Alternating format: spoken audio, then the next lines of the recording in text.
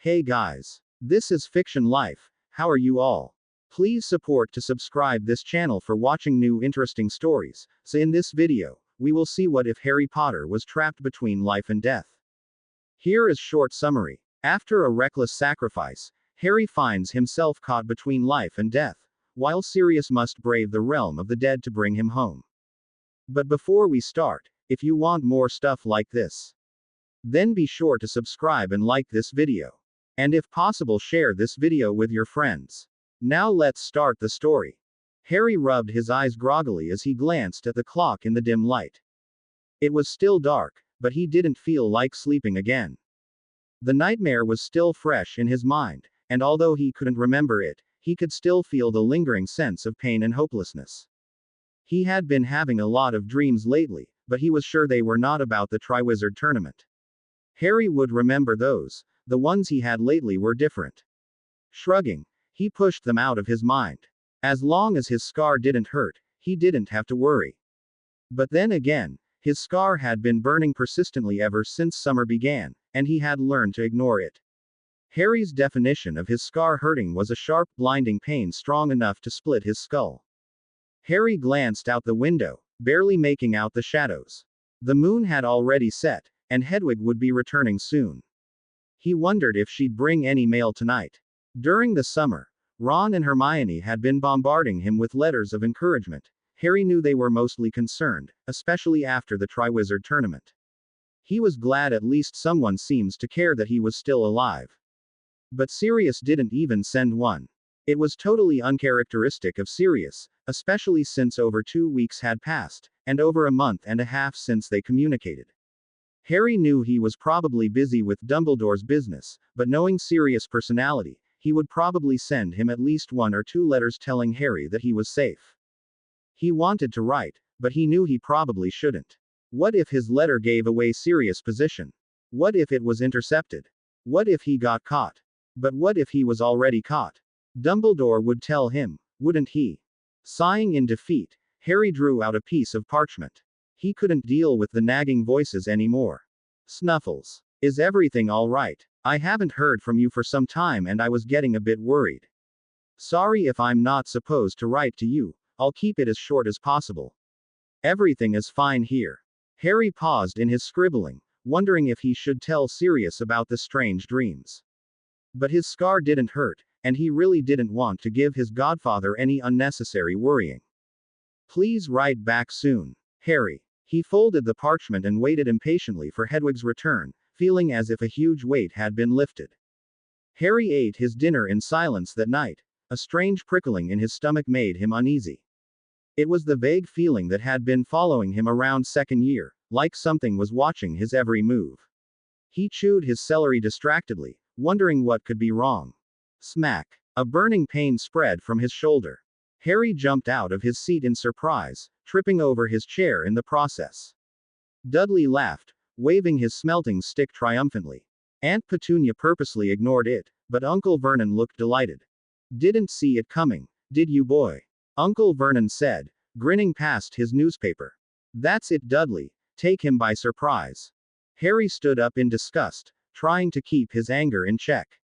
Dudley had been taking pieces of him ever since summer began, most likely bitter about the Tung Toffee incident.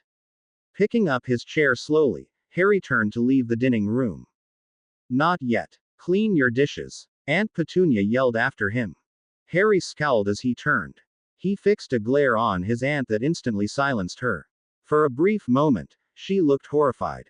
Her characteristic frown was back in an instant, and she shoved the plates towards him with annoyance. Don't expect me to clean up your mess, she mumbled. Harry glared as he nursed his sore shoulder, but decided that he really didn't need his relatives mad at him. He took the dishes to the sink, Dudley taking another swipe at him with his stick as he passed. He considered banging and making as much noise as possible, but changed his mind. It would be rather childish, and he really didn't want to lower himself to his cousin's level. Nevertheless, by the time he had finished and was making his way upstairs, he was in fairly a foul mood. His frown faded when he saw Hedwig's shadow sitting on his bed.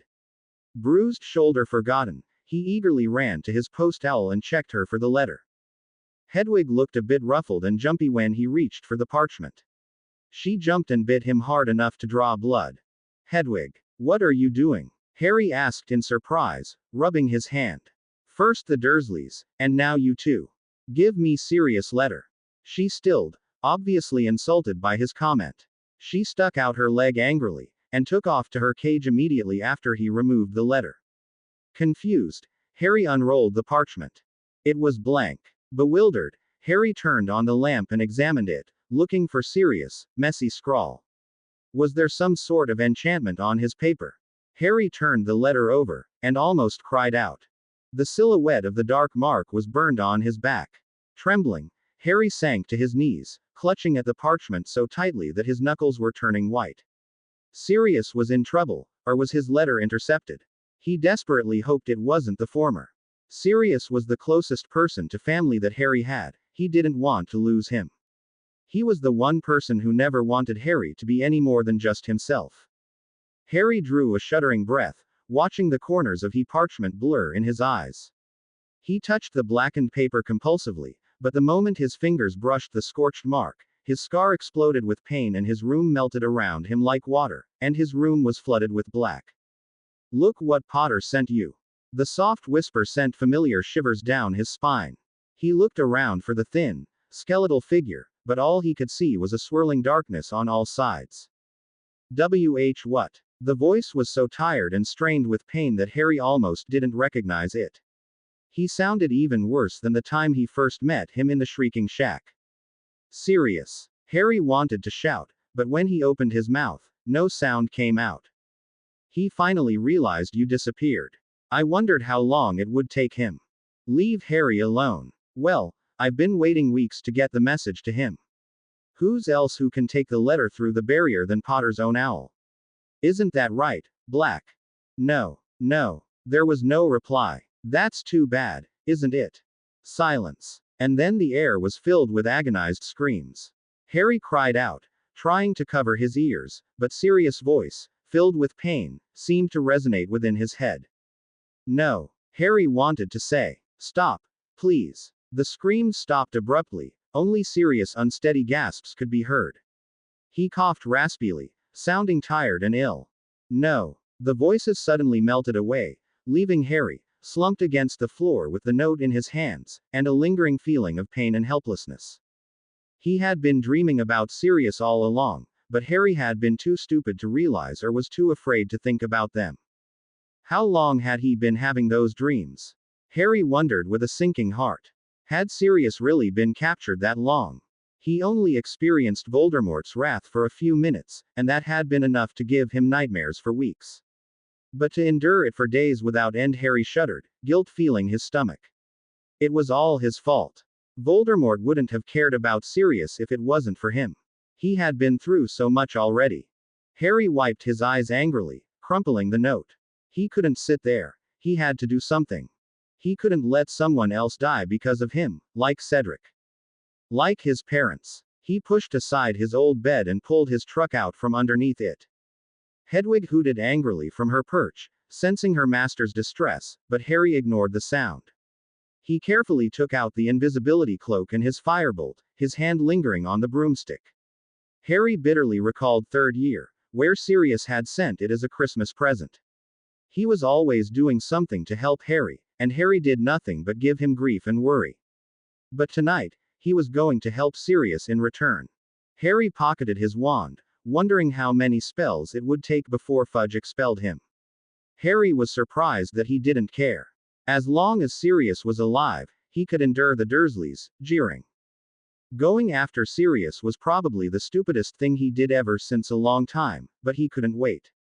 Hedwig, Harry whispered as he opened the window. Fly back to Sirius, okay. Come on, girl. His post owl flapped her wings angrily and flew to the other side of the room. Hedwig, please, I have to see him. Harry begged, digging out some owl treats. She fluffed her feathers and scowled at him, almost chiding him for thinking that she was so easily swayed. Harry felt a sense of desperation as he watched her. Sighing, he mounted his broom and picked up his cloak, feeling slightly betrayed. True, Hedwig probably had more common sense than he, but she wasn't losing someone important. At the sight of her master taking off without her, Hedwig seemed to finally relent. She flew out the window, landing on a lamp post and waiting for Harry to follow. Harry threw on the cloak, making sure his entire broom was covered, and pushed off from the floor. The familiar exhilaration of flying returned as he felt the wind toss his hair and brush his arms, but the feeling of freedom and happiness was lost. He was doing something extremely stupid, but he didn't care. A tad short, combined my first two story ideas into one, makes everything so much easier.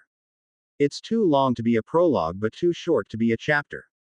Oh well. Flying after an owl after sundown on a broom after having several sleepless nights was a very bad idea, but unfortunately, Harry didn't realize this until after he was already trying it. He could barely keep his eyes open as followed the white form of Hedwig, cutting through the air gracefully. She was rapidly becoming a fuzzy blur in the sky. He was lucky his owl was white and not black or brown, otherwise, he would be in serious trouble. He should be worried. He should be scared, if not for himself, at least for Sirius. But after almost an entire night of flying, any emotions were gradually being replaced by a heavy numbness. The wind was soothing, brushing his face like hands. All Harry wanted to do was close his eyes for an rest. He leaned forward a bit, and the sky tilted at a wild angle. Harry snapped back into focus when he felt the invisibility cloak slip off. With a muffled cry, Harry realized he was rapidly falling. The ground was catching up with him as it prepared to swallow him whole. He gripped his firebolt, seeker senses kicking in, and pulled up sharply. His toes brushed the ground as he straightened, Hedwig hooting loudly beside him. He shivered from the too close call. He had to rest. How would he face Voldemort if he could barely even keep his eyes open? Harry stumbled when he got off the firebolt. His legs were shaking from the stress, and his hands were cold and numb. He could barely close it into a fist when he picked up the invisibility cloak. Harry sighed, sinking to the ground, feeling like he would never get back up. Hedwig flew to his shoulder and nipped his ear affectionately. "Are we there yet, girl?" Harry asked softly. Hedwig ruffled her feathers proudly, flapping her wings. She flew in front of him again, and landed on a tombstone. Harry felt his stomach twist. All the stress and weariness was forgotten as he straightened and looked ahead of him. Crosses, blocks, stones of all shape and sizes littered the graveyard, and a thin mist floated above the moist soil.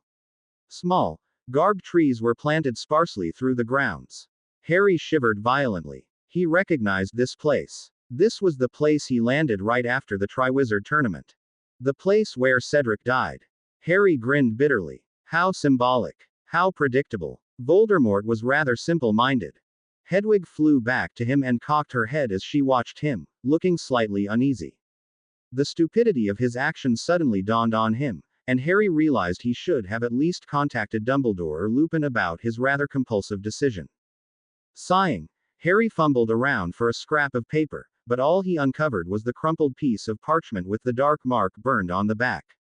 He found a cheap fountain pen in one of his baggy pockets, and scribbled quickly. Sirius is in trouble. Voldemort has him. Harry frowned, wondering if he should drag Dumbledore into this. He might be a strong wizard, but he was old and obviously at a disadvantage. If anything should happen to his headmaster, Harry would never forgive himself. Nor would anyone else, for that matter. Finally, he chose on a safer alternative. He's at the graveyard where Cedric died. Harry. That wouldn't give away Harry's obviously stupid decision, he decided. Dumbledore would be immensely worried the moment he saw the dark mark burned on the back, so he added. Peas. I got this paper back after I tried to write to him.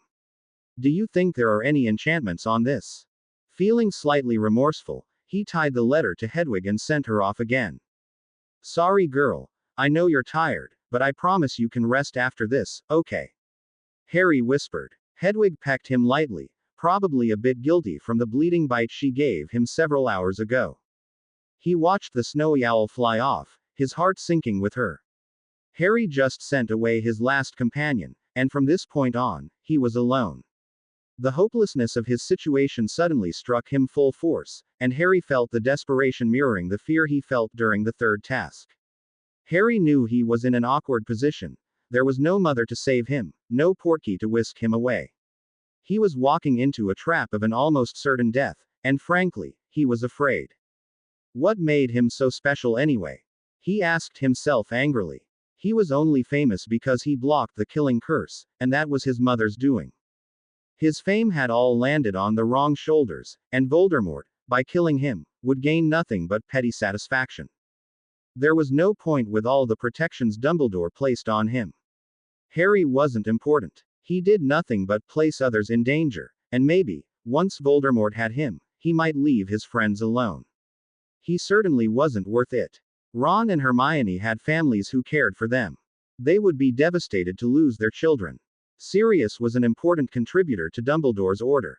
It was Harry who was the sore thumb. He always got in the way. Harry grinded his teeth together in determination. He was useless. He repeated over and over, trying to keep his conviction. Drawing deep, steadily breaths, Harry stood. He wondered for a moment if he should wear his invisibility cloak, but decided quickly against it. There were so many enchantments here that it wouldn't make a difference. Voldemort was probably prepared for him the moment he sent away the letter. It was pointless to run in and try to bring Sirius with him when he escaped. He wouldn't succeed, there was hardly any doubt about that. There was one way, only one way. He folded away the cloak, tucking it with his firebolt under a thorny bush. Sirius would need it when he escaped, he was still a convict. Taking a deep breath, he ran.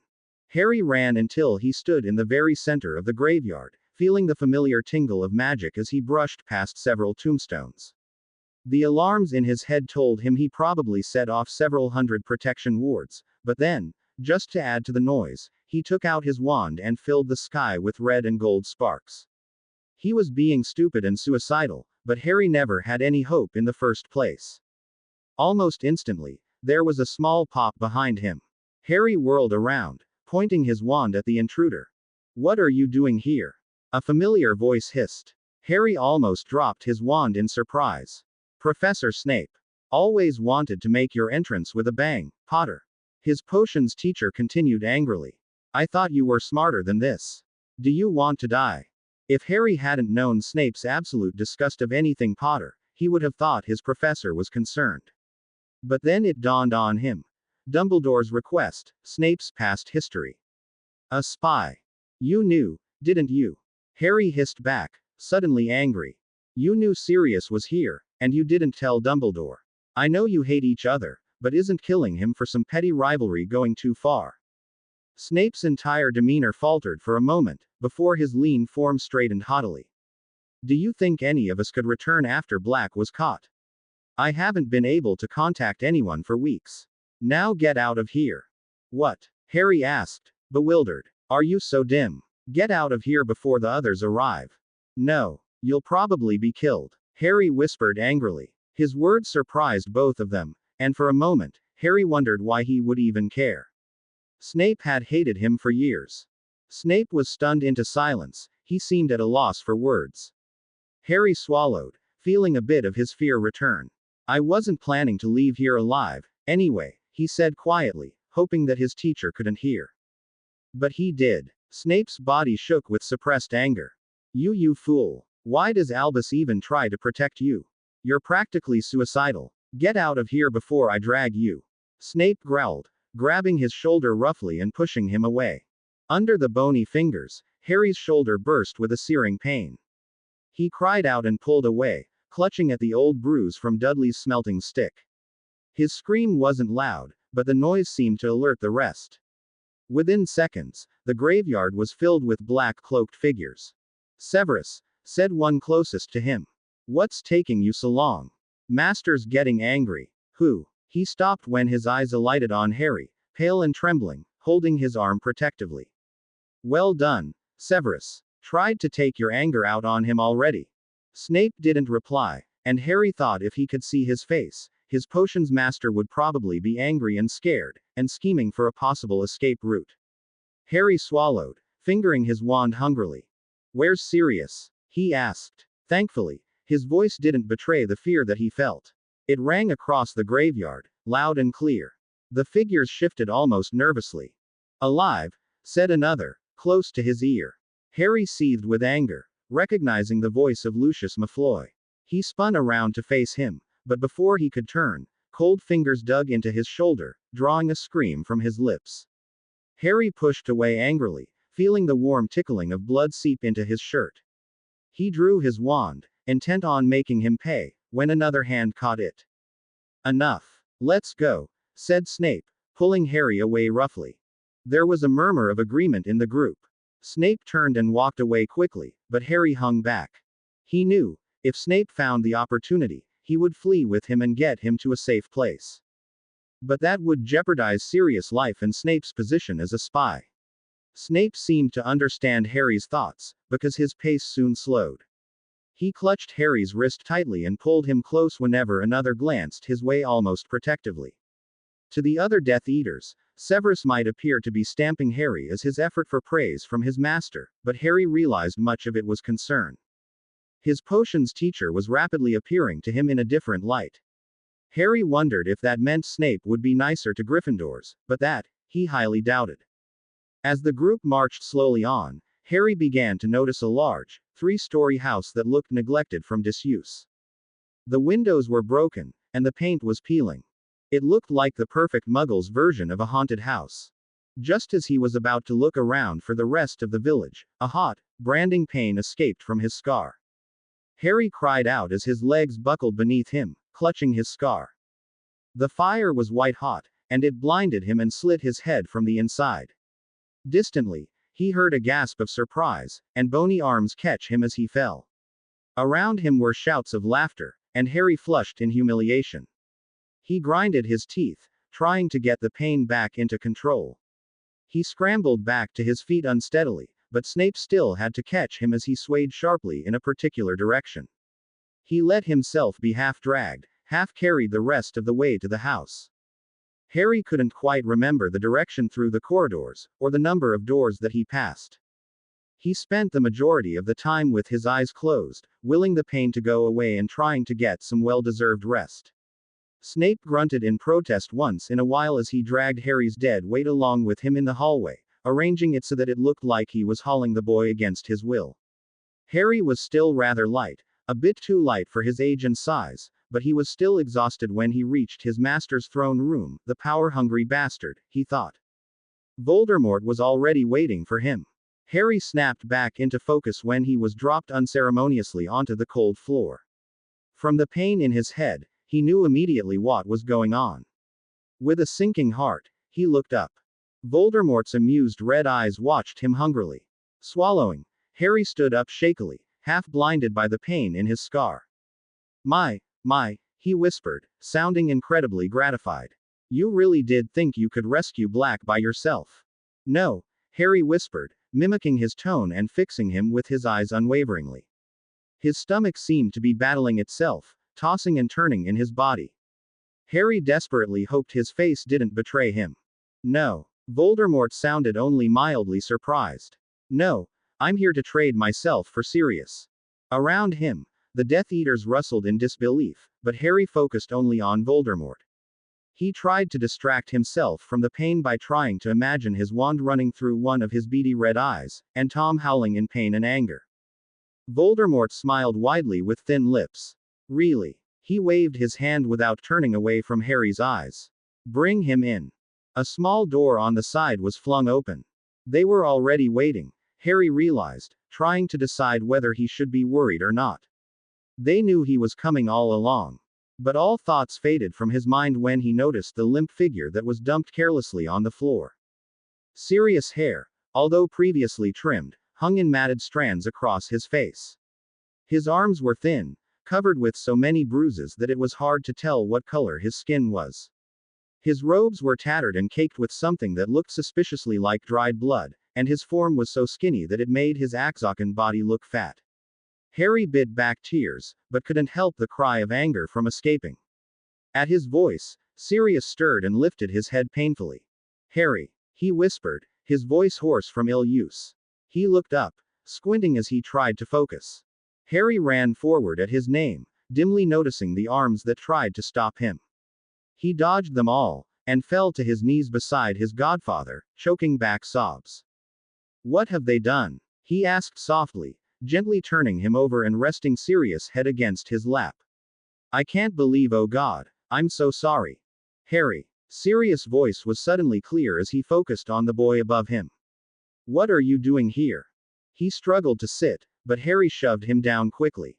I had to come. Listen, Sirius. At the eastern edge of the graveyard, right where there are some trees, I've hidden the invisibility cloak and the firebolt underneath a thorny bush. Do you think you can still fly? What are you talking about? Sirius looked alarmed. What are you planning, Harry? But Harry wasn't listening. He turned, holding Sirius' hand reassuringly, and looked to Voldemort for a response. The man watched him with an amused smile, looking much calmer than he could remember. Voldemort, do you agree with my request? Sirius stiffened in shock. Harry, what are you talking about? Harry's hand tightened around his for an instant, and he looked down at Sirius with an apologetic smile. Of course, it was my plan all along, Voldemort said calmly. That is, if Black agrees. He has 5 minutes. 10. Harry said quickly, realizing that it would probably take a lot longer to convince Sirius to leave him to die. Voldemort waved it aside carelessly, looking bored and uninterested. Agrees to what? Sirius asked, sitting up sharply. He resisted Harry's demands to force him back down and stared at him angrily. Sirius, you better go. Harry said quickly. They're going to let you. You need to get medical aid quickly, you look pretty hurt. Can you fly? Sirius swallowed, rather embarrassed by the concern Harry was showing him. I'm all right, but if I'm going, you're coming with me. Harry didn't respond, unsure of what to say. The chances of Sirius leaving willingly was looking rather distant. How long have you been here? Harry finally asked, face somber as he looked at Sirius' battered face.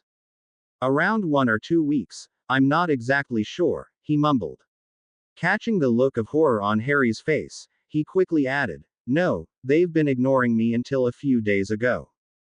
The look of horror was rapidly replaced by guilt. My letter. Oh God, I'm so sorry. If I had known. You didn't, Sirius said sharply. Harry nodded, but didn't look very convinced. He knew arguing who owned the fault was a rather pointless debate. Instead, he examined Sirius' arm, where a particularly nasty cut could be seen through his tattered robes, swollen and still bleeding. Blinking away tears, Harry tore the sleeve of his oversized shirt. Sirius looked at his questioningly, but his expression soon turned into a grimace of pain as Harry bandaged his arm. Harry was being careful, but the movement teased all the bruises and it was impossible to avoid them. Sorry, Harry whispered. It'll have to do for now. Do you think you can still fly? The realization suddenly dawned on him, falling like a ton of bricks into his stomach. Harry, tell me you didn't. Sirius swallowed, mouth dry. Trade yourself for me. Sirius. You fool. What were you thinking? Do you want to die? Sirius almost yelled, his fear for his godson's life rapidly turning into anger. Harry would have laughed at the reminiscent of Snape's words, but the gravity of the situation took any humor out of it. It's too late, he said instead. Tell Ron and Hermione I'm sorry. Say hi to Professor Lupin for me, and tell Dumbledore that it wasn't his fault. All my stuff is under a loose floorboard in the smallest bedroom. Harry paused, looking at Sirius' almost guilty expression, and gave him a timid hug, afraid that he would agitate his wounds. Sirius returned at full force, pressing Harry's face into his bony chest and shaking with quiet sobs. Don't do this, Harry. You're going to make me feel like I should have died. No. Harry pulled away quickly and fixed him with a glare. You're going to live. Hurry. Get up. They're not going to give us much more time. He pulled Sirius to his feet, stumbling when the taller man leaned against him. But Sirius was intent on staying. Harry, do you have any idea what you're doing? He asked angrily, pulling away from the boy and almost falling in the process. Harry steadied him quickly, but refused to meet his eyes. Yes. Do you think Voldemort'll let me go? Leave. Sirius. It's better one than the both of us. Harry urged. Do you really think I'd leave you alone? Yes. You have to. I faced him 3 times alone, and I can do it again. That's precisely why I'm not leaving. Harry's expression flattered for a moment, and confusion filtered into his eyes. But it vanished in an instant, and he began dragging Sirius to the door. Although his godfather was almost a foot taller, the past few days had drained him, and Sirius could barely struggle against a skinny 14-year-old. "You'd do the same for me, you know it," Harry whispered. "I'm your godfather, a parental figure, Harry. Parents are supposed to die for their children, not the other way around." Harry stilled at those words, his hand still on Sirius' arm from when he had been trying to drag him across the room. Sirius paled, realizing what those words must have meant. But Harry shook his head, looking more determined than ever. "I've lost too many people like that, and I'm not going to lose another," Harry said firmly. Then his face softened, looking almost pleading. "Please, Sirius, you can't die. Leave, I'm begging you." Sirius felt his eyes watering under Harry's gaze, realizing for the first time how mature Harry had become without his guidance. He never really needed him, it was the other way around. Sirius always thought of Harry as a miniature James, but they were so different in their personalities. Harry was never a replacement, and could never be. He was just Harry, and for some reason, it made him want to protect him more than ever before. Sighing, Sirius enveloped him into a tight hug. Harry only returned it hesitantly, obviously afraid that he would cause him pain by touching him. He rested his head against the unruly mop of hair, wishing that he could hide him from the burden on his shoulders, away from the pain and frustration that he didn't deserve. And for a moment, all the dark cloaked figures who wanted his guts spilled on the floor faded. It was just him and his godson, free from all the worries of the world. An ex-convict and a wrong boy, who always seemed to have the knack for attracting trouble, dangerous, life-threatening troubles. Reluctantly, Sirius pulled away, pushing some wild strands of hair from Harry's face. He grabbed his shoulders firmly, and calmly met his eyes. No. The pain, fear, and disbelief that filtered across Harry's face made Sirius wish he had looked away. Harry's absolute disregard for his own life was shocking. Somewhere along their godfather-godson relationship, Harry suddenly turned and tried to protect him, which, Sirius thought, was absolutely ridiculous and left a biting sense of guilt. He didn't deserve help, especially not from Harry. He was the one who took away his parents in the first place. "Sirius, you can't," Harry whispered, his voice shaking for the first time. Sirius smiled reassuringly, drawing Harry back into another hug. But the cold voice took any warmth out of the gesture. "This is all very touching, but your time is up. What do you say, Black?" Harry struggled to pull away, obviously trying to answer in his place, but Sirius crushed him against his robes and muffled his words. "I'm staying." There was a murmur of voices from the Death Eaters, but Voldemort looked even more amused. Harry fell limp at the decision, and was now clutching at Sirius' robes, shaking with silent sobs. Sirius rubbed his back soothingly, but that only seemed to aggravate the boy more. "Really?" Voldemort grinned. "How predictable. I'm rather disappointed." He waved his hand, twirling his wand idly. "Oh well, for the matter at hand. Potter, stop with your bawling and face me." Sirius instinctively pulled Harry closer, but he resisted. Suddenly, hands were on him, tearing him away. "No," he cried, struggling. But the past few weeks left him drained, his limbs were sluggish and weak. Desperately, he reached out for Harry's hand, but hurt when Harry didn't respond. Instead, Harry turned to him calmly and mouthed, "Don't worry." Sirius was amazed at the change. 1 minute, he was crying into his shirt, and the next, his eyes were hard and cold, without traces of any tears. Harry didn't feel as strong as he looked. Rather, he felt a bit sick, even worse than the time he walked into the Chamber of Secrets knowing that in any corner was a giant snake waiting to poison him or swallow him whole. He forced himself to meet Voldemort's gaze unflinchingly. The pain in the scar had become so persistent that he could almost ignore it. "Are we going to duel?" he asked, even though he already knew the answer. Voldemort was too smart to risk prior incantum again, and he wouldn't risk putting himself at a disadvantage by changing wands. Either way, Harry wouldn't be able to keep his wand, and when Sirius was speaking to Voldemort, he slipped his it into one of Sirius' pockets. Hopefully, Sirius would find it and use it to leave when the opportunity came up, but knowing him, that was next to impossible. "No," Voldemort smiled, looking amazingly calm. Harry wondered if he had finally learned to bide his time, unlike the burst of hatred and anger at the third task only a month and a half ago. I'm just going to kill you. Harry's stomach fell. Beside him, Sirius made a sound of protest, but was instantly silenced when a hand covered his mouth. For a moment, Harry felt a flash of fear, but he soon recognized Snape's bony fingers. It was better for Sirius to be silent, Harry decided, than to have him yelling out in protest and being punished by Voldemort. That distraction was enough time for Voldemort to shout the disarming curse. Harry watched in satisfaction as the spell hit him and produced no reaction. What? Voldemort looked furious, his calm demeanor was completely forgotten. You don't have a wand. One of the cloaked figures stood forward quickly. My lord, he had his wand in the graveyard. There was a murmur of agreement. Harry shifted, a sense of desperation beginning to come as he realized just how many cloaked figures there were. He was unarmed in a place full of enemies, facing a person he was going to kill him without a fight. The sense of hopelessness made him rash, and as the cloaked men were musing over what happened to Harry's wand, he flung himself at the nearest Death Eater intent on stealing his weapon. There was an instant outcry, but no one came forward to help.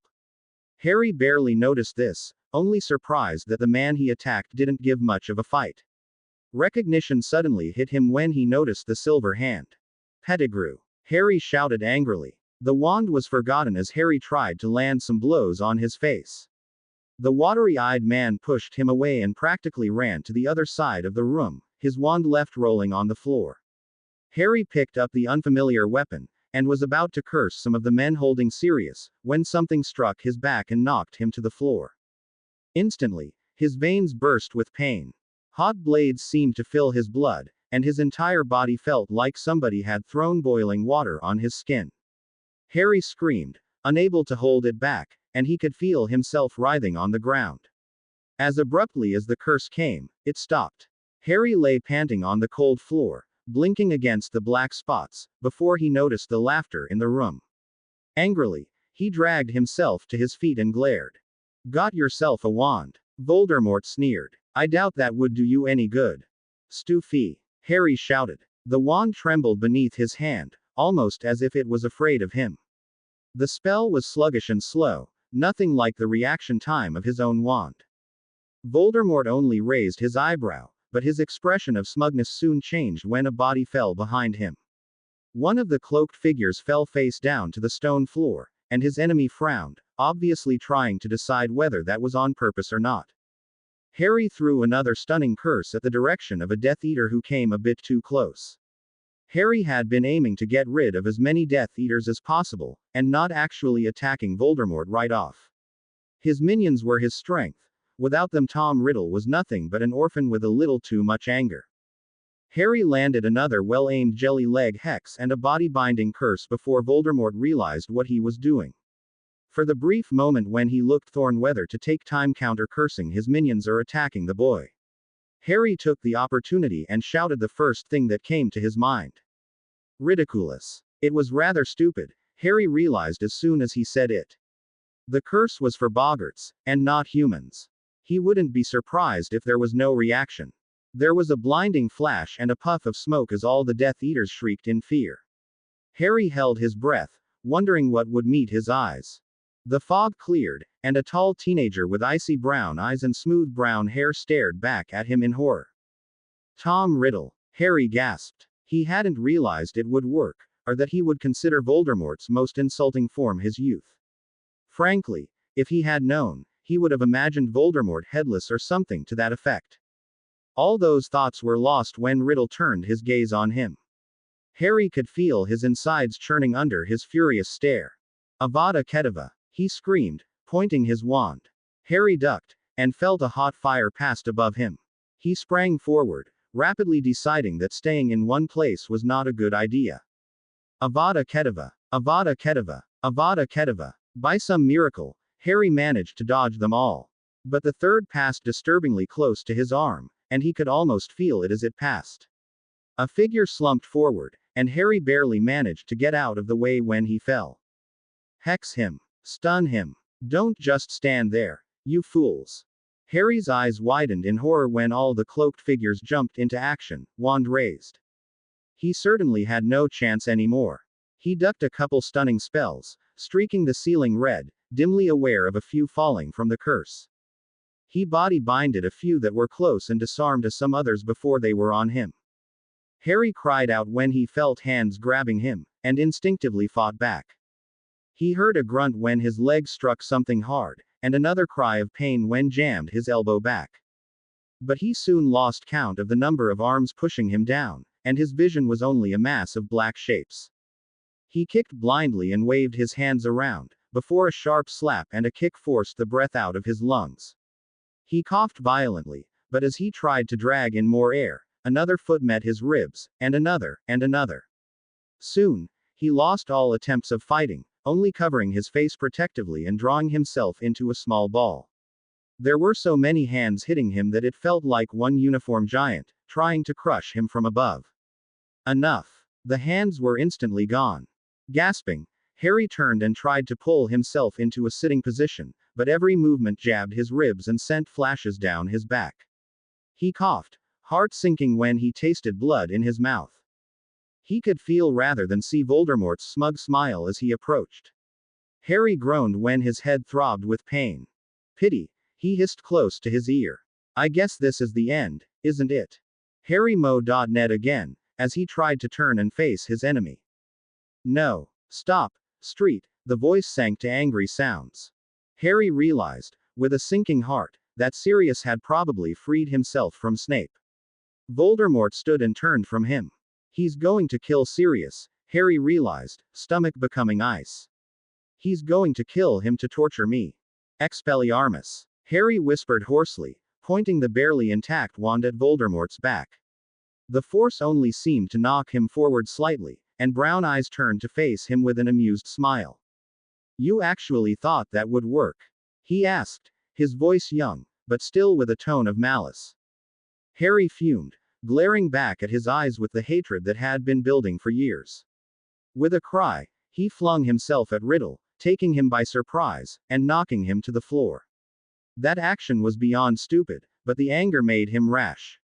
For a brief moment, Harry wanted nothing more than to plunge his wand into Riddle's eye. But before he could even raise his arms, hands pulled him back. Riddle stood, nursing a broken lip, glaring at Harry with an frostbitten gaze. Bring Black, he shouted, not taking his eyes off Harry. Harry screamed silently, desperately praying that Voldemort wouldn't kill him right away. Maybe Sirius already found the wand in his pocket. Please, please, please let Sirius find the wand. Sirius was hauled forward, although he seemed to be walking faster than the Death Eaters. Snape followed, a makeshift bandage on a bloody hand. Sirius probably bit him, Harry realized with dry humor. He must have tasted awful. You okay, Harry? Sirius asked quietly, watching him with concern. Voldemort laughed, a much different laugh, but it still sent shivers down his spine. It won't matter in a few minutes. Sirius' eyes instantly became hard and cold, and Harry could barely recognize him. You're going to wish you left, Black. Harry blinked in confusion, wondering what he was planning, but his heart sank when Riddle raised his wand. Imperio. Instantly, Sirius slumped forward, eyes glazed and empty. He stood, staring at the floor for a few seconds, before he looked up. His movements were slow and jerky, like some poorly mastered puppeteer. He raised his hand, and for a moment, Harry wondered what Voldemort was making him do. Slap. Stunned, Harry couldn't even gasp. His cheek stung and burned. Instinctively, he brought his hand to touch it, staring at Sirius in disbelief. Another blow sent him sprawling on the floor. Harry cried out in pain when his ribs were jostled. There was blood rushing in streams from his mouth. The second blow had jabbed his jaw into his tongue. Before he could even pull himself up, Sirius was on him again, twisting his arm back at an awkward angle. No, Harry shouted, trying to turn his head. Fight it, Sirius. I know you can. Don't listen to him. There was a sickening crack, and Harry screamed. It was like hot iron, pressed against his skin, and flames licking at his right arm. Tears rushed to his eyes from the pain. Dimly, he noticed the odd twist of his arm above the elbow. Harry fell to the floor limply when Sirius finally let go, too tired and drained to move. For a moment, he thought Voldemort had released the curse, but that hope soon sank. A foot kicked him over, and he bit his lip to keep from crying out. He blinked back tears, wondering what Sirius was doing. Warm hands closed like a clamp on his throat. Gasping, Harry's eyes shot open. He looked at the arms choking him in disbelief, and then at Sirius' glazed and deadened eyes. For a moment, they flickered, and then tears were running down his face. He's too tired to fight it, Harry realized. But he must feel so guilty right now. Killing me would shatter him. His vision was starting to swim, and Sirius' tear-streaked face blurred. Harry could feel Sirius' hands trembling, but the clamp around his throat didn't loosen. It's not your fault, Harry wanted to say, but only a muffled cough came out. Slowly, he reached up and to touch Sirius' face, but his entire body felt like lead. His hand was shaking violently, and he could barely see it in front of his eyes. He could feel his fingers touching moist skin, and grinned as reassuringly as he could. It's not your fault, he repeated inside his head. I forgive you. There was a strangled gasp, and the grip on his neck instantly slacked. Harry coughed weakly as air flooded back into his lungs, and the room slowly became brighter. Distantly, he could feel himself be picked up and enveloped in a warm embrace, and a sound of crying close to his ear. Oh God, Harry, I'm so sorry. I'm sorry. I'm sorry, it whispered over and over again. It's not your fault, Harry managed to choke out between gasps. The hold tightened, and Harry winced when an arm brushed the broken limb. Sirius immediately loosened his grip, nesting Harry's head under his chin. He avoided his eyes, afraid to accept the forgiveness that Harry seemed so willing to give. Interesting, said a cold voice behind him. Looks like Black can break it too, although, Riddle grinned at Sirius as he turned to face him with a fiery glare.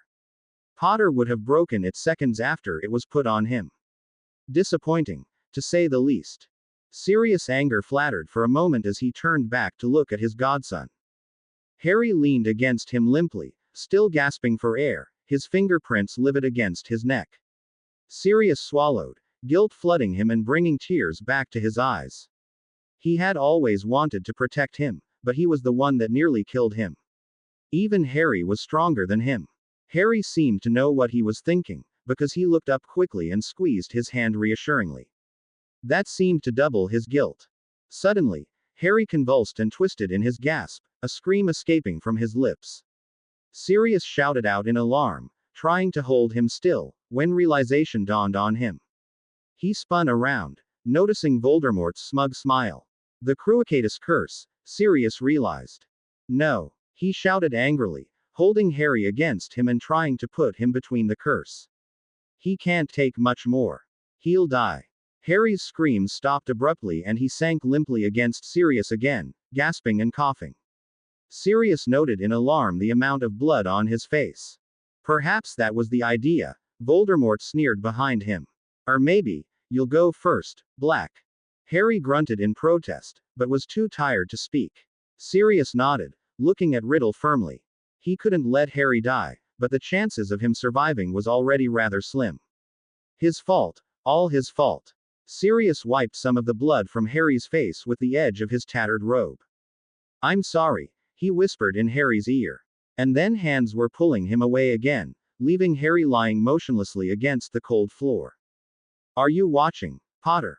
Voldemort asked, waiting for Harry to look up. Sirius was about to tell him not to, when a foot kicked his side and he cried out. Harry's head snapped up in an instant, fear written on his face. Ava. Sirius' heart sank. This was the end. No.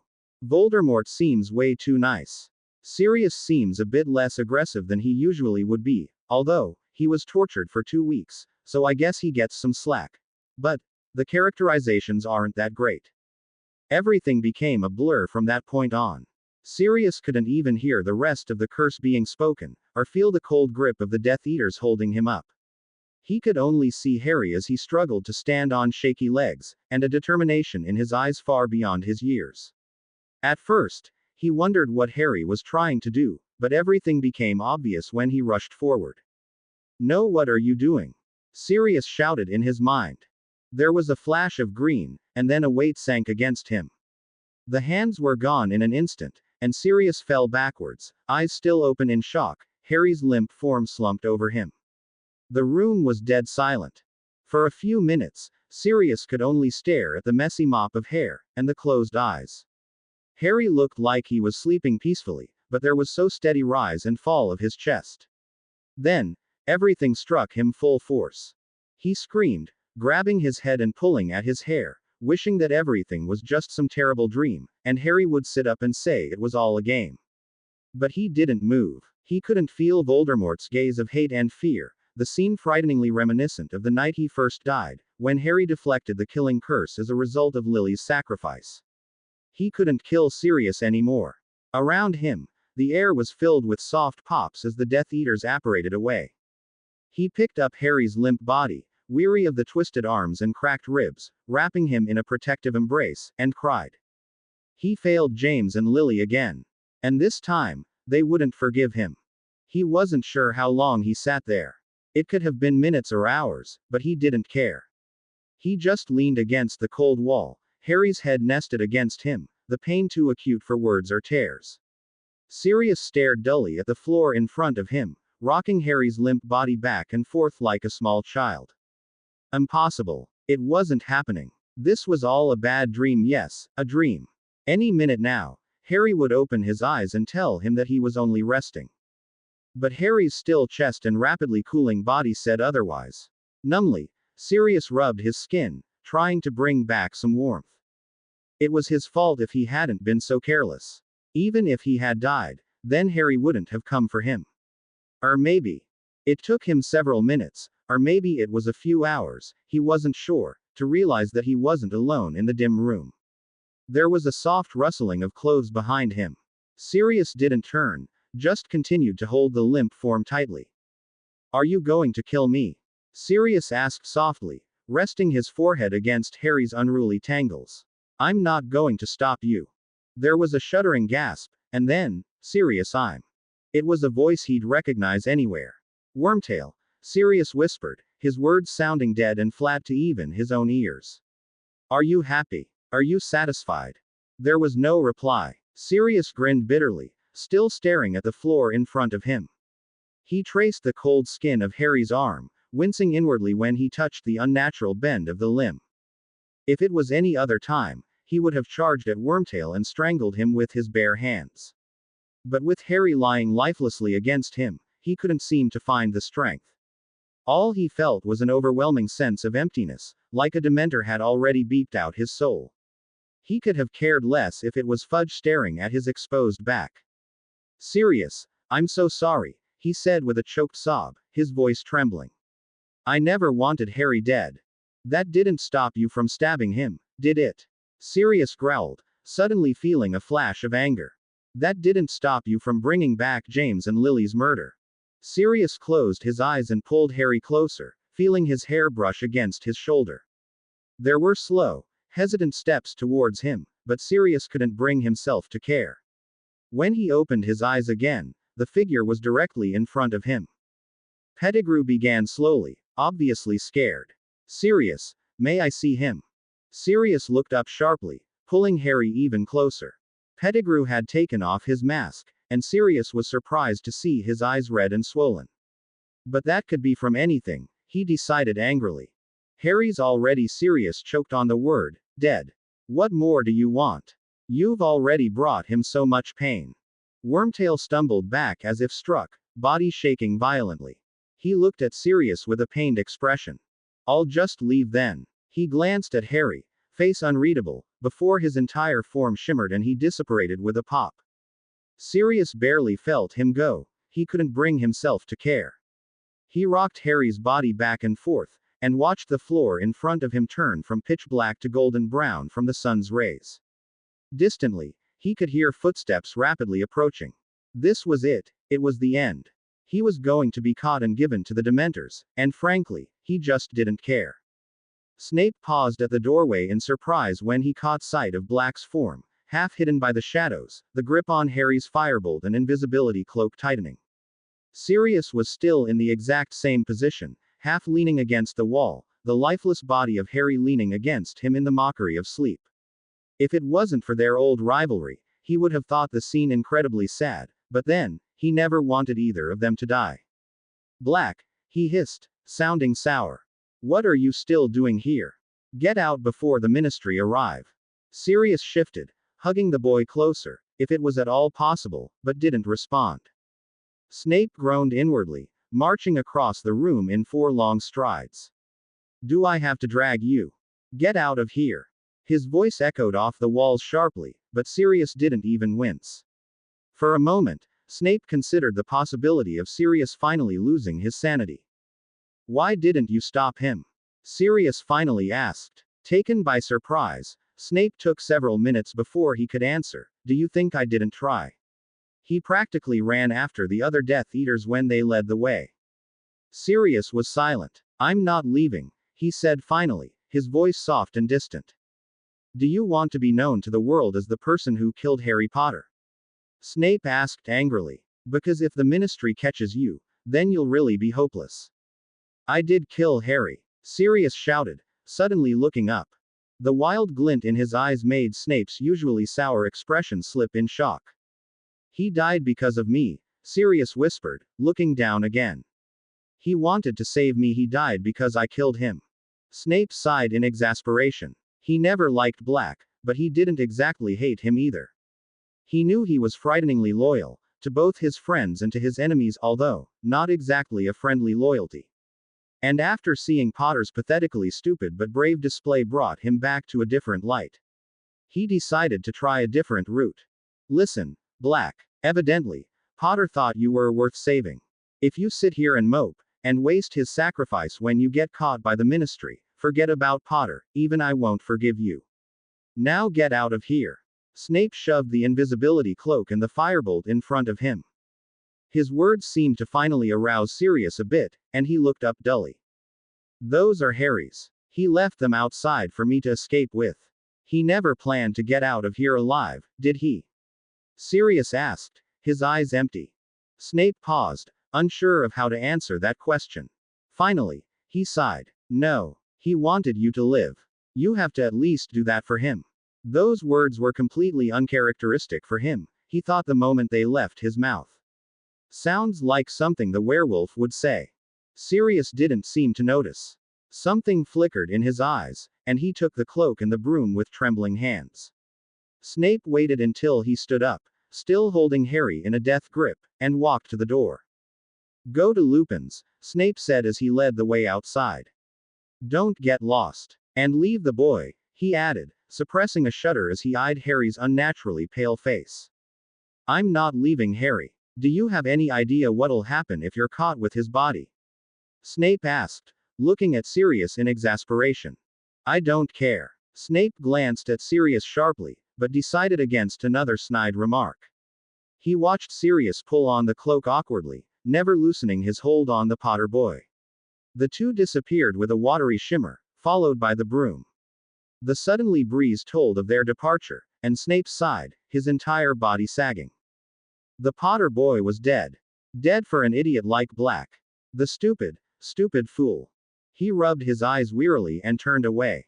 Now, to break the news to Dumbledore. Snape shuddered, dreading the headmaster's reaction. Remus jerked awake, spilling his cold coffee over the table and staining the cloth. He glanced at the clock blearily, noting the time. 10:37. He yawned, wincing when his back cracked in protest. He had been sleeping at odd hours and on various cold surfaces ever since Sirius vanished 2 weeks ago, and no amount of tracking could seem to trace him. He dreaded what would happen to Sirius. He was the only friend he had left. If the ministry found him, he would be killed. If Voldemort caught him, he would be killed. He was caught against a dead end with no escape route. Loud bangs echoed down the hall. Remus frowned, wondering who would visit him. He had very few unannounced visitors. He nearly fell in shock when he opened the door. Sirius blinked back at him, a broom and a shimmering cloak in one hand and a bundle of bloody robes in another, looking more haggard and thin than he could remember. His eyes were empty and haunted. He swayed slightly on his feet. Sirius. Remus choked out, both relieved and bewildered. How? Sirius didn't answer, and the paleness of his friend's face told Remus he wasn't going to stay standing for much longer. He reached out and helped his friend inside quickly, wincing when he noticed the bruises on his arms. The broom suddenly caught his attention. Padfoot, isn't that Harry's broom? And his invisibility cloak? Remus asked, glancing at his friend in confusion. Why do you have them? At those words, Sirius seemed to break down completely. He sagged against Remus, who stumbled under the weight. It was my fault, Moony. I killed him, he said with a strained sob. Startled, Remus hauled him to the sofa and pulled away, looking into his friend's face questioningly. Sirius, what are you? He broke off sharply when he noticed strands of dark brown hair peeking out from under the bundle of robes. He reached out and pulled the cloth aside, gasping at the sight. Harry, ghastly pale, leaned against Sirius lifelessly. Livid bruises were etched in his skin, a handprint on his cheek, finger marks on his neck, and dried blood caking his chin. Remus tilted his head, trying to get a better look at the cut, when he realized Harry's skin was icy cold. No, he choked out, feeling for a pulse. There was none. He swallowed, eyes going wide with disbelief. Impossible. It wasn't happening. How could Harry be dead? He was so well protected. He looked at Sirius, hands trembling. How? What happened? Sirius. But Sirius didn't seem to be listening. He pulled Harry's limp form into a tight embrace, body racked with sobs. Remus backed away, sitting heavily in a chair. His emotions were rapidly becoming numb, and memories whirled in his head. His third year with Harry, watching him at the Quidditch game, seeing Harry summon the Patronus. He just seemed so alive. He didn't notice the fire turn green, and nor did he see the three figures tumble out. He was too lost in his own thoughts. It wasn't until the voice repeated his name a third time that he snapped back into reality. Albus. He whispered weakly, still not turning. How did this happen? At first, the headmaster didn't reply. He only approached the sofa slowly, looking old and feeble again. Dumbledore watched at Sirius with an unreadable expression, then brushed his fingers through Harry's hair, eyes softening and the twinkle gone. Finally, Dumbledore sighed. I received this a few hours ago. He handed a badly crinkled scrap of parchment to him. Confused, Remus unrolled it, and gasped. It's from Harry. That seemed to catch Sirius' attention. He looked up, still not loosening his grip. Read it aloud, Dumbledore said softly. Sirius is in trouble. Voldemort has him. He's at the graveyard where Cedric died. Harry. Peas. I got this paper back after I tried to write to him. Do you think there are any enchantments on this? Remus frowned and turned the paper over, almost dropping it in surprise when the dark mark glared back at him. It doesn't say anything about what he was planning to do, said another voice behind him. Remus turned, and noticed the yellow face of Snape, still in his Death Eater cloak, and Madame Pomfrey, mopping her face with a large handkerchief. I should have known Harry would figure it out, Dumbledore continued, closing his eyes and looking away. I didn't want to tell him because I know it would upset him. I thought it would be better to wait until we had some news. I should have known he would dream about it. Snape looked sympathetic for a moment. No one could have guessed he would go after Sirius by himself. Dumbledore shook his head. The third task changed him. He didn't want anyone else dying. Harry thought he brought only trouble and wasn't worth the effort of protecting. There was an uneasy silence. What happened there? Remus asked again, hand still trembling with shock. Sirius finally gave a muffled sob. My fault died because of me killing Curse ran in front. He buried his face in Harry's dark hair. I tried to kill him. Imperious Curse broke his arm, tried to strangle him. Remus felt horror-stricken. Whatever Sirius had been through, he probably wouldn't recover this time. Losing the only person that he had left because of him. Told me to tell Ron and Hermione sorry. Say hi to Professor Lupin for him. Sirius couldn't help but suppress a bitter smile. Remus choked and buried his face in his hands. Tell Dumbledore that it wasn't his fault. That's enough. Sirius, Dumbledore whispered. Sleep. At his word, Sirius slumped backward onto the sofa, the grip on Harry slackening slightly. Slowly, Dumbledore extracted Harry from Sirius' arms, gently rested him in another chair. He took off his glasses and folded them neatly on the table. Poppy, can you see to him? The nurse nodded, wiping her eyes quickly. She levitated Sirius' limp body, looking at Harry for a moment, and transfigured the couch into a bed. Remus barely noticed her as she passed, his eyes still fixed on Harry, leaning in the chair, looking like he had only been resting. He looked younger without his glasses, more frail and venerable.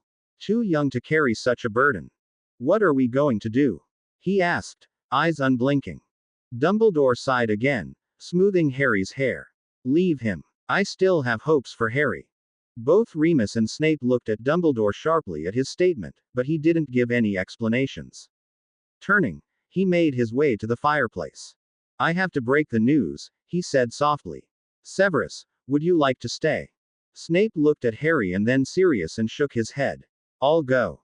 When he passed Remus, he opened his mouth as if wanting to say something, but closed it again.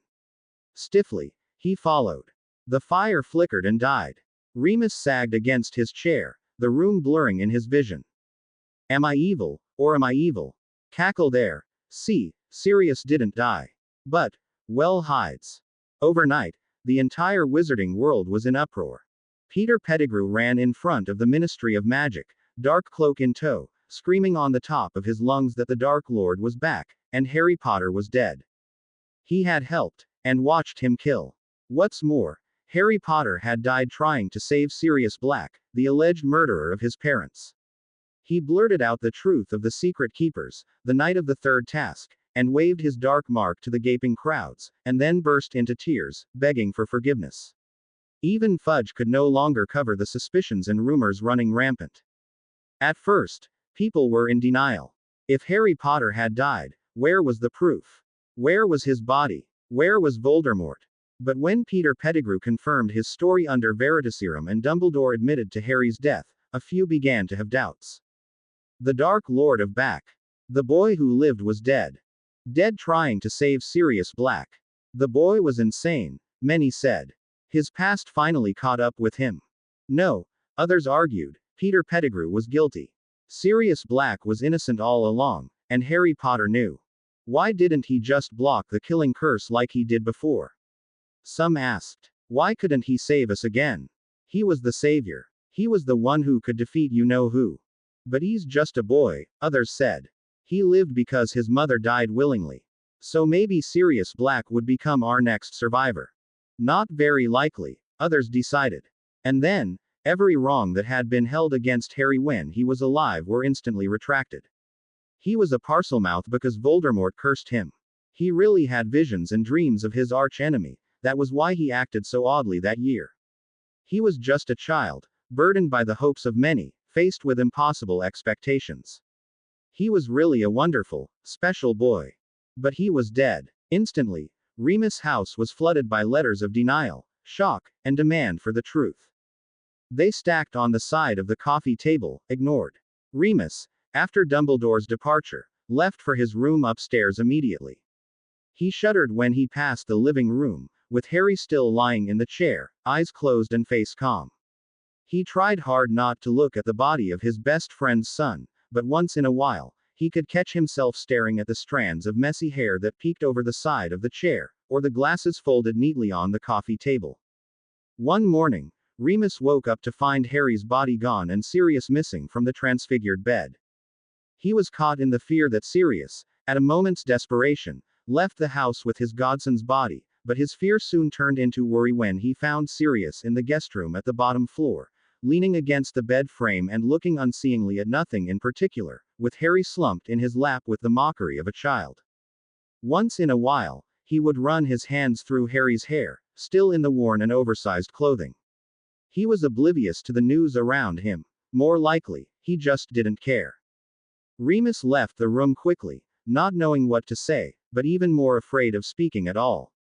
Molly Weasley pushed some strands of red hair that escaped the bun out of her eyes as she set the table, a bit flustered at having overslept that morning. The task of raising and maintaining a household of 5 men and 1 girl was draining, especially since she ended up with most of the work. "Morning, dear," she mumbled as she caught sight of her husband making his way downstairs. She levitated the cup of coffee and the morning paper towards him, keeping one eye on the pot. Arthur nodded distractedly, cup in one hand and tie in the other. He left the paper on the table, and as he was buttoning his robes, unfolded it with his elbow. The cup crashed to the floor. Arthur sat up, grasping the paper with both hands, eyes wide. Molly looked at him with concern. What is it? Is it you know who again? She asked carefully, her wand still pointing to the stove. It wasn't all a surprise. Even though Voldemort had been keeping a fairly low profile, the Weasleys had been expecting an attack for several weeks now. Arthur didn't respond, but all the color had left his face. Molly, he finally gasped out. It's Harry. That instantly caught her attention. What's wrong with Harry? She asked worriedly. Arthur took a deep breath, dropping paper and taking unsteady steps towards the stairs. Ron, get down here. But Molly wasn't paying attention. A flashing picture caught her eye. She glanced sharply at it, jaw-dropping when she saw the picture of Peter Pettigrew bursting into tears, hiding his face in his black robes, the dark mark visible on his wrist. The boy who lived is dead. Killed by the Dark Lord while trying to save Sirius Black. The pot of boiling water chattered to the floor. No, she whispered, hand covering her mouth in shock. Mum, what's wrong? Ron asked, taking in the picture of his parents, both pale and shaking, with unease. Something terrible had happened, and it concerned him. Fred and George followed closely behind, disturbed by the sound of broken cups and spilled pots. Soon, the entire household was gathered in the tiny dining room, and Arthur and Molly were still speechless. Finally, Arthur pulled out the chair and sat in it shakily. He held out the paper with one hand and covered his face with the other. The twins looked at each other quizzically, before George took it from his father and handed it to Ron. Ron accepted it, looking at his parents uncomfortably. Instantly, his eyes widened. What? That's impossible, he whispered, trembling violently. They're lying. They don't know what they're talking about. What is it? Percy looked worried and irritated by the roundabout messages his family was speaking with. Ron wasn't listening. It must be Rita Skeeter again. Hermione must have let her go and she's trying to retaliate. He flung the paper back at his father angrily. Well, it's a terrible joke. I don't think it's funny at all. We should write to them and complain. Ron's eyes were narrowed with a burning anger that would have disturbed even Malfoy. His face was flushed, and he swayed on his feet. Percy paled at Ron's reaction, and picked up the paper hurriedly. He stopped at the headlines, and was silent for a whole minute before saying, Harry's dead. The twins cried out in shock and disbelief, while Ginny burst into tears. Ron ripped the paper out of his brother's hands and ripped it in half angrily. That's not true. I just wrote to him 2 days ago and he said he was fine.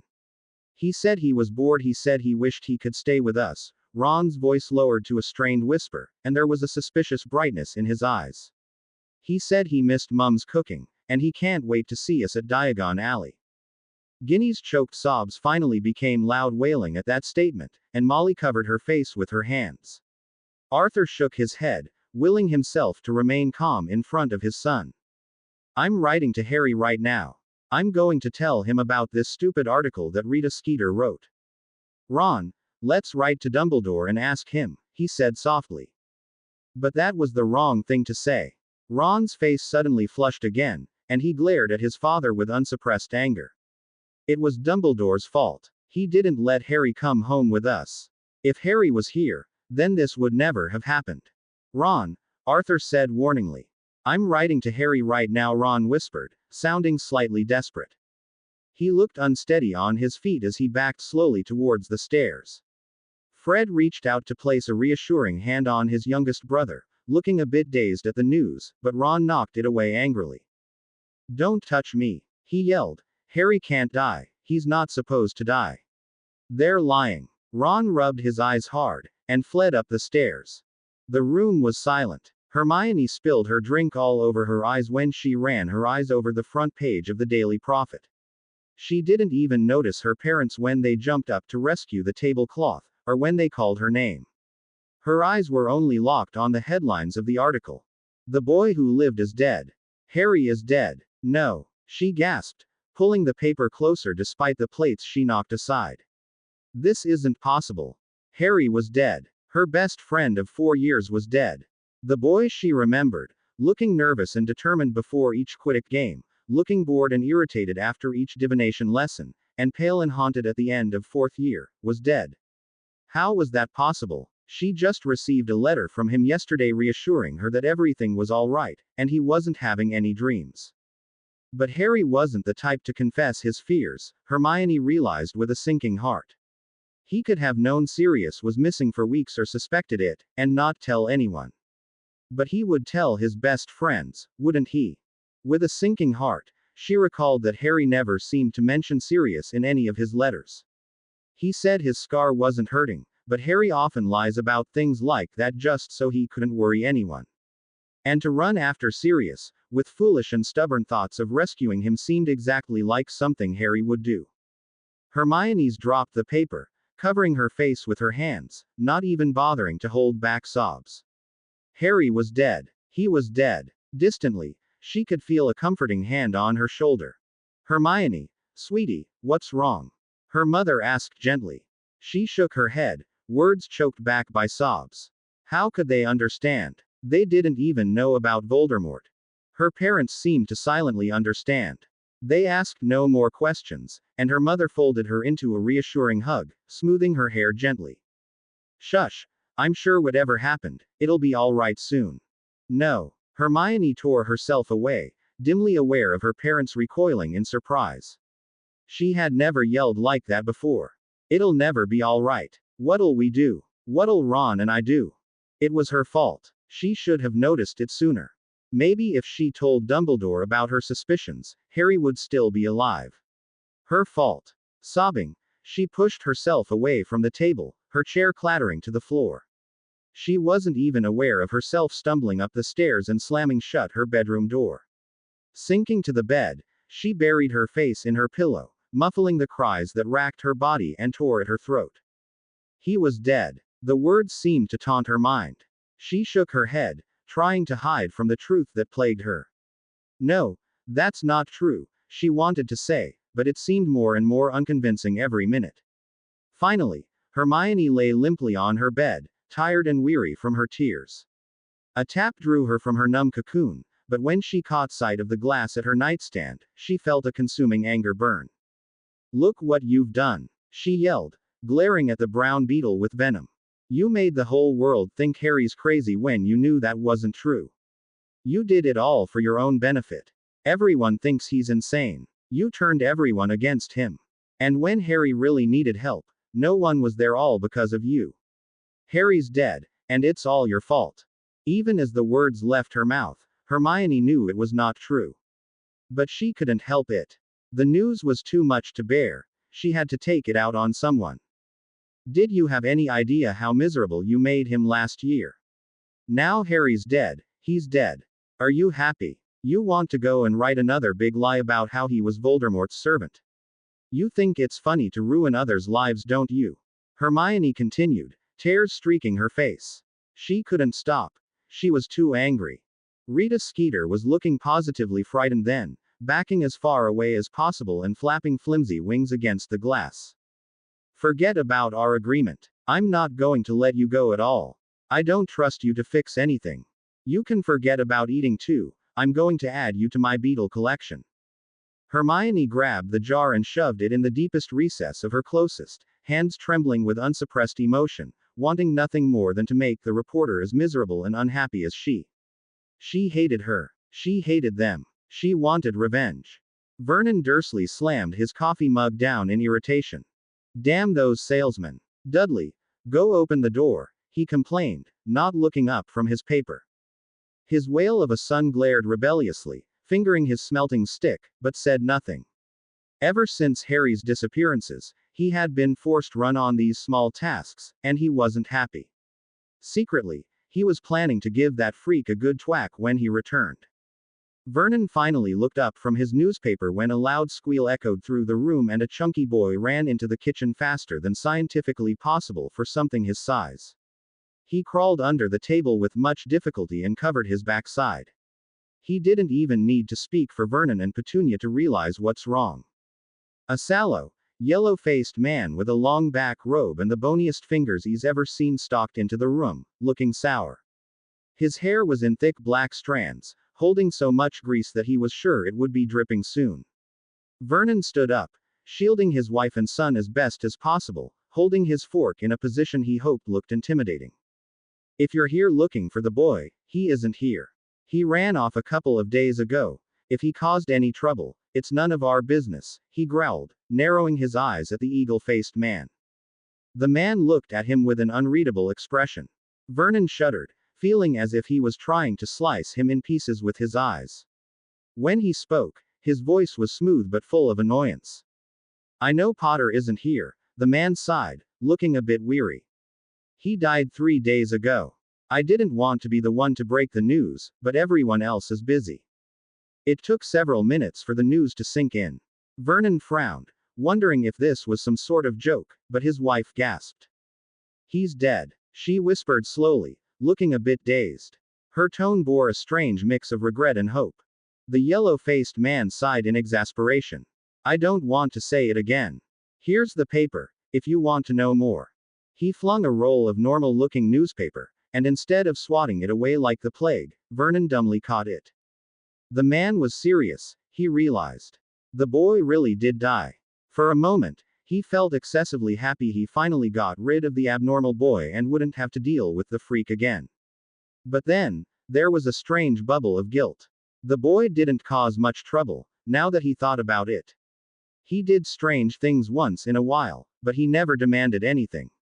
He always stayed pretty much out of his way. How did he die? Asked a squeaking voice. Vernon blinked in surprise when he noticed that it was his son speaking. His curiosity overrode his fear of wizards, and he seemed almost worried. The news of his cousin dying reminded him of his own mortality, and that was unnerving to say the least. The man snorted, a bitter grin coming to his face. Potter's a stubborn fool. His godfather got into trouble and he traded himself to save him. Died the same way his mother did. A brief look of pain seeped into his eyes, but they quickly hardened again.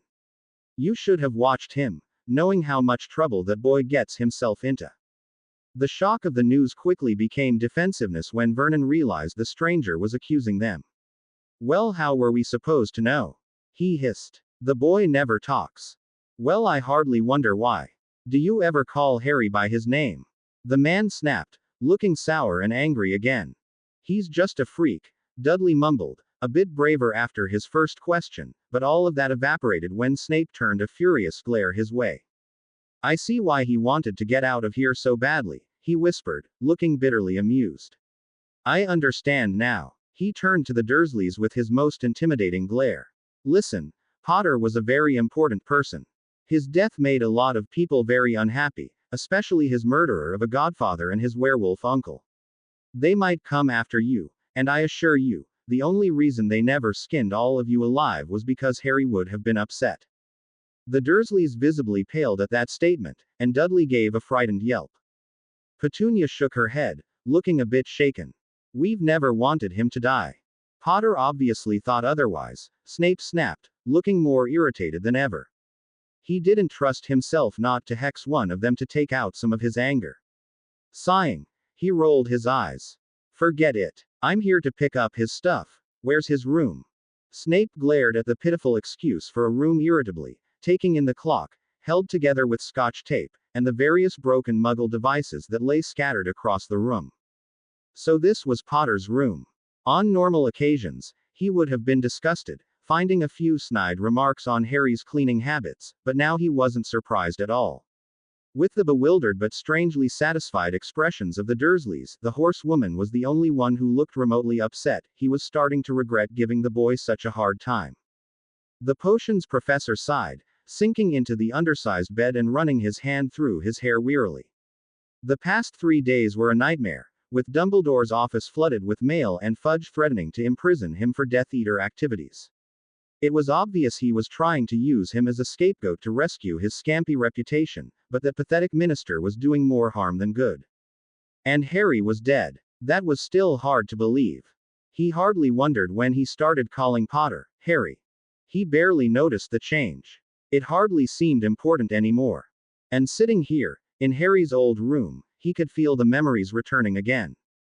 That intent stare Harry gave him that morning at the graveyard, when he told Snape he wouldn't leave because it would cost him his life. That look of anger and desperation when the dark cloaks surrounded him, and Harry realized he was hopelessly outnumbered and death was inevitable. That sense of determination when he rushed towards Black, without hesitation, not even wincing from the broken bones he must have jostled. Snape rubbed his eyes angrily, wondering when he'll ever be free from that reoccurring nightmare. He was starting to dread sleep. Every night, he would see a flash of green, and the limp form of the boy slump over Sirius, looking calm and peaceful for the first time in his life. Or he would hear him scream out in pain and disbelief when his own godfather snapped his arm. Snape shuddered. With all the dreams he was going through, he couldn't even imagine what it was for Black to lose the only person he had left to his own foolishness. The potion's master stood up quickly, growling low in his throat. He was going soft, he thought as paced the room. Soon, he was going to be sympathizing with the werewolf. Snape sighed again, catching sight of a worn quill lying by the bedside, and crumpled sheets of parchment on the tattered desk. Hesitantly, he reached for one, spreading it out slowly over his knee. The tiny scrawl was obviously Harry's, and from the smudges on the letter and the uneven sentences, it was written in darkness. Hermione, do you know if Voldemort is causing any trouble lately? I have this strange feeling. The rest of the letter cut off abruptly, as if Harry was embarrassed for admitting a weakness. Snape scowled. Just like a Potter. But even as that thought surfaced, Snape began to have doubts. Harry was very different from James. He remembered the stoic, neutral expression of his when Snape had threatened him with the truth potion last year. Harry had been calm despite all those attacks, almost indifferent, but he could see the fire burning in his eyes. How much self-control did it take for him not to cry out in protest? If it had been James, he would have been at his throat within minutes, but Harry was silent and enduring. Snape rubbed his eyes. What wouldn't he give to have Harry alive again? A distant part of his mind cried out in horror at that thought. It would make everything a lot easier. He snapped at it angrily. Another sheet of paper was entangled in that, and Snape drew it out carefully and spread it against the bed. Ron. Snuffles isn't writing. Do you think something could be wrong? Dudley is being a prat. I think he's bitter about the Tung-Tung Toffee incident. Snape raised his eyebrow at that. And he's been trying to hit me with that stick of his. He's too fat to actually reach very far. Snape paused, remembering the cry of pain when he gripped Harry's shoulder. He thought he had been acting then, but it fell into place. He scowled when he recalled the long, angry-looking stick that resided in his cousin's chunky hand. That whale tried to hit Harry with that. And his aunt and uncle let him. But it would be a miracle if they actually didn't, Snape realized with a sinking heart. Those pathetic muggles saw Harry with something just short of the plague. Finally got that freak off our hands, Vernon was mumbling when he showed him to his door. It took all of Snape's self-control not to hit him with an unforgivable right then and there. Angrily, he snatched another crumpled sheet of parchment from the floor, lying close to the bag acting as a makeshift trash can. Snuffles. I had a strange dream. I can't remember it, but it left a strange feeling. My scar doesn't hurt though. It was never completed. Snape sighed, desperately wondering why Harry never contacted Dumbledore. It could have saved his life. He didn't have to die like that. He should have stopped him, Snape thought furiously. He should have grabbed Harry and just ran, mindless of all the Death Eaters surrounding them. Who cares about his spy status? Who cares what Harry would have said? At least he would still be alive. Sirius leaned against the edge of the four-poster bed, staring dully ahead at nothing in particular. He barely registered the cold wood behind his back, or the crisp blankets beneath him. All he could feel was the small weight of the body nesting comfortably against his. Sirius ran his fingers through Harry's hair, trying to smooth out his untamed locks. The skin was warming from the heat, and if he imagined hard enough, Harry was still alive.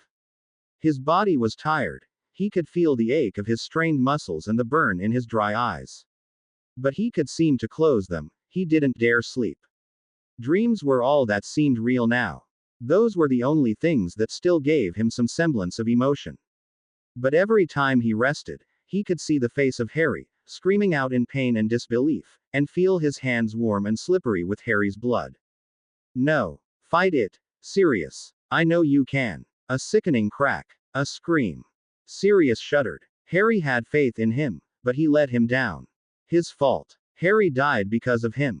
All his fault. His fault. What would James say? James. You know, Sirius, you're going to be the worst godfather in the world. W.H. Sirius choked on his drink, coughing incoherently. He flushed angrily for several minutes, trying to regain his power of speech. But that's the whole point. You're going to teach him all the secret passages, tricks, pranks, and miscellaneous stuff that you can think of and set him loose on his 11th birthday on Hogwarts grounds. James laughed, brown eyes shining as he patted his friend on the back condescendingly. Sirius swatted it away with mock anger. You're going to corrupt him. And you're not. Sirius looked at his friend incredulously.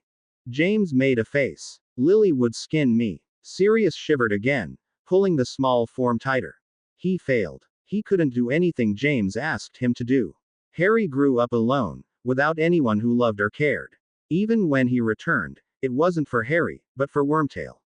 James was right, he was the worst godfather in the world. For the past 3 days, he stared at Harry's unmoving form. He couldn't help but wonder, why? Was I really that important? Was I worth dying for? Harry barely even knew me. He was so desperate for someone who cared. Thinking back, he probably spent less than 24 hours in Harry's company. Their longest conversation was probably their first meeting in the Shrieking Shack, Sirius decided. And that didn't well for any godfather-godson bonding. When he met Harry, he was rather surprised at the similarities between him and James. Only, James was one of the tallest boys in his year, and Harry was the shortest, probably malnutrition, he thought bitterly. The exact same face, the same build. They were both ridiculously stubborn, lazy in their school work, great at Quidditch. That was it, he thought then. If he ever got custody of Harry, it would be like raising James. He was excited, it was like meeting his friend all over again. But that time, Sirius had loved Harry not as himself, but as what he represented to him. He didn't really know Harry at all. But as he watched Harry, it soon became more and more obvious the differences between the two. Harry was much more quiet and introverted. He didn't play pranks. In fact, he did everything to stay out of trouble. He didn't trust easily. He shared very little of his secrets. Then, at the first Quidditch game during Harry's 3rd year, everything came and struck him right between the eyes. Harry was heavily affected by Dementors, enough to actually pass out in midair and fall off his broom. What sort of memories and experiences did he have to make him have such a violent reaction? He was a 13-year-old boy. Harry wasn't James, he realized then. When he saw Harry's face twisted in hate and anger, accusing him of his parents' death, Sirius finally realized the toll his past took on him. You never heard her, did you? My mum trying to stop Voldemort killing me and you did it. Those words were like a solid blow to his face. He stumbled as if Harry had just struck him in the face, or perhaps it was James he saw that night. It was like seeing that dream of his best friend from Azkaban again, face twisted in anger, accusing him of his death, accusing him of his betrayal.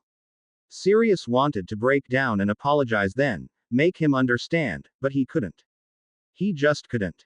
His fault. It all came back to him.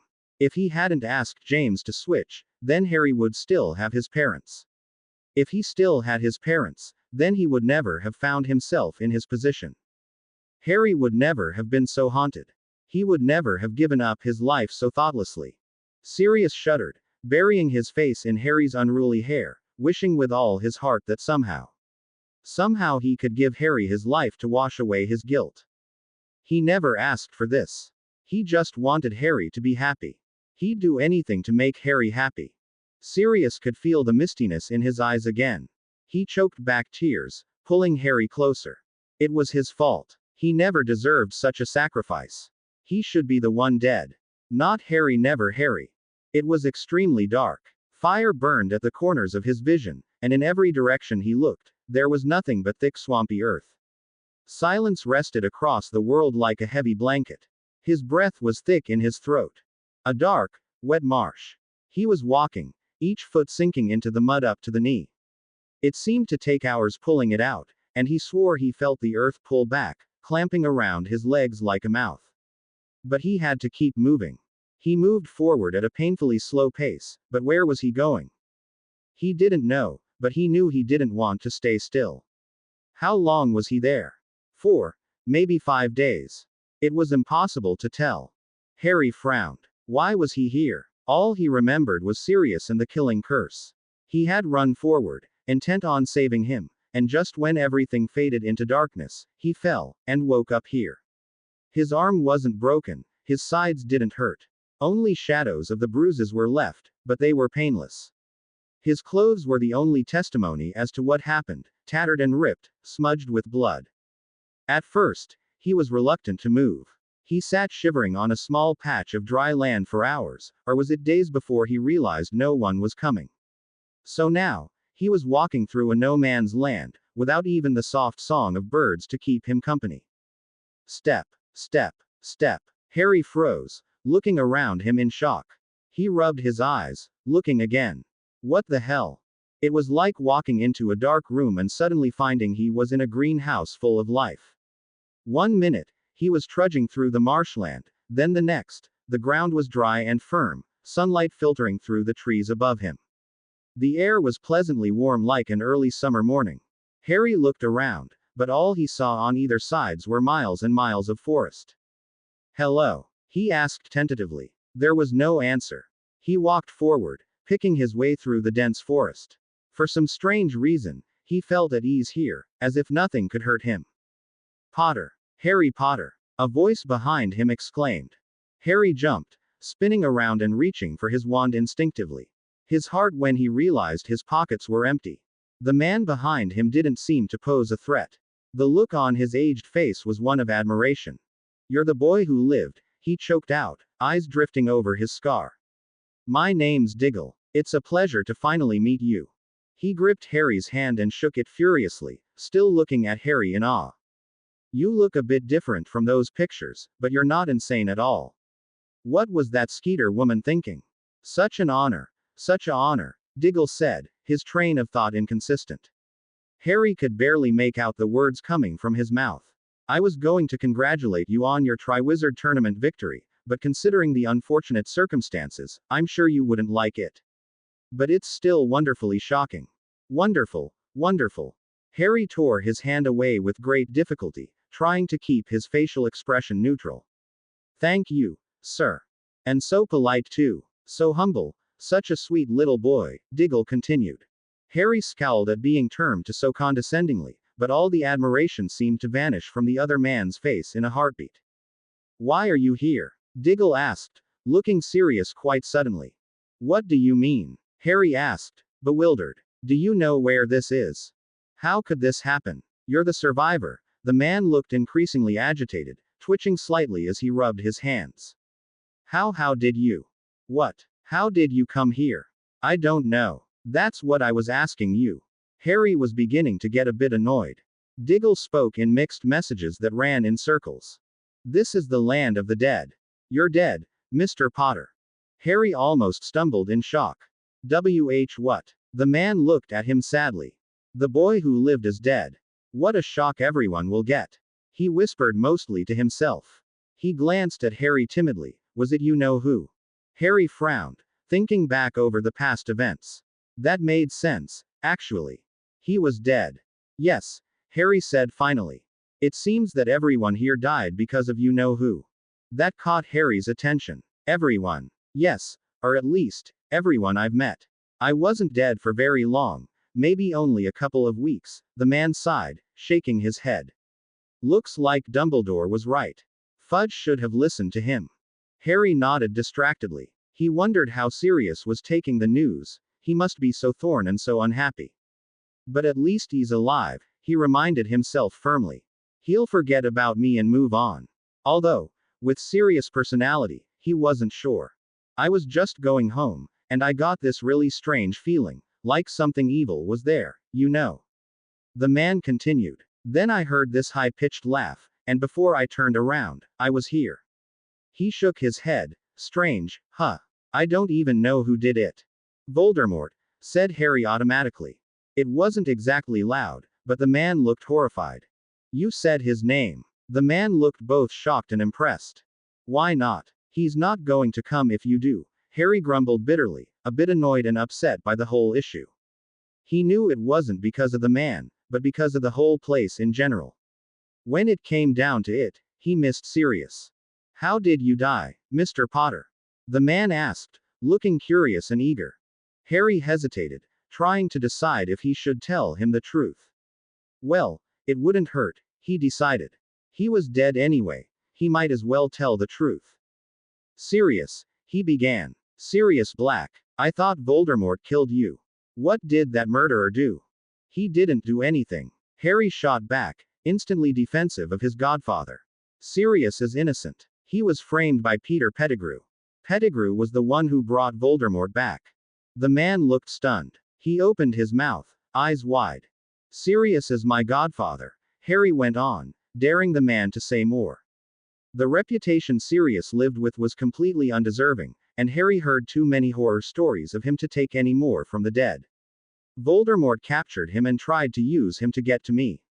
Well, it worked. What if Black was just pretending? The man whispered, looking incredulous.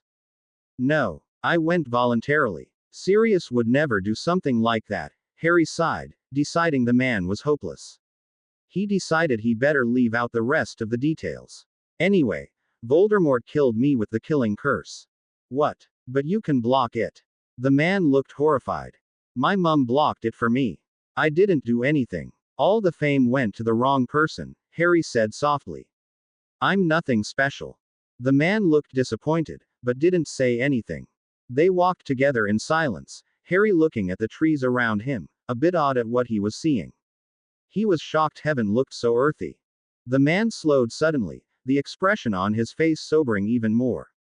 There is, the man glanced around, as if looking for a eavesdropper, voice lowering secretively. Another Dark Lord here. Harry's stomach dropped. He just died by the hands of one of the worst wizards alive, only to face another one in death. Was he cursed? Seeing the look of shock on Harry's face, the man continued a bit more eagerly. They say he's just like you-know-who, the Soul Collector, he is. I haven't seen him yet, but I hear he's pure evil. Harry was desperate to hear more, but a rustle in front of him made him jump. A tall man with dark brown hair and light brown eyes stepped abruptly into view, and Harry wondered if everyone here seemed to appear out of thin air or if the place was enchanted to give such an effect. The man was past his prime, but his face still bore an expression of youth. Their sternness in his eyes made Harry shudder. The man looked haughty, there was a familiarity to him somehow. Ah, there you are, said the wizard, looking relieved. He turned to Harry by way of introductive, that's almost our landlord, people say he's been here the longest. Mr. Diggle, is this a newcomer? He is young, the man said. Harry jumped. He knew that voice. Are you kidding? He may be young, but he's Harry Potter. The man looked immensely proud, the memory of the past conversation clearing from his mind. But Harry wasn't listening. He was staring at the man intensely, gears clicking in his head. Riddle, he hissed. Mr. Diggle was confused. This isn't Riddle, his name is Thomas. He's Tom Riddle, Harry shouted at him fiercely.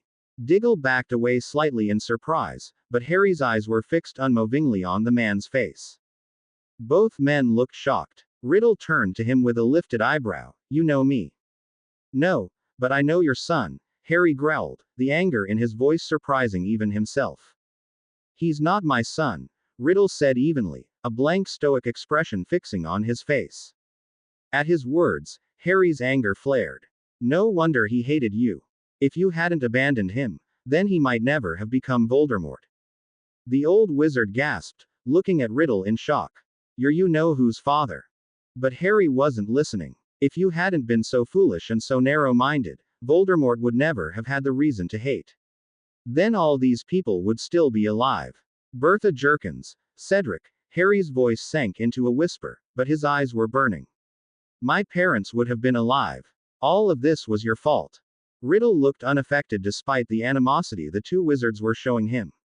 He gazed at Harry critically. So you're the boy who first defeated him? Harry Potter, was it?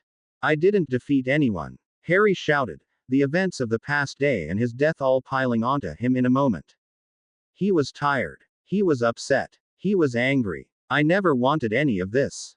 I just wanted to be left alone, Harry choked, his frustration burning in his throat. It seemed so overwhelming that no amount of yelling could release it. Do you have any idea how many lives you ruined? If it wasn't for Voldemort, Sirius would still be free. Do you have any idea how it haunts him? Do you have any idea what you've done? There was a ringing silence. If it'll make you feel better, Riddle began slowly. I'm sorry. I should have killed him the moment the witch told me the truth. That was too much. Harry fumed, feeling the fire inside of him flare into angry fires. He was sure Riddle would blow up like his Aunt Marge 100 times over. Diggle trembled, looking terrified. You're your you-know-who's father, he said, shaking from head to toe. Don't come near us. Stay away from us. Diggle backed away, tripping over a stray branch, but didn't fall. He spun around and fled from the two with amazing agility. But Harry barely felt him go, eyes still fixed on the annoyingly calm figure in front of him. You're worse than the Dursleys. He finally gasped out, voice trembling violently. At least they didn't throw me out the moment they realized what I was. He caught himself quickly, a bit embarrassed for talking about his personal life. Harry clamped his jaw shut, backing away slowly from the figure. He watched Riddle suspiciously, fearful that he might attack without a moment's notice. When Riddle faded from sight behind the trunk of a tree, Harry turned and broke into a run, not knowing where he was or where he was going. He hated this place. He wanted to see Ron and Hermione, and tell them he was sorry. He wanted to see Sirius and make sure he was okay. Even the Dursleys didn't seem so bad anymore. He finally slowed his pace into a walk for what seemed like hours later. He was deeply lost in the endless forest. The trees never seemed to grow thicker or thinner apart. Harry leaned against a tree, gasping for breath, closing his eyes to rest for a moment. When he opened them again, he nearly fell. Harry blinked several times in shock, staring at the space around him. The trees had disappeared, fading like the darkness before it did, and plain, whitewashed walls stood in their place. It was a room, Harry realized, looking around nervously. A small, simply furnished room that smelled like Madame Pomfrey's hospital wing, only it was smaller and more dimly lit. The only light that illuminated the walls was the streams of sunlight from the window. Judging by its color, Harry decided it was late in the afternoon. He was sitting in a chair, facing the door. Somehow, he vanished from the forest, and appeared in the room. If this was the land of the dead, it should be more consistent, he thought bitterly. He stood up, looking around slowly, worried that Riddle may sneak out from the shadows again. He paused when he caught sight of the figure close him, slouched over on the bed as if the weight of the world was too much for him to bear.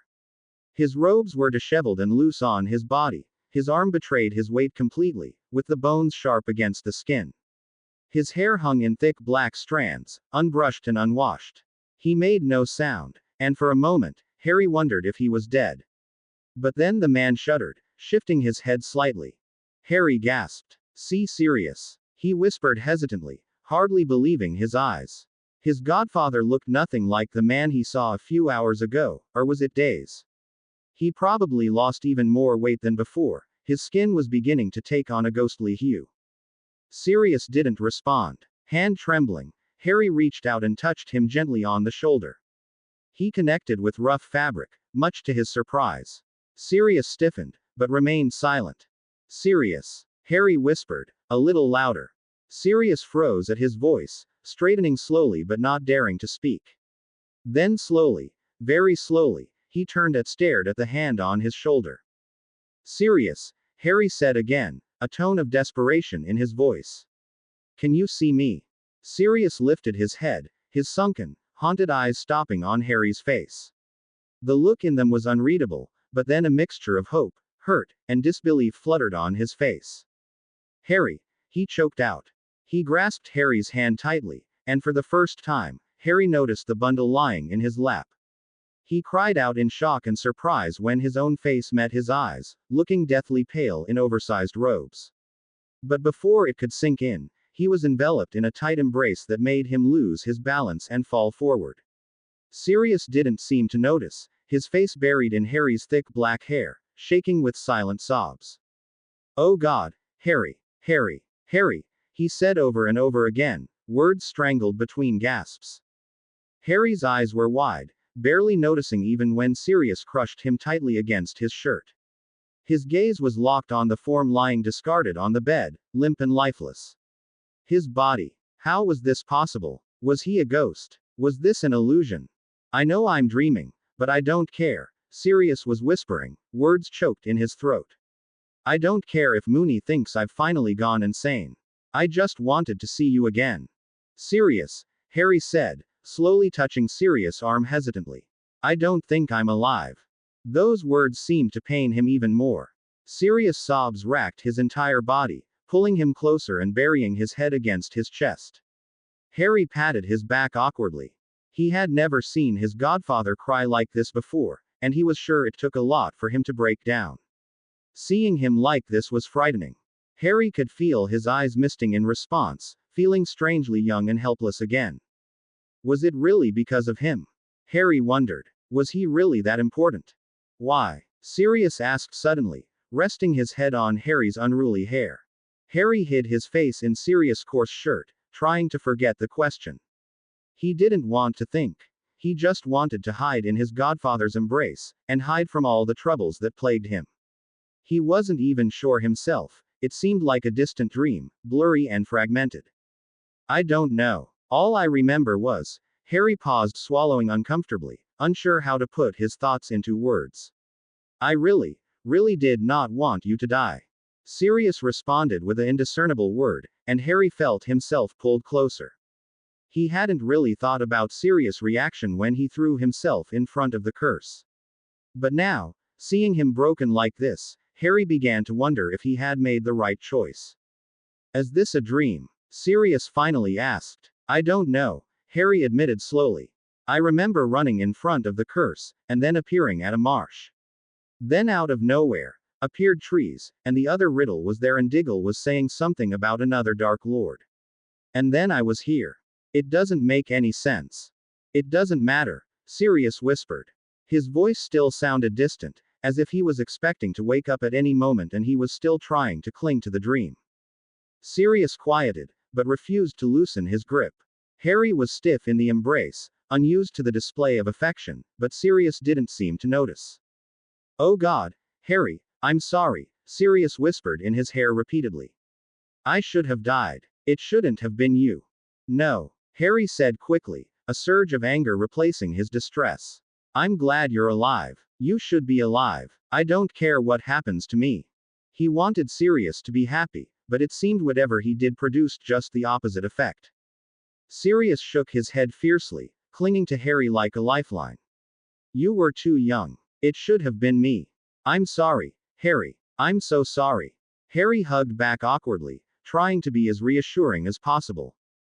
"Sirius, you can't go on like this," Harry said softly, voice muffled against the robes. He could feel Sirius shaking his head again, stubbornly refusing.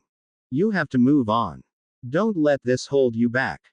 "No," Sirius whispered angrily. "I don't care what anybody says. I can't. I won't." "Sirius, you're letting your entire life go to waste," Harry said a little louder than he intended. He pulled away, meeting Sirius' eyes furiously. Sirius stared back intractably, looking equally determined. "I've wasted so many lives already. That was too much." Seeing Sirius so torn, and his life in shambles was too much for him to take in. With all the frustration of the last few hours, the fear, the anger, the helplessness all crashed down on him. Harry burst into tears for the second time that week, crying harder than he did since Dudley had pushed him down the flight of stairs on his 4th birthday. He threw his arms around Sirius' neck, not embarrassed at the childish display, and sobbed. Harry didn't say anything. He couldn't seem to put any of his thoughts into words. He wanted to scream at Sirius, to tell him to let go, move on, forget his godson who did nothing but ruin others' lives. Didn't Sirius realize that he was just making Harry more miserable than before? "Stop it," Harry finally choked out. "Don't do this." Sirius seemed startled by Harry's reaction, but could find no words to reply. He finally closed his eyes, returning the embrace tightly, as if afraid he would disappear again. He rubbed his back reassuringly, waiting until Harry relaxed and quieted. Sirius smiled bitterly. His wish had been granted. He saw Harry again. Harry didn't blame him. He still loved him like his own father. But even so, Sirius couldn't help but wish for something more. Why couldn't they be less cruel? Why couldn't Harry be alive? The first thing that he noticed when he awoke was the dull pain on the bridge of his nose. Harry opened his eyes reluctantly, not wanting to move from the warm cocoon. The room swam back into focus as a coarse gray shirt, and Harry was surprised to notice he was leaning against something warm but bony, his glasses pressed against his face. He could feel a hand on the back of his head.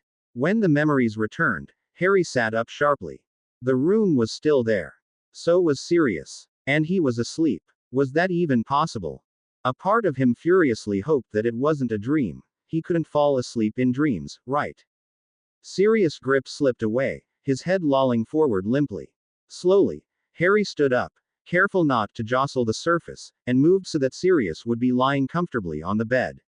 His godfather was tall, probably a good feet taller than him, but the past few days took a lot out of him. He was frighteningly light. Harry bit back a grimace as he noticed his bony limbs as he drew the blanket over him. His death must have hit him hard.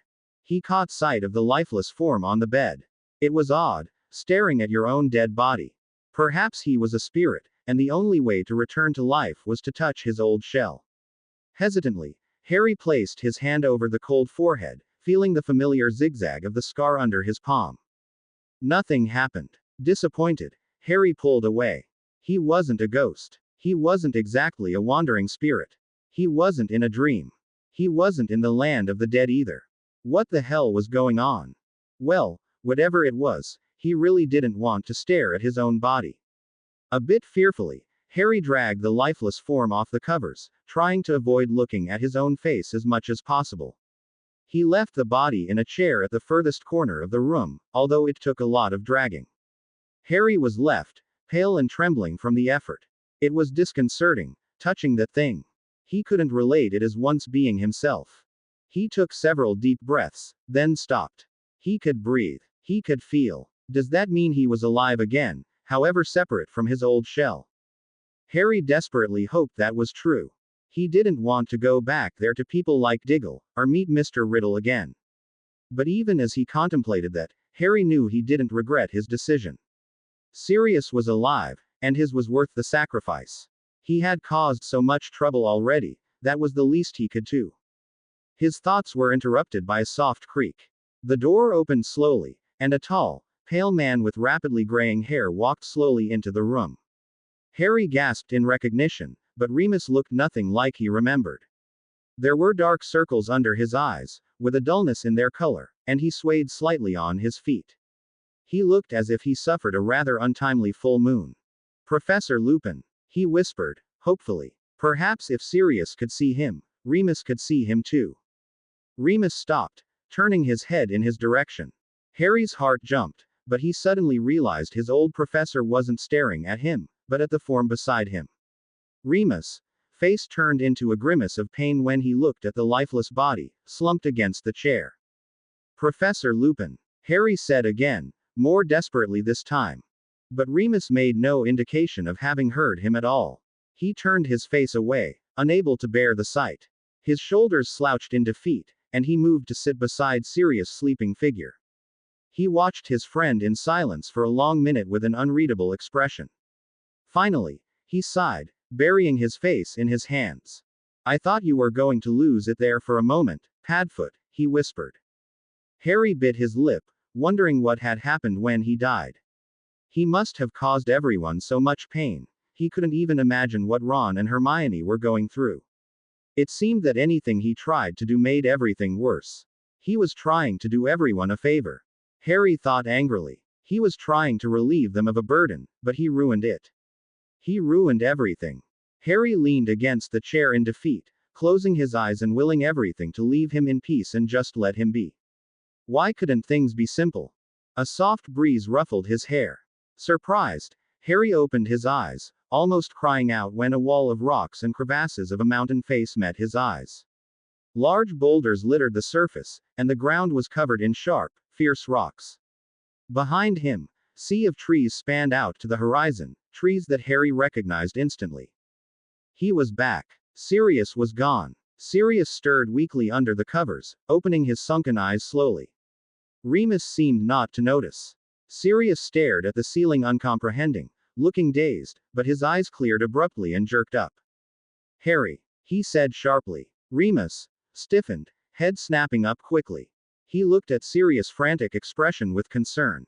Padfoot, he whispered. Harry isn't here. No, that can't be right. He was here. I saw him. Sirius looked bewildered, eyes taking on a desperate glint as he glanced around the room. He spoke to me. I heard him. He shook his head, trying to clear his thoughts. No, Padfoot. He was right here. I remember. Sirius. Remus' voice was trembling with suppressed emotions. You're scaring me. Sirius fell silent, afraid to meet his friend's eyes. He was silent for a long time, running his fingers over the sheets. He sighed, rubbing his hand over his eyes harshly. I was dreaming, he explained, head bowed to hide his expressions. Remus closed his eyes and nodded in understanding, sympathy etched in his face. It's good that you're trying to get some sleep. I'll bring you something to eat. He patted his friend on the head with brotherly concern as he stood up. Sirius gave his friend a grateful smile. Thanks for the blanket, Moony. Remus paused on his way to the door, looking back at Sirius in confusion. You were sleeping under the covers when I came in, Sirius. Looking pained at the baffled expression on his friend's face, he asked slowly, Are you feeling all right? But Sirius wasn't listening. His eyes were darting through the room, finally resting on Harry, lying against a chair in the furthest corner of the room, limbs sprawled out haphazardly. Did you move him? Sirius whispered, eyes not leaving the pale face. What are you talking about? Harry. Remus stumbled, color draining from his face. It seemed to take all of his concentration to remain standing. Sirius, I don't know what you're talking. He was here, Sirius interrupted, face lit with a hopeful smile. It didn't even slip when Remus shook his head and backing away almost fearfully. I wasn't even lying in the bed. I certainly didn't cover myself with the blanket. I knew I fell asleep sitting. And Harry was right here, he said, gesturing towards the limp body and pointing to the spot beside him on the bed. Sirius, maybe you were sleepwalking or something. No, I remember it. I was sitting right here, and I felt a hand touch my shoulder. I turned around, and I saw Harry. He was solid. I could touch him. Sirius. Remus shouted, leaning against the wall heavily. He shut his eyes tightly and shook his head. Stop it. You. I'm not insane. Can't keep clinging to the past, Sirius. Don't let this destroy you. Moony, I'm not making this up. Harry's death is not your fault. He was here. Or maybe he was Harry's ghost. Stop. Remus choked out, looking close to tears. He raised his hand warningly, visibly shaking. Just stop it. I can't take much more. Sirius fell silent, his face clouded with concern when he saw his friend's ashen face. When he spoke again, his voice was pleading. Moony, please believe me. I can't. Remus' face was twisted in a grimace. It had cost him a lot to say those words that nearly cost Sirius his life 14 years ago. For the past 3 days, you didn't speak, you didn't move. You just held Harry and refused to leave this room. Now you say you've seen him. Remus' voice softened, the expression on his face filled with pain. Sirius, please, you're the only true friend I have left. Don't lose when Harry tried so hard to keep you alive. Sirius looked aghast, eyes widening in shock at Remus' words. Finally, he tore himself away from his friend's gaze, fidgeting with the blanket distantly. His face was thoughtful for a long time, but his expression soon became hard and determined. He pushed back the covers, moving to stand up. I need to speak to Dumbledore. Remus looked horrified. Sirius, no. Don't make Albus think you're insane. What about me? Said a rather amused voice. Both men froze in surprise, looking at the white-breaded man standing at the door with mixed expressions of apprehension, hope, and fear. Dumbledore smiled at their silence, eyes twinkling for the first time in days. Albus, did you hear? Remus asked hesitantly. Dumbledore waved the question away casually, clearing his throat to speak again. Last night, I felt Harry's wand was responding rather strangely. Curious, I checked the wards placed on this house, but instead of discovering the presence of 2 people, I felt 3. Sirius jumped up from the bed instantly, hungry for more information.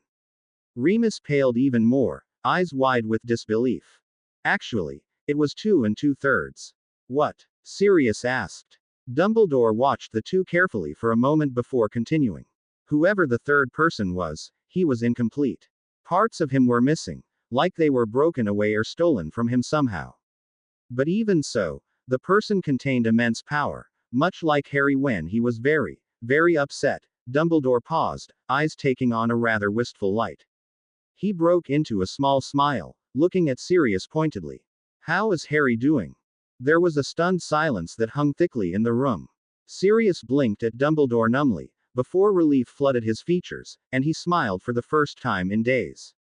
It quickly sobered when he recalled last night's memories.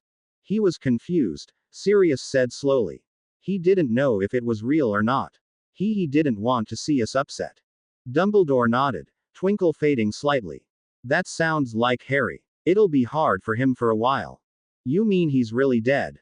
He can't come back. Sirius looked like he was voicing his deepest fear, eyes watching the older wizard with apprehension.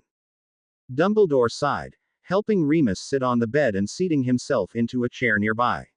I'm not sure, although I admit I did know Harry had a possibility of coming back.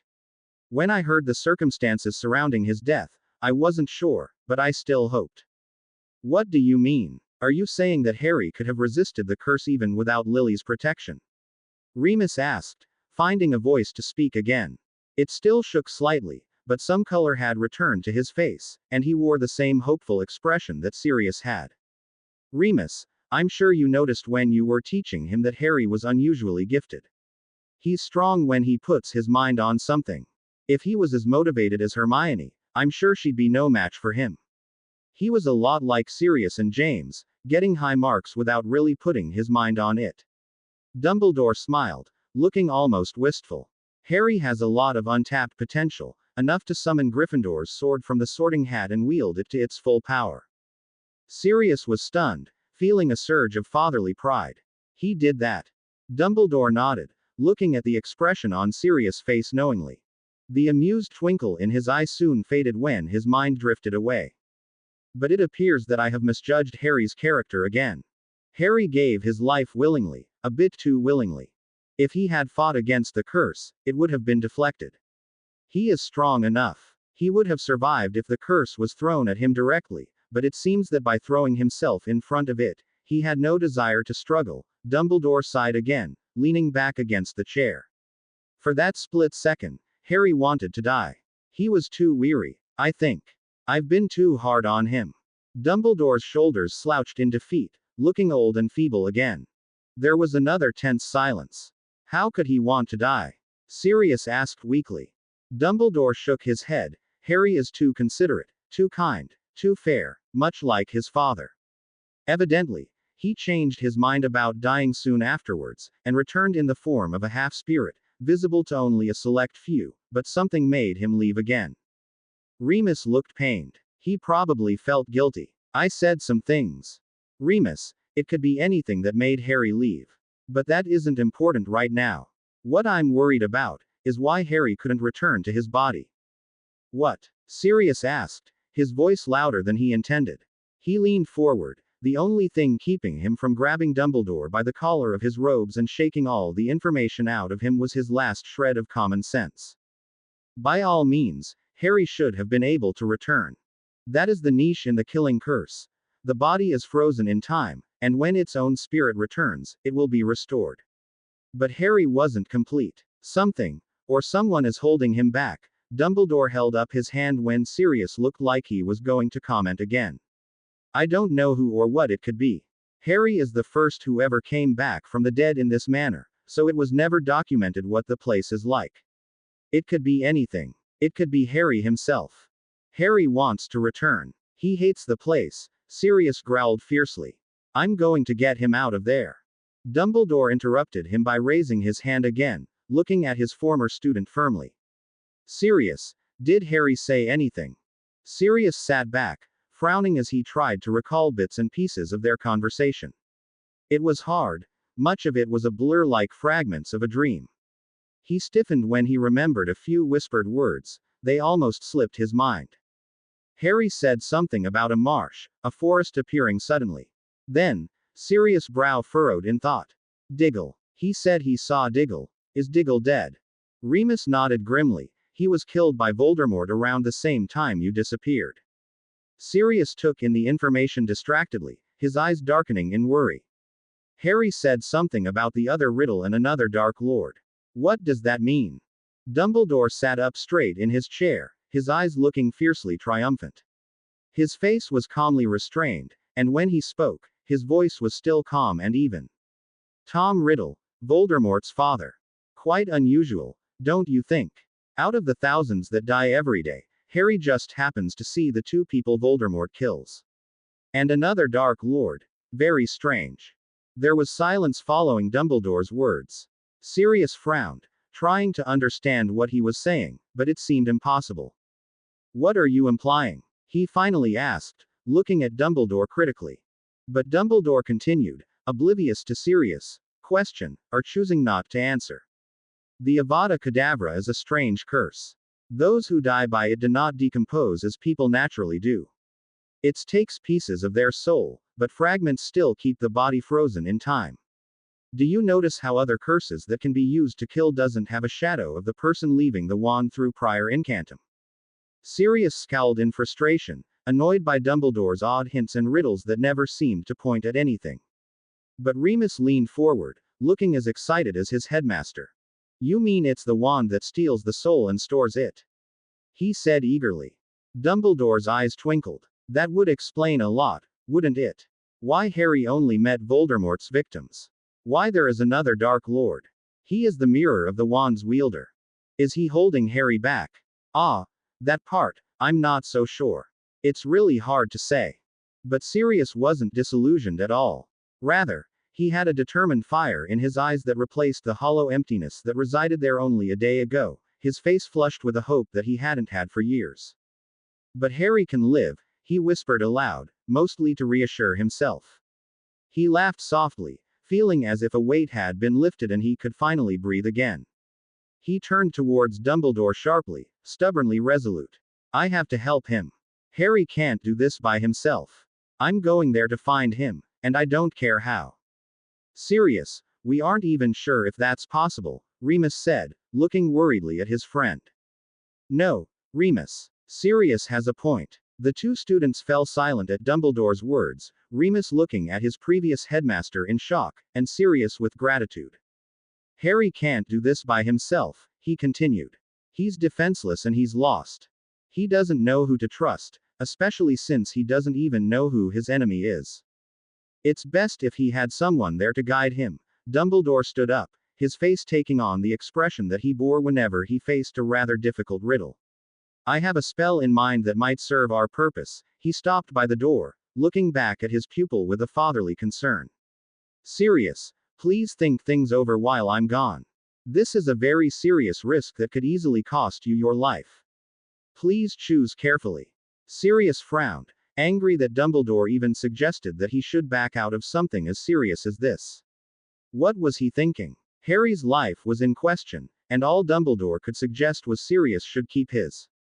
He owed too much to the boy. Harry gave his life for him, a completely misguided action that would probably make James and Lily turn in their graves.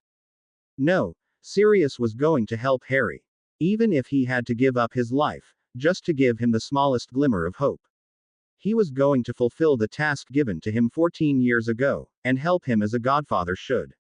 Harry had been alone for too long. Harry rubbed his arms, hugging his legs close to his chest for warmth. No matter how he tried to draw himself behind the large rock, wind still whipped his body harshly. The sun had set hours ago, and he long since gave up trying to find his way down the mountain.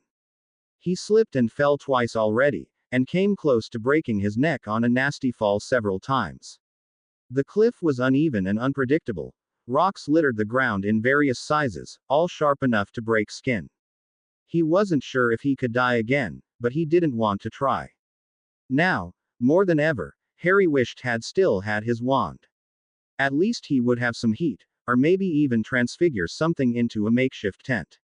Shivering, Harry blew on his hands, and tried to pull himself further behind the rock. How Sirius was doing? Harry couldn't help but wonder. Was he still upset? Did he think everything was a dream? He wanted to see him again, go back to that small guest room where everything exuded warmth and comfort, but at the same time, he was hesitant. He didn't want to see the pain that he had caused with his actions. A sound behind him made him jump. Who's there? Harry said loudly. The wind scattered his voice and made him sound strangely weak. Who are you? The voice asked sharply. Why are you in the Badlands? Badlands. Harry stiffened. That name didn't bode well. What if he was in enemy's territory, like the Dark Lord's place? There was a shuffle, and suddenly the sky above ripped with a blinding light. For a brief moment, Harry caught the gleam of a polished wood being drawn by a youthful hand from the folds of dark robes. Harry's heart sank. The stranger was reaching for his wand. He was going to kill him. The past few days had made his rather rash, but with people attempting to kill him left and right, Harry had long since learned to rely on himself and take matters into his own hands. But it was still with a rather churning stomach that Harry flung himself blindly towards the stranger. The roar of thunder was ringing through his ears, the wind whipping his clothes. He struck the taller man solidly, feeling the figure grunt in surprise, the weight slamming against the rocky floor heavily. Harry reached for the stranger's wand hand, pinning it beneath his knee and trying to tug the weapon loose. Get off! The stranger hissed. He fended off his attacker with the free hand. Taken by surprise, Harry could barely react when the limb slammed into his side, knocking him off balance. He skidded on the rock surface, weaponless and out of breath. The stranger was on him in an instant, twisting his arm back and pinning him against the ground. No! Harry choked out, desperation setting in. He thrashed against the hold, but his shoulder screamed in protest. Who are you? The voice repeated. He pressed the wand firmly at the back of Harry's neck. Harry stilled, breath coming in ragged gasps as he struggled to breathe against the weight. None of your business. Harry tried hard to keep his words steady. Where is he? The voice snapped. Who? Harry whispered hoarsely, baffled. The weight against his back abruptly increased, pushing his arm painfully. Harry bit his lip, holding back a cry of pain. Harry Potter. Where is he? Harry paled, body stiffening. The man was after him. They were after him. The stranger worked for the Dark Lord. Harry chewed his lip, determined not to throw his only cover. He had to get away before the stranger discovered. I don't know what you're talking about, Harry said firmly, his words clear and firm in the howling wind. Liar! The man hissed, straining Harry's arm even further. Harry couldn't help but cry out in pain from the fire licking at his joints, any more and he was sure his arm was going to snap. But the pressure left suddenly. Harry squirmed into a sitting position, nursing his abused limb, weary of the wand still held against his neck. You're just a boy. The man said hesitantly, sounding worried and rueful. Harry inwardly fumed at the condescending tone, but just as he drew a breath to come back with a sharp retort, a flash of lightning illuminated the sky like a midday sun. For a brief second, everything glowed with acute detail. Harry's breath froze in his throat when he caught sight of the man's face.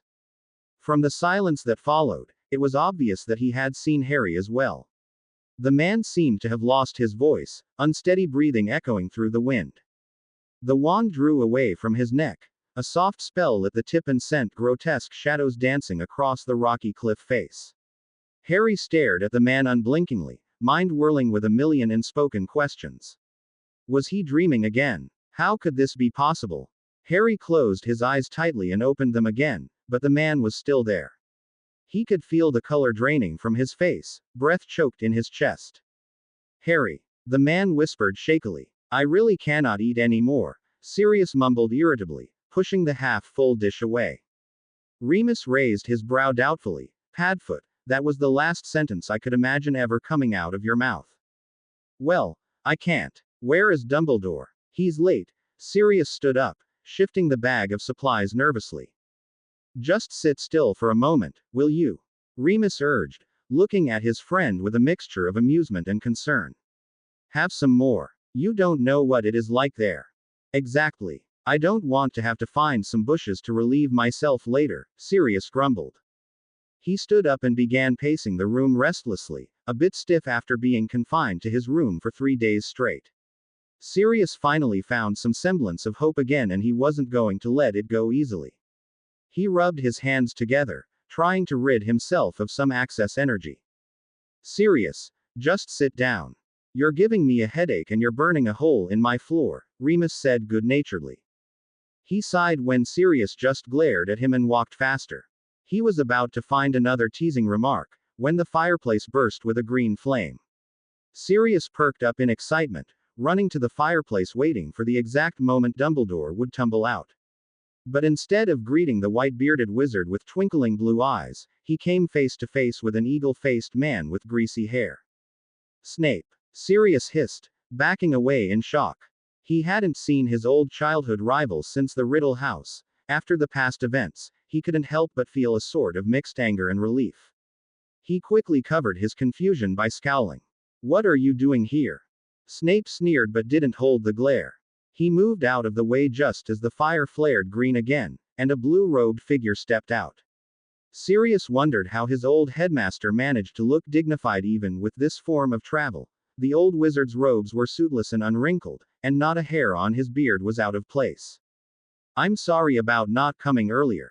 The potion took some time to prepare, Dumbledore said, smoothing down his robes out of habit. How are you doing, Sirius, Remus? I think we better get right to the spell. Sirius isn't going to stay calm for much longer, Remus looked at Sirius pointedly. Dumbledore nodded, smiling knowingly. Sirius, I know you're impatient, but there are parts of this spell that you must understand or else you'll never be able to come back. I'm sure Harry wouldn't be too happy with that. Sirius nodded impatiently, pocketing a shrunken bag of supplies and adjusting the collar of his new robe. I know, but can we make this quick? Snape grunted and Remus smiled knowingly, but Dumbledore only grinned wider. The headmaster shook his head and sat down, watching Sirius' face grow even more impatient. I'll try. Sirius, are you sure you can manage the dispelling charm? It requires some concentration. Will you sit down for a moment? Reluctantly, Sirius stilled in his pacing, and sat down.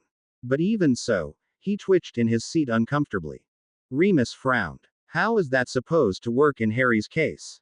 I was just getting there. In 1786, a woman who recently lost her husband to a rather unfortunate mishap transported her spirit with this charm. Her body was frozen, much like the victims of the killing curse, for 3 days before she returned. Supposedly, she visited her husband, although it was never quite clear. She came back, settled all her dues and sold her house. A week later, she performed the charm again and never returned. Dumbledore looked somber at the thought, eyes darkening worriedly. I'm not sure whether she intended to do that or not, but evidence shows that she probably wasn't planning to return. It transports you spiritually to the place of someone close to you. Unfortunately, it's still a rather risky spell, but the only one that even has a chance of working. Have you decided, Sirius? Of course, Sirius said, looking angry that Dumbledore would even suggest that he back out. He stood up and began pacing again. I need to get to him as soon as possible. Who knows what Harry's going through right now? Relax, Black. Potter isn't a little boy, Snape snapped, looking just as irritated. Well, all you ever did was make life miserable for him in school. Sirius growled. The frustration of the situation was making him agitated, and his anger flared at the slightest touch. Do you even? Sirius, let Albus finish, Remus interrupted hastily. Dumbledore sighed, looking at his 2 former pupils with an unreadable expression. Sirius, you've practiced the charm before, only this time, we're going to add the potion designed to separate the spirit from the body. It should transport you directly to Harry. Remember, no matter what happens, the charm will end in 10 days, so make sure Harry is back within that time. Take this with you, Dumbledore explained as he handed Sirius a small, cloth bag. Curious, Sirius dug through it, pulling out a smooth, thin wand that he recognized as Harry's, and another long dogwood branch that had several chips along the sides. My wand. Sirius looked at it with fond surprise. They gave it back. Dumbledore smiled weakly, expression clouded by concern for his students. Yes, you'll need it there. He drew a long breath, and pulled a small glass vial from the folds of his robes.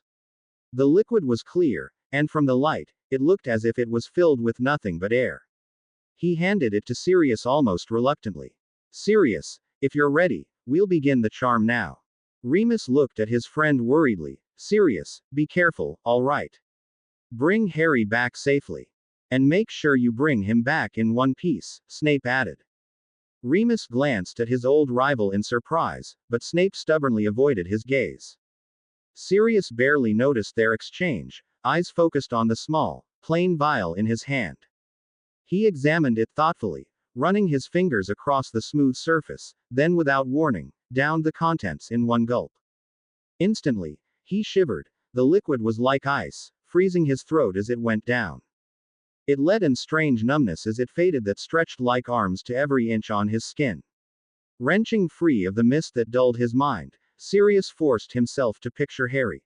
That first Quidditch game he saw that night in the rain. That night at the fireplace just before the first task when Harry blurted out all his worries and doubts. That day in Dumbledore's office when he bore an empty haunted look like the world just crashed around him. Distantly, he felt his body growing limp. An odd, floating sensation overtook his senses, like all the troubles lifted and he was freed. He was leaving. He was going to bring Harry home. Harry stared at the man who could have been a carbon copy of himself, if it wasn't for his chocolate brown eyes and smooth forehead. His hair was as wild as ever, tousled by the strong winds and standing in every angle imaginable. His eyes were wide behind round-rimmed glasses, eyes fixed on Harry unblinkingly. Harry, he said again. He lifted a trembling hand to his face, almost as if he was afraid he would vanish in a moment's neglect. Harry stared back at him numbly, still a bit dazed. Never in the past few days did he ever dare to dream of seeing his parents here. He never wondered. I don't believe it, James whispered. Sirius always joked that you'd look just like me when you grew up, but we never took it seriously. He broke into a wide smile, looking at Harry as if he wanted to memorize every detail on his son's face. You look exactly like me, a bit shorter and skinnier though. Harry wasn't listening. He could only stare at his father's face, thoughts whirling through his head. His father was here. He was here. After all those years of wishing, he was finally here. Harry could feel his eyes watering again when he threw his arms around the taller man's neck, the fire in his still sore arm forgotten as he buried his face in the thick folds of the cloak. Dad, he choked out. I missed you. James returned the embrace tightly, the awkward tension between them shattered. He looked at his son sadly, patting him reassuringly on the back. I'm so sorry. I had no idea it was you, he said, touching Harry's shoulder hesitantly. Why didn't you just tell me who you are? Harry shook his head. I didn't know. James sighed, tucking Harry's head under his chin and running his fingers through the unruly locks, a gesture so reminiscent of Sirius that it made Harry shudder. I didn't believe it, James whispered, mostly to himself than anyone in particular. None of us believed him at first. Lily was so angry. She was almost crying, telling him that it wasn't true. But the trees said the same thing, and we've been looking for you ever since. How could you die? Harry drew a sharp breath, face still hidden in his father's robes. I'm sorry. I threw it all away, he whispered, his voice amazingly steady despite his tears. James looked concerned. What are you talking about? What you did for me. What Mum did for me. Harry pulled away, wiping his eyes and looking at the ground. James sighed, sadness traceable in his features. He placed a reassuring hand on Harry's shoulder and bending down to face him. You never asked for any of this. It was never in your control. We are just upset that you had to die, he frowned, taking in the bloodstains on Harry's worn, oversized clothes. He touched the still purple fingerprints on Harry's neck hesitantly. Who did that to you? He asked, anger brimming in his voice. Harry paled, standing up quickly and trying to cover the streaks with a hand. How could he explain it? He wasn't sure James's would understand if he explained Sirius had tried to kill him under Voldemort's control. Sirius was already guilt-ridden with his best friend's death. He didn't need James blaming him for this as well. It wasn't his fault, Harry finally blurted out. It was the Imperius curse. James looked doubtful, but his son's reaction worried him. He was like a frightened child, clamping up and withdrawing into his shell at the slightest disturbance. Harry, it's okay, he said gently. You don't have to tell me right now. Let's find someplace warm. Harry nodded, giving James a sad smile that twisted his stomach. There was a lingering gloom in his features no matter what his son did. What happened to him? James pulled off his cloak and wrapped Harry in it tightly, despite his son's protests. He waved his wand to dim the bright light, and led the way down the rocky mountainside quickly, steps firm and sure. He was familiar with all the paths that led up the cliffs. James kept the shorter boy close, steadying him after he stumbled a few times. He was afraid to lose Harry after such a long absence, but at the same time, upset that he would be condemned to such an early death. Harry didn't deserve that, James thought angrily, as he gripped his son's hand tighter. James paused at an innocent-looking pile of rocks, Harry crashing into him at the abrupt stop. He raised his wand and whispered a soft spell, lighting the tip with a dim light.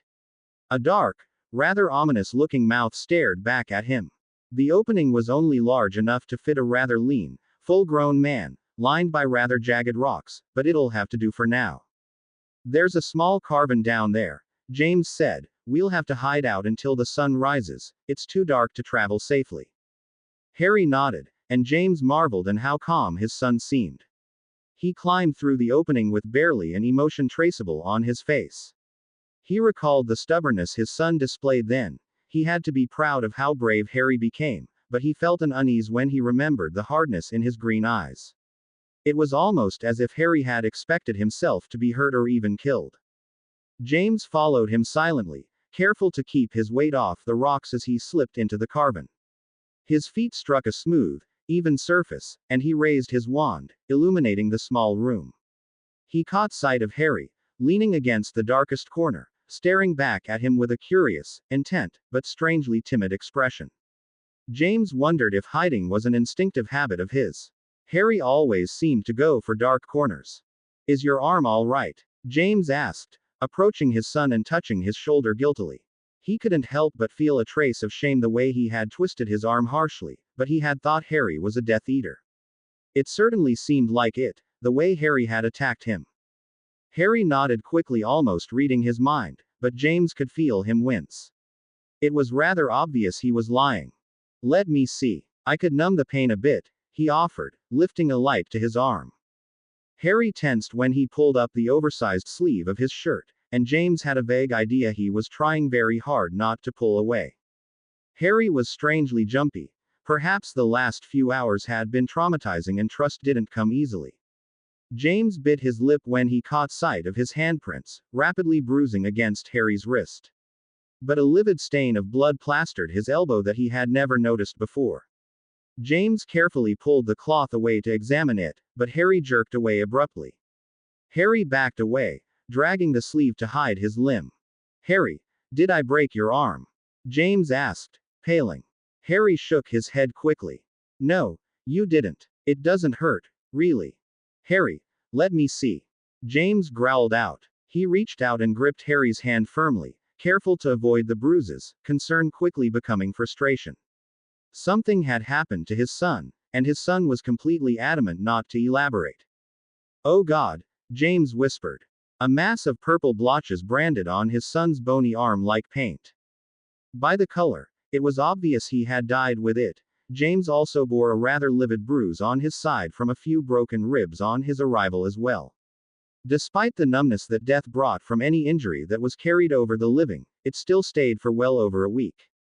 But at the fingerprints that littered the whole length of Harry's arm, it was as if someone had grabbed it and snapped the fragile limb like a stick. Who did this to you? James asked softly, gingerly touching the discolored skin. Harry tensed, looking tempted to tear his arm out of his father's grasp. He pulled his sleeve down, futilely trying to hide the bruises with his head downcast. James turned his head to face him, refusing to break the gaze. Harry, tell me. Voldemort, Harry softly, catching the brief flicker in his father's eyes. All this was Voldemort's doing. No one else could be blamed. James could feel his stomach churn at Harry's explanation. His son was killed by the Dark Lord. After all those months of fear for Harry, in the end, they still failed. Slowly, he glanced at his son's face, catching for a moment the demons that lurked beneath his eyes. What happened to you? James whispered. Harry was silent for a long time, expressions unreadable. But when he spoke again, there was a tremor in his voice, and a watery brightness in his eyes. Can we talk about something else, please? Harry, were you trying to avoid an enemy back there? At the tone of Harry's voice, James realized that he was trying hard to divert the subject. But Harry seemed so uneasy, James was afraid to pursue the subject. He was going to find out, James told himself firmly. But only when Harry was ready. He would wait until his son trusted him with everything. There are some of Voldemort's former supporters here. Lily and I were worried that they would come after you. I was afraid they already got to you. There are some ex-Death Eaters who aren't too happy. They want me dead? Harry asked. James was surprised to hear his son amazingly calm.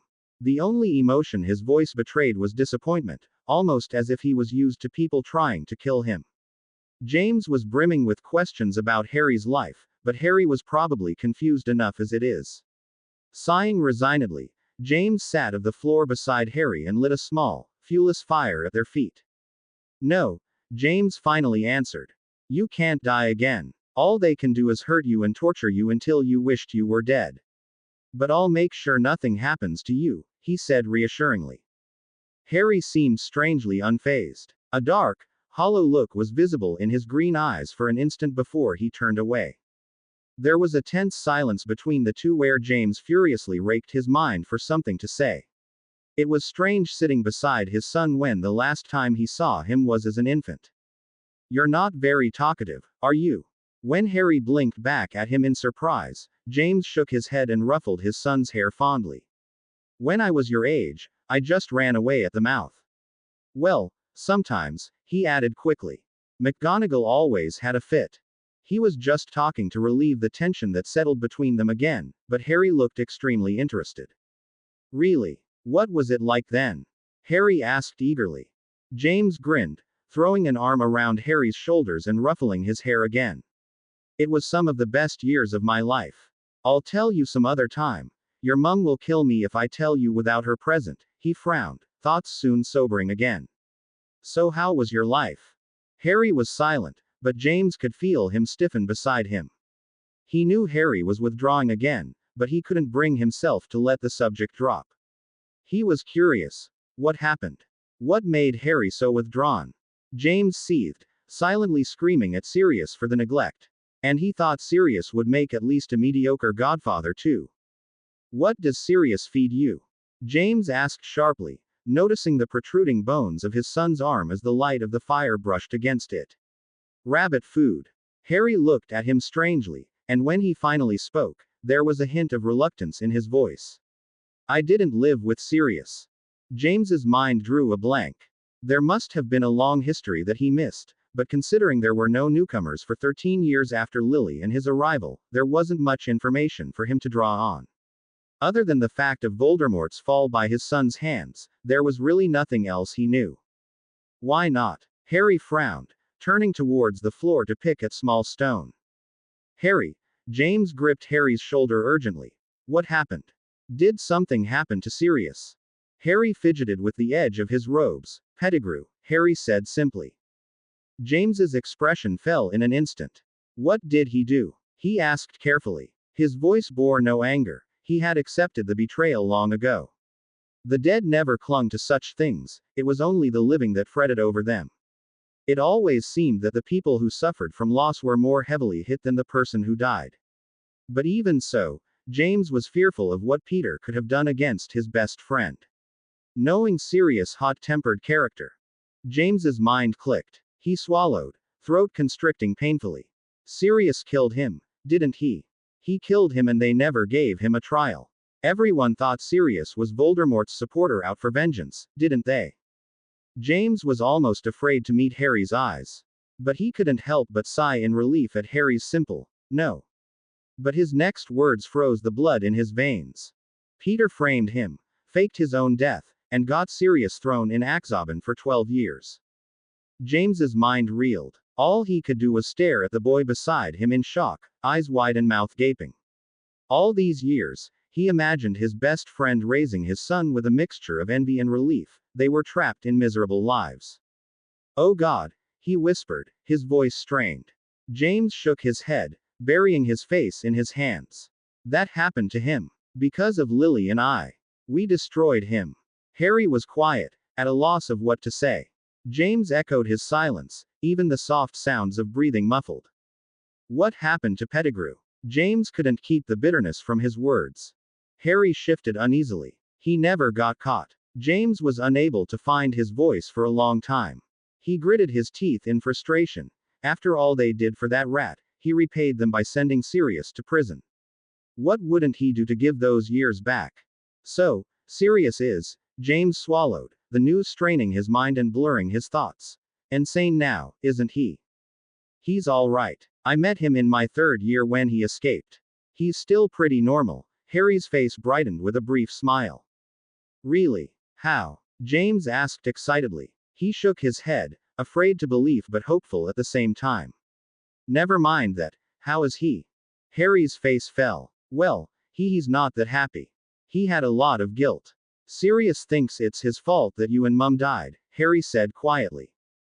James's head snapped back up. He believes that. Harry nodded, face shadowed in the dark. James sighed, rubbing his face angrily. What wouldn't he give to get out of this dump? What wouldn't he give to just see his best friend again and pound some sense into his head? How's Moony, then? James asked, a bit fearful of the answer. He's all right. He was a professor at Hogwarts for Defense Against Dark Arts for a year, but I don't really know what happened after that. James smiled wistfully. That sounds like Remus. He was always the sensible one, stays on his feet no matter what's thrown at him. Harry nodded, looking thoughtful. What about you? James asked, watching Harry carefully. That seemed to silence instantly Harry. He stared at his father with a hard emerald gaze that made James uneasy. Harry's eyes were Lily's to the exact shade, and yet, they were so different. Harry's were restrained, almost icy in their calmness. Every gaze seemed to pierce him right through. Harry frowned. He seemed to be mentally filing through his memory and filtering out anything he didn't wish to share. I lived the Dursleys. What? James's thinned his lips into a tight line. I can't believe Dumbledore did that. I mean, he kept saying that keeping you with Lily's relatives are the safest because of the blood protection, but I never thought he'd follow through with it. What did they do to you? Run you around the house with chores? Throw you all their broken junk? Lock you in a cupboard? James couldn't control the fury, then ran away with all the horrible images that his mind conjured up with his son's 10-year stay with his relatives. Harry drew back further into the shadows, alarmed by the anger that permeated through his voice. If James had known how close he struck his mark, Harry could hardly guess what his reaction would be if he knew. It wasn't too bad there, Harry mumbled. James sighed, exasperated. Harry, are you ever going to tell me anything? Harry turned to him with another searching gaze. If I told you everything you just said were true, what would you do? James grinned, but it faded quickly when he realized Harry was dead serious. Well, I would wring Vernon's fat neck and burn down their house for revenge. But I can't really do that, can I? James sighed, rubbing his face. I don't know. I can't imagine what I would do. I mean, sleeping in a cupboard is just ridiculous. Harry snapped his jaw shut with an audible click. It was all right. I learned a lot with them, Harry said with finality. Harry. James couldn't hide the frustration leaking into his tone.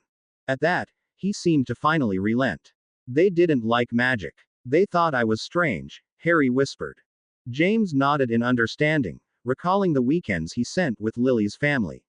There was a sharp stab of guilt as he pulled his son closer and trying to smooth out the hair he just ruffled. Harry, I'm sorry. I'm sorry for not being there. I'm sorry for what you had to go through. Harry shuddered at those words, and when he spoke, James was surprised to hear a tremor in his voice as if he was desperately holding back sobs. You're sorry too. He choked out. Sirius is sorry. Dumbledore is sorry. I think Professor Lupin is sorry too. I wish you could all just let it go. It doesn't really matter anymore. If it wasn't for the rather grim situation, James would have laughed aloud at Harry's title for Remus. Instead, he frowned, slightly baffled by Harry's words, but disturbed nonetheless. Harry, what do you mean? Harry shook his head and pulled away, wiping his eyes angrily. My death. Sirius thinks my death is his fault. He thinks I died because of him. That isn't true. Harry paused, his words faltering slightly. No, a small part of it is, but not in the way that he thinks. It's not his fault, because Harry's voice drifted, and James could almost see him withdraw behind the wall. Harry shook his head, turning towards him with a small smile. It doesn't matter. I'm glad I'm here now. Harry, you shouldn't think that, James said, holding Harry's gaze firmly. We were all upset that you had to die. You should have had the chance to live your life. It wasn't that wonderful, Harry murmured bitterly. James was silent, worriedly looking at the boy. Harry was so different from what he imagined. From all the stories he heard, Harry was a confident, almost arrogant boy. He was self-assured, ready to take anything anybody threw at him. James had felt pride at his son's achievements then, glad that Harry had managed even without the guidance of his parents. But something told him that story was too idealized to be true. But he had hoped. Even so, he never imagined Harry to be so haunted. How did it happen? He finally asked, looking at the flickering fire. Harry stared at him for a long time with an almost calculating look. It wasn't Sirius' fault, he said finally. Voldemort caught him and tried to use him as bait. They tortured him for weeks. James growled, the knuckles on his fist turning white as he gripped his robes in anger. That sounds like something that bastard would do, James scowled, flicking at a rock, but something seemed to click in his mind. His head snapped up and he looked at Harry in alarm. You went even though you knew it was a trap, didn't you? Running off with foolish thoughts of rescuing him. If you were in that same position, you'd do that too. Harry said quickly, voice trembling. I knew it wasn't going to work. Harry stopped abruptly. James had the idea he wasn't going to give any more details. Harry, what did you do? Harry answered with silence, despite the intent stare James was giving him. Realization and understanding dawned on him, and James could feel his stomach fill with ice. No, he reached forward and Harry gripped him firmly by the shoulders, forcing him to meet his gaze, anger, frustration, and sadness filtering through his mind. Harry, you idiot. You went even though you knew you were going to die, weren't you? James whispered harshly. Do you have any idea what you've just done? Sirius is going to be torn. He's never going to forgive himself. You might as well have killed him. I know. Harry stood up quickly, looking pained. James was surprised to see tears brimming in his eyes. I just wanted him to be alive. But James didn't seem to hear the last words at all. He looked at Harry, gaping. You saw. I saw Sirius, right after I left the woods and before I came here. James jumped to his feet. You've seen Padfoot. You can leave this place. Harry nodded, a bit alarmed at his father's reaction. We're not supposed to. A loud shatter drowned out whatever James was going to say next. Instinctively, James grabbed his son and tried to shield him from the sharp splitters of rock, his free hand gripping his wand tightly. Without waiting for the smoke to clear, James pointed haphazardly towards the entrance and shouted. Stupefy. There was a grunt, and the sound of something heavy falling. Expelliarmus. James's stomach sank when his wand tore out of his hand and vanished in the thick smoke. He pulled Harry towards the fall wall, cloak and all, trying to keep him out of any curses that may come his way. Give us the boy, came a cold, hard voice. Despite himself, James could hear rising at the back of his neck. He remained silent, pulling Harry into a protective embrace. Quick, I'll distract them. Don't move from here, okay? He whispered. The smoke burned his eyes and made it impossible to see his son's reaction. Distantly, he could hear words of protest, before he flung himself towards the sound of voices. Harry tried to cry out, tried to stop the father he just found from leaving again. But when James vanished into the thick of the smoke, he couldn't help but wish he could do something. Anything. If only he had his wand. There was a sharp cry, and then a shuffle of feet. "You bastards," came an angry hiss, but the next words were interrupted with a cry of pain. Harry's stomach twisted. "Dad," he called urgently. It was stupid, Harry soon realized. He just gave away his position. Instantly, shadows were on him, cold hands grabbing at his arms. He struck back angrily, the scene too reminiscent of the morning the Riddle House, where a swarm of Death Eaters surrounded him and came close to killing him.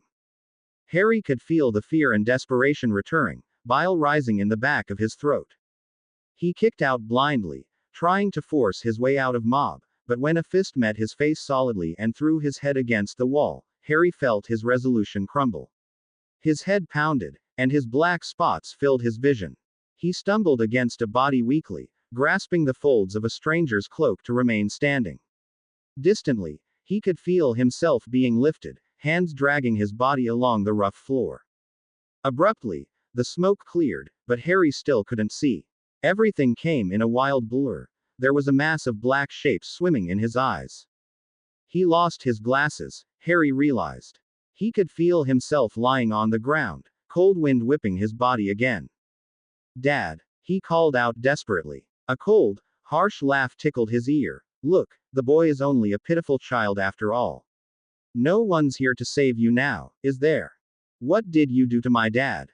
Harry said angrily. "Ah, who knows, I wonder. You know, Potter, Master killed me because of you." A hand grabbed his hair, pulling him roughly to his feet. Harry cried out in pain, struggling to follow the stranger, when something connected with his back and threw him to the floor. The rocks ate into his chest and set fire across his ribs.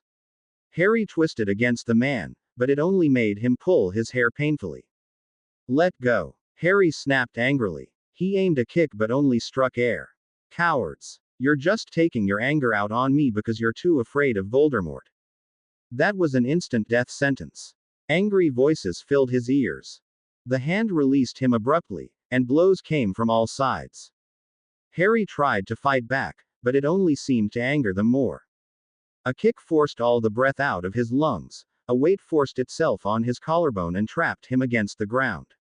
Harry covered his face to shield himself, trying to squirm away from the sharp pain, but the weight on his shoulder kept increasing. There was a dull crunch, and fire, white-hot fire, seemed to lick at his flesh and blood. There was anguished screaming, and it took a while for Harry to realize that it was his own. He couldn't even feel the kicks aimed at his ribs.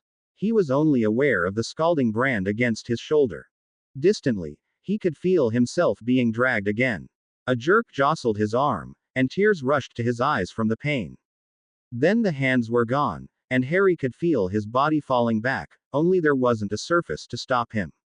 The wind rustled past his ears angrily, the cloak flying in the air. He was falling. Sirius landed abruptly, his feet slipping over the slippery surface of the rocks. He caught the edge of a large projectile to steady himself, looking around him wearily. He was a bit surprised at the sight that met his eyes. He had imagined the place to be full of trees, just as Harry described, but all he saw was a tall cliff, almost vertically stretching upward, and a ground littered with rocks.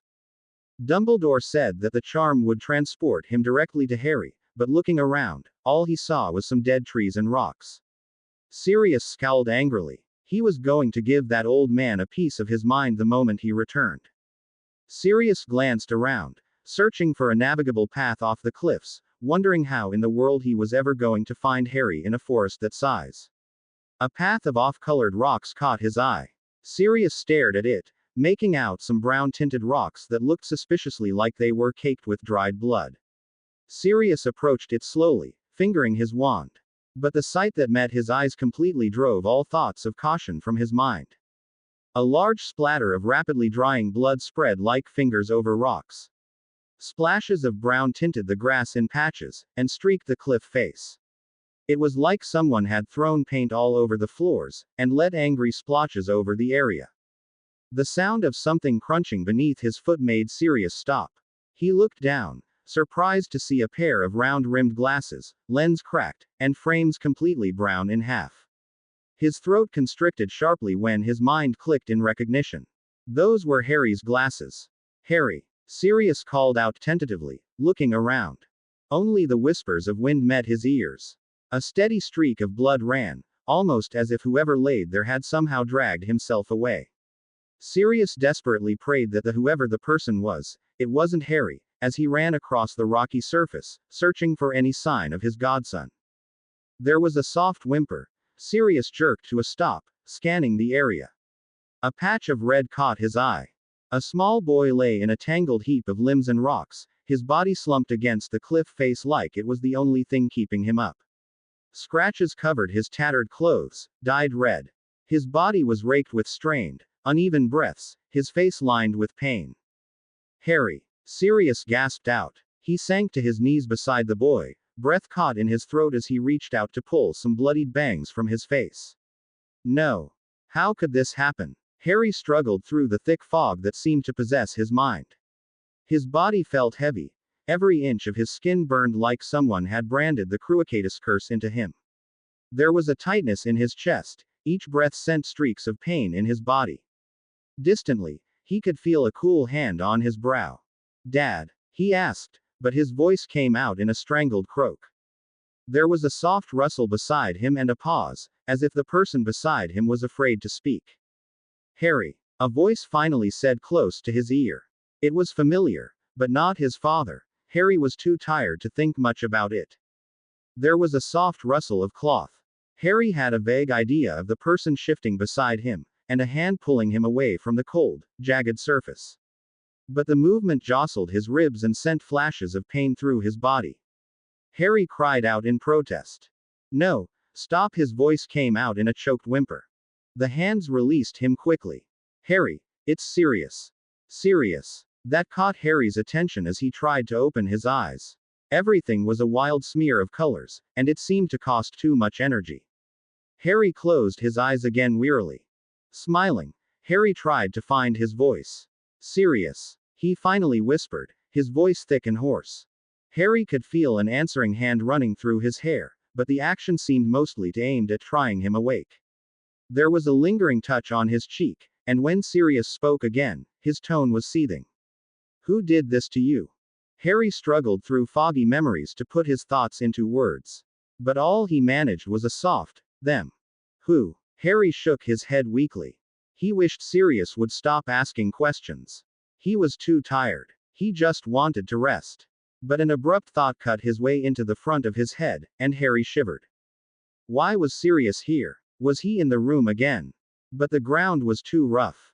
That didn't make any sense at all. Where? Harry choked urgently, trying to open his eyes again. "The mountain," Sirius murmured. He smoothed out the messy hair soothingly. "But I'm going to get out of here, Harry. I'm going to bring you home." Those words came to him thickly. Sirius was here to bring him home. But his home was here. His parents were here. He didn't want to go back to the Dursleys. Harry tried to shake his head in protest. "No," he croaked. "No." Sirius sounded concerned. A hand cupped the side of his face. "What are you talking about?" "Not them Dursleys," Harry whispered, trying to shake his head. There was a soft sigh. "Harry, you're not going back to them again. You're going to stay with Remus and I, okay?" Harry frowned, trying to make sense of his words. How could he stay with Sirius? He was still on the run. It was easier if he just stayed here with his parents, out of the way, not causing any trouble. How could he explain? How could he make him understand? Harry shook his head, feeling a bit numb. Sirius' voice was sounding more and more distant and muffled to his ears. "No, don't understand," he mumbled, words beginning to slur. There was a stunned silence. Harry could barely feel Sirius stiffening beside him. The heaviness in his body was slowly turning into numbness. His eyelids felt like solid weights, begging to fall down, and his body felt devoid of muscle. His body was screaming for rest. More than anything, he just wanted to lie back on the bed and sleep. Too weary to fight, he simply submitted to the darkness at the corners of his vision. When Harry fell limp again, Sirius could just stare at him dumbly in shock. Harry's words replayed in his head like a broken record, over and over again. No, don't understand. He didn't want to go back. Harry didn't want to go back. Through the past few days, Sirius always imagined it as being a simple task. All he needed to do was find Harry and lead him home. Never in his wildest dreams did he ever think that Harry actually wanted to die. Harry, do you have any idea how miserable you're making us all? People are counting on you. They need you, Sirius whispered angrily. Harry made no sign of having heard him at all, leaning weakly against the jagged wall. But perhaps that was why Harry wanted to get away. With all those impossible expectations, Harry was crushed against a corner. His life was hung on strings. He couldn't go anywhere without people either hating or admiring him.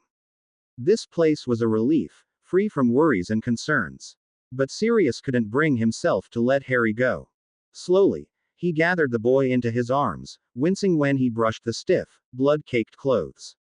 Harry needed medical care, but there was no way he could give it to him. He needed to get him out, or find help quickly. A small shower of dirt and rocks caught Sirius' attention. Looking up, a shadow of a man came into view. Instinctively, Sirius pulled into the shadows, trying to keep his godson hidden, but that obviously wasn't enough. There was a sharp gasp, and then, Harry. The voice was familiar, but Sirius couldn't place it. It stirred thickly in his memories. There was a loud thump, as if he had just jumped down from some distance above, and rapid footsteps approaching. Harry. The man called desperately, running towards the large patch of dried blood. Sirius tried to back away out of sight, but Harry made a small moan of pain. The man spun around, face hidden by the overhang of dead branches that partially hid Sirius from view. From the angry stance of the man, Sirius didn't need any more convincing to draw his wand. Harry made a small sound of protest as his body was jostled, and the man echoed it with a cry of fury. Put him down. The man hissed angrily. Instinctively, Sirius pulled Harry closer, wrapping him with a fold of his cloak. Without warning, a streak of white light brushed his hair and sent strands of razor-sharp rocks raining through the air.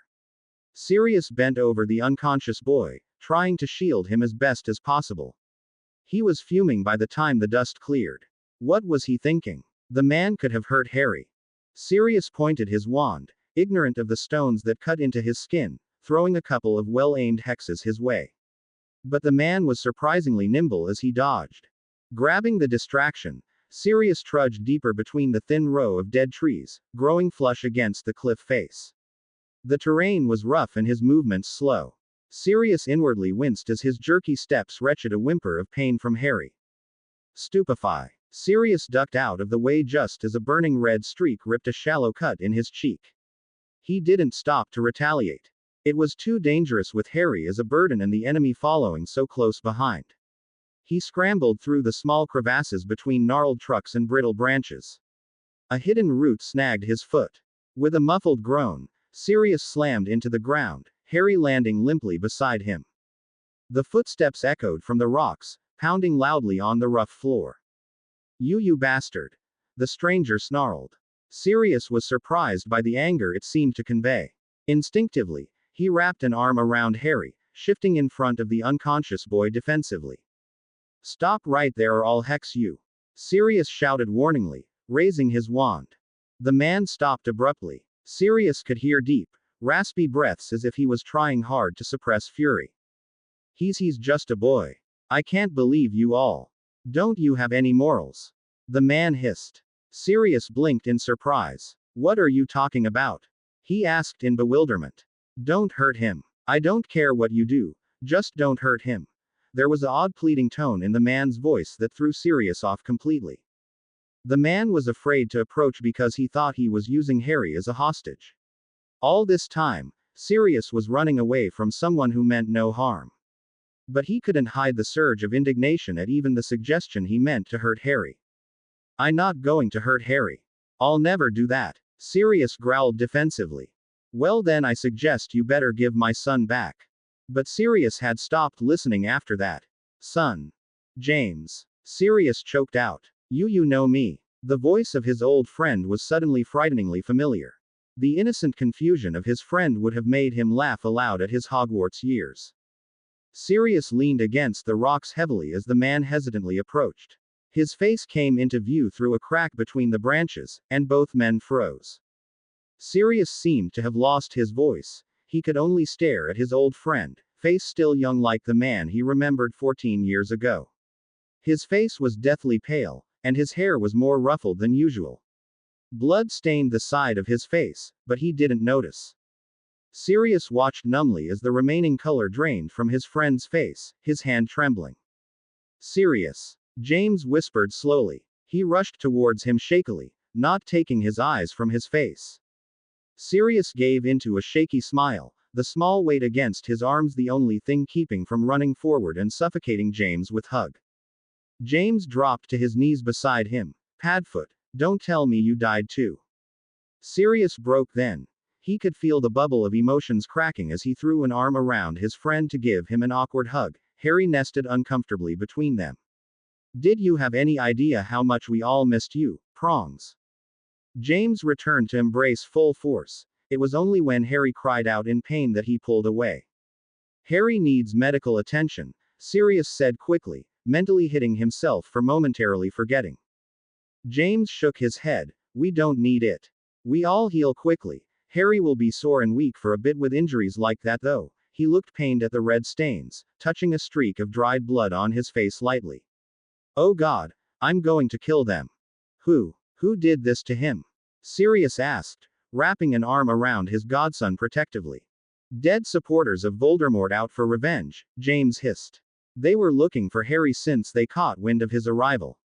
They cornered us last night and knocked me out. I just woke up a few minutes ago. He's just a child. God, I am going to kill them, he scowled angrily. Sirius sobered, any semblance of a smile stolen when he heard James's explanation. He contemplated Harry's peaceful countenance, marred only by the bold blotches of dried blood caked on his face. These troubles seemed to follow Harry everywhere, plaguing him even in death. The poor boy was doomed not to have a moment's peace. James was silent as well. But another thought clouded his face and he stared at Sirius with concern. Padfoot, how did you die? Sirius shook his head. I didn't. I came here with a charm to get Harry. He gave his friend a brief summary of Dumbledore's words, and when he was finished, the James was speechless. He shook his head, smiling with a mixture of relief and hope. So Harry can still live, he said, pulling some strands of hair from his son's face, fingers lingering on the oddly shaped scar. Sirius sobered. James, Harry doesn't want to go back. I think he wants to stay here with you and Lily. That's bull, James said with disbelief. How can Harry want to die? Sirius sighed. I'm sorry, James. I did a terrible job taking care of him. Harry's life was nothing short of miserable there. I'm not surprised he wants to stay. But he's in danger here. James shot back, standing up sharply. He can't stay. He'll be constantly preyed on. James, Harry's preyed on back there too. Only a month ago, Voldemort kidnapped him, and he barely escaped alive. Harry probably was hit by more Cruciatus curses in a year than you in your whole life. Not to mention the kind of treatment he gets from the Dursleys. Maybe it's better for him to stay here, where he has a family who can be there for him. Sirius didn't know why he was suddenly trying to convince James to let Harry stay. But as he spoke, he couldn't help but to admit Harry would be happier here. Perhaps it would be better if he just let Harry go. James had gone still at Sirius' words. He stared at his friend, eyes wide, but it soon became clouded with pain and regret when he looked down at his son. That happened to him? He asked softly. I noticed Harry was really silent last night. He looked almost scared, he sighed, sitting down beside his friend heavily.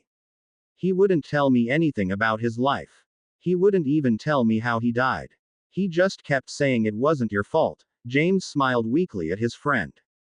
Harry is very fond of you. Sirius choked, vision blurring in his eyes again. He pulled Harry closer, resting his head on the mop of wild hair, a habit that somehow stuck 3 days ago. It was my fault, Prongs. Harry died because he took the Avada Kedavra for me. What? James asked softly, making an obvious effort to restrain himself. He sat up stiffly to meet Sirius' gaze. His brown eyes were hard with a mixture of anger and disbelief. Sirius turned away, unable to face his friend. How could he? He had killed James's only son when all he ever asked from him was to keep him safe. He had shattered everything. Sirius. James seized Sirius' shoulder, twisting him around to face him. There was a frantic glint in his face, his voice harsh. Tell me what happened. Sirius averted his gaze, unable to meet the piercing eyes. After years of friendship, he repaid them by talking their lives and sacrificing the life of their only son. He could only guess the thoughts of anger and treachery passing through James's mind. I was stupid, I was careless. I got captured only a week after the tournament, Sirius said, almost to himself. Harry dreamt about it, he knew where I was. He knew I was in trouble. He hid his invisibility cloak and broom and let himself get caught so he could trade himself for me. Sirius choked on his words, hiding his face in Harry's hair. It was like he was back at Remus' guest bedroom with Harry's icy body in his arms. But I didn't leave. Voldemort fought him. Harry was completely outnumbered, and I couldn't do anything. I probably made things worse. Beside him, James froze. The knuckles around his fist were white and bloodless as he clutched his wand. You know what I did, James. Sirius whispered. I tried to kill him. I broke his arm and tried to choke him, and he almost died. Even Harry's stronger than me. He would have resisted the Imperius curse easily, but me. I completely fell under it. By the time I broke it, he could barely move. And then he died when he blocked the killing curse, all to save me. James, it was completely my fault. All the color drained from James's face. The hand against his shoulder slacked, and all the strength seemed to sap from his body. He sank back down heavily. James was silent for a long time. He was afraid of speaking, fearful that his words would betray that hidden frustration. He kept his expression unreadable as he stared out at the trees below. There was a tense silence between the two, where James stared out unseeingly from the cliff, and Sirius held Harry close to him, both lost in their own thoughts. A soft moan caught their attention. Harry shifted slightly, cracking an eye open. Harry? Sirius asked tentatively. Harry squinted, turning his head in his godfather's direction. His voice sounded strained as he spoke, and he coughed weakly. Glasses. Here. Sirius shuffled through his pocket, drawing out a handful of plastic and broken glass. They were repaired with a tap of his wand, and he slipped them on Harry's face. Harry blinked as the world came sharply into focus. He looked around disorientedly for a minute before his eyes widened in shock. Sirius. He gasped out, struggling to sit up.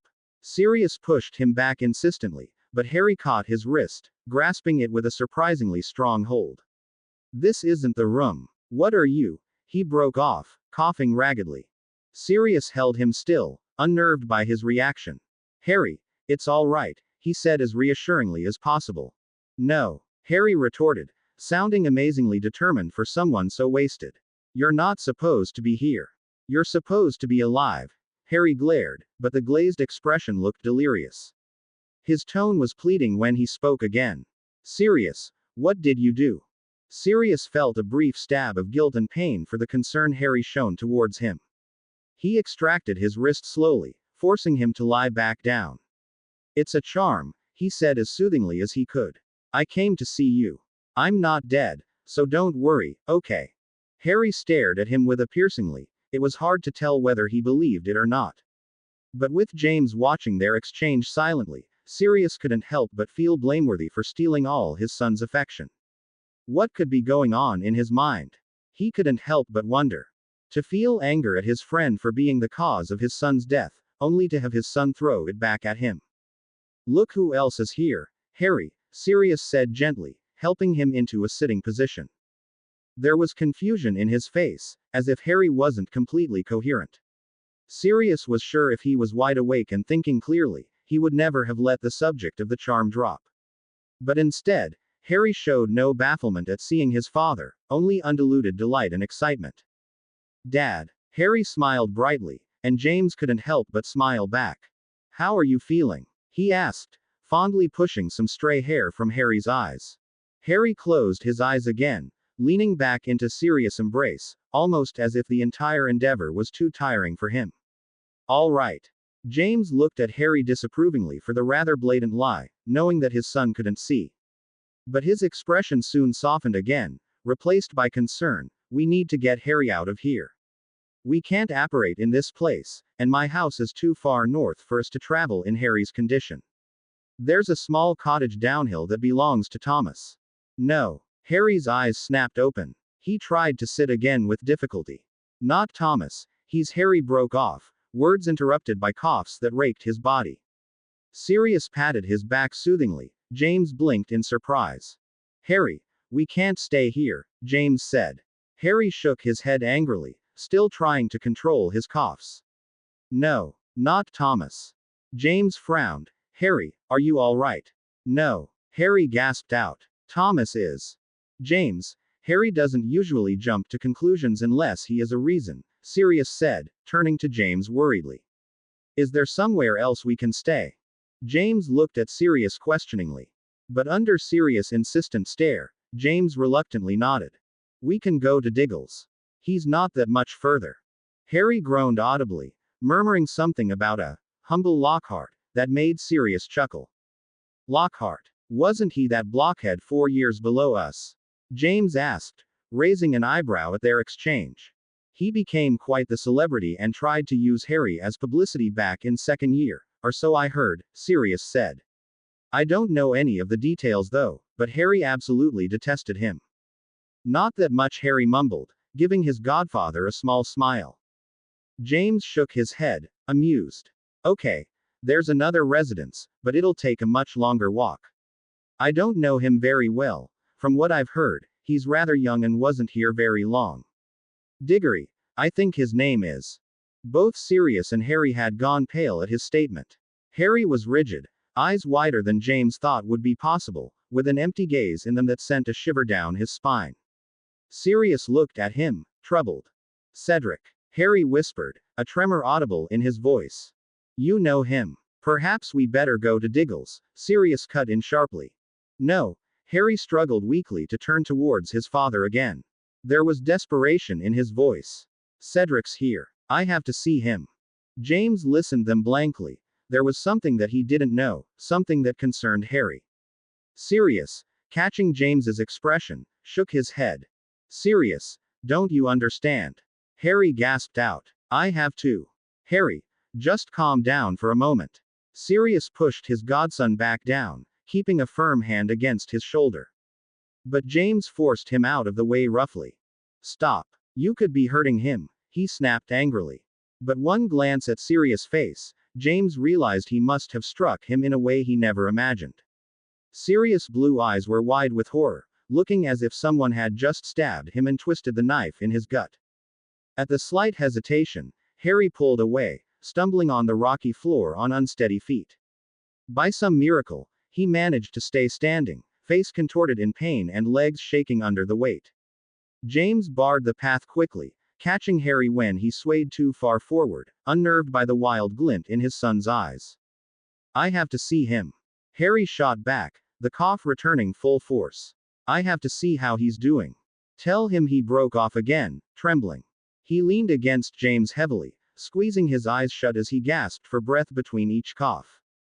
Harry, stop, that's enough, Sirius looked at him with concern.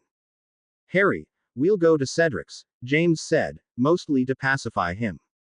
Harry nodded jerkily, face buried in James's robes, breath coming in short gasps as he trembled with the force of his coughs. Sirius patted his back soothingly, but it seemed only to aggravate him. Sighing in defeat, James drew out his wand and Harry fell forward lifelessly. Harry. Sirius practically shoved James aside as he caught his godson, looking at the closed eyes and limp body with alarm. Padfoot. It's okay. It's just a sleeping charm. It'll wear off in an hour. James picked himself off the ground, pointedly glaring at his friend. Sirius relaxed visibly, and James couldn't help but catch the look of complete and pure affection as if each child he held was his own son. Harry was important to him, much more important than himself in his eyes. Sirius had never wanted Harry to die, but it was never within his own control. And yet, James bit his lip, unable to hide a flicker of anger towards his friend for failing to protect the one person both he and Lily died for. They had begged that of him.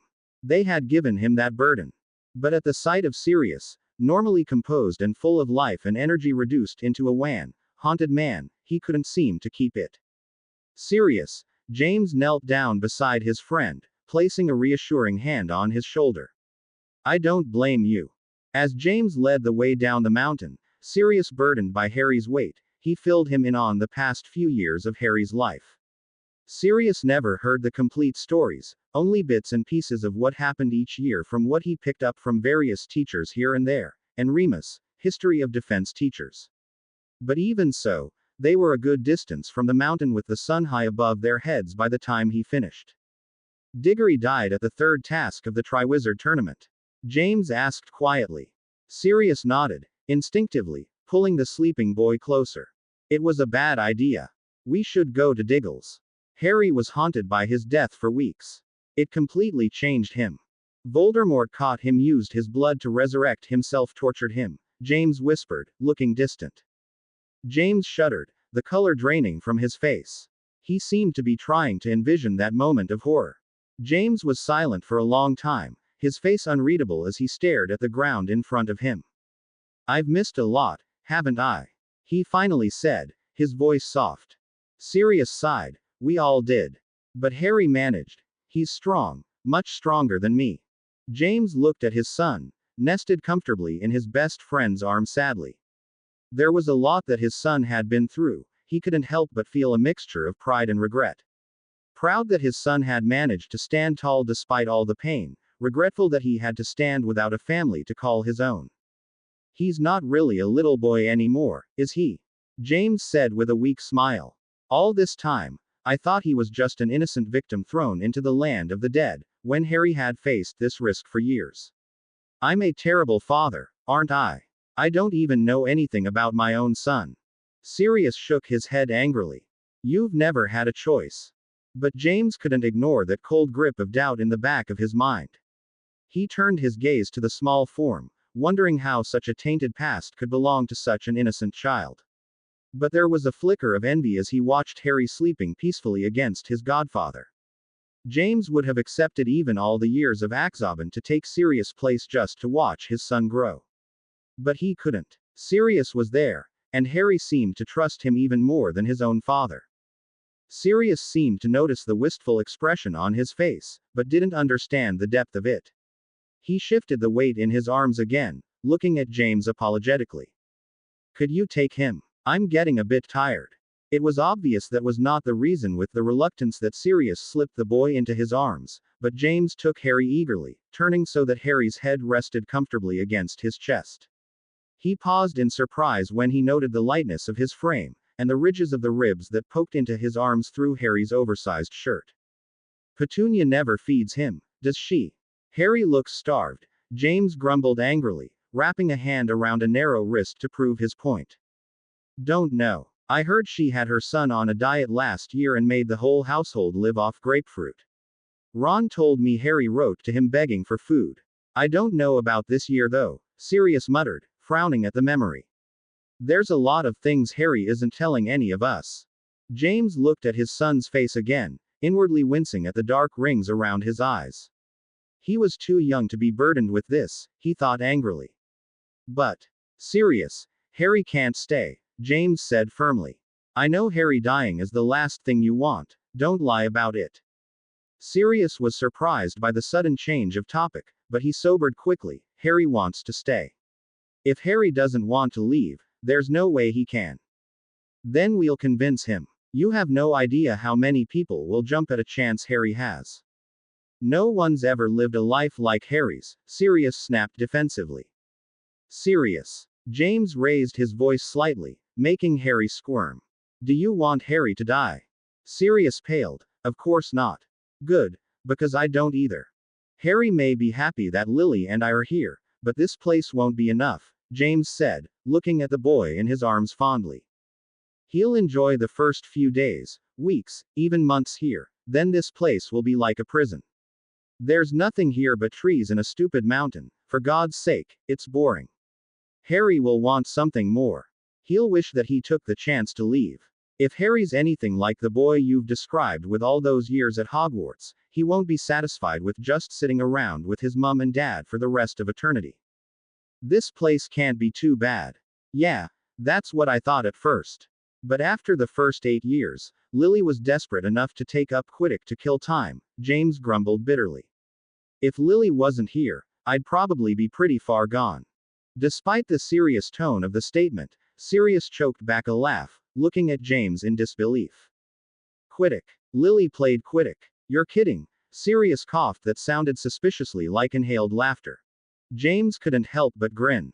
She was bored. James shook his head at the memory, expression darkening again. Sirius, promise me you'll bring Harry home. Sirius returned James's gaze unwaveringly, but hesitated to answer. Finally, he nodded, eyes dropping from James's face to Harry, still peacefully sleeping. I'll try, he said softly. James nodded, satisfied with his friend's response. But don't keep reminding him, James. You'll make Harry feel obligated to do something rash, Sirius added, giving his friend a glare. Is Harry really that? James trailed off when Sirius sighed. You have no idea, James. And the scary part is you won't know until Harry's already done it. Sirius rubbed his face in frustration. Harry's never had a parental figure in his life, and he isn't used to sharing his secrets. He really wants a family, James. You and Lily are the people he saw in the Mirror of Erised. Really? James asked, but his voice had a violent tremor that logged the word in his throat. James hugged his son closer, watching the youthful face that hid a mature young man from sight. He couldn't help but feel a sense of relief at how much he meant to his son even at his absence. James, Sirius spoke up suddenly, blue eyes unusually serious. Did you ever hate me for taking my suggestion? Did you ever regret making Wormtail your secret keeper? Did you ever blame me? Those words were unspoken, but it hung silently between them. How much did that haunt him? James wondered. How many times did he ask that over and over again in his cell? The years of acquaintance had given him a full understanding of Sirius' character. His friend took every insult on him as his own. He must have been furious when they died, driven almost to insanity so that revenge was the only thing he dreamt of. He could hardly imagine what life was like for him those days, and the years after. James sighed inwardly. Did Sirius ever understand? Those hours after his death, he tortured himself endlessly with worry. Fear for Sirius. Well-being, knowing how his friend could be lost without him. Guilt for Remus, forever doubting him. He hadn't even thought about Peter. True, he felt betrayed, but it wasn't blind rage. His worst loss was his son, never his own life. He had always wondered why Harry never came. He had always hoped, and when he heard the story 13 years later. James met his friend's gaze unflinchingly. Sirius, it was a good thing that we made Pettigrew our secret keeper. What? Sirius growled out, eyes narrowing with disbelief. No, look at it from my point of view. If you had been our secret keeper, would that still mean we'd be alive? You could have been tortured to death.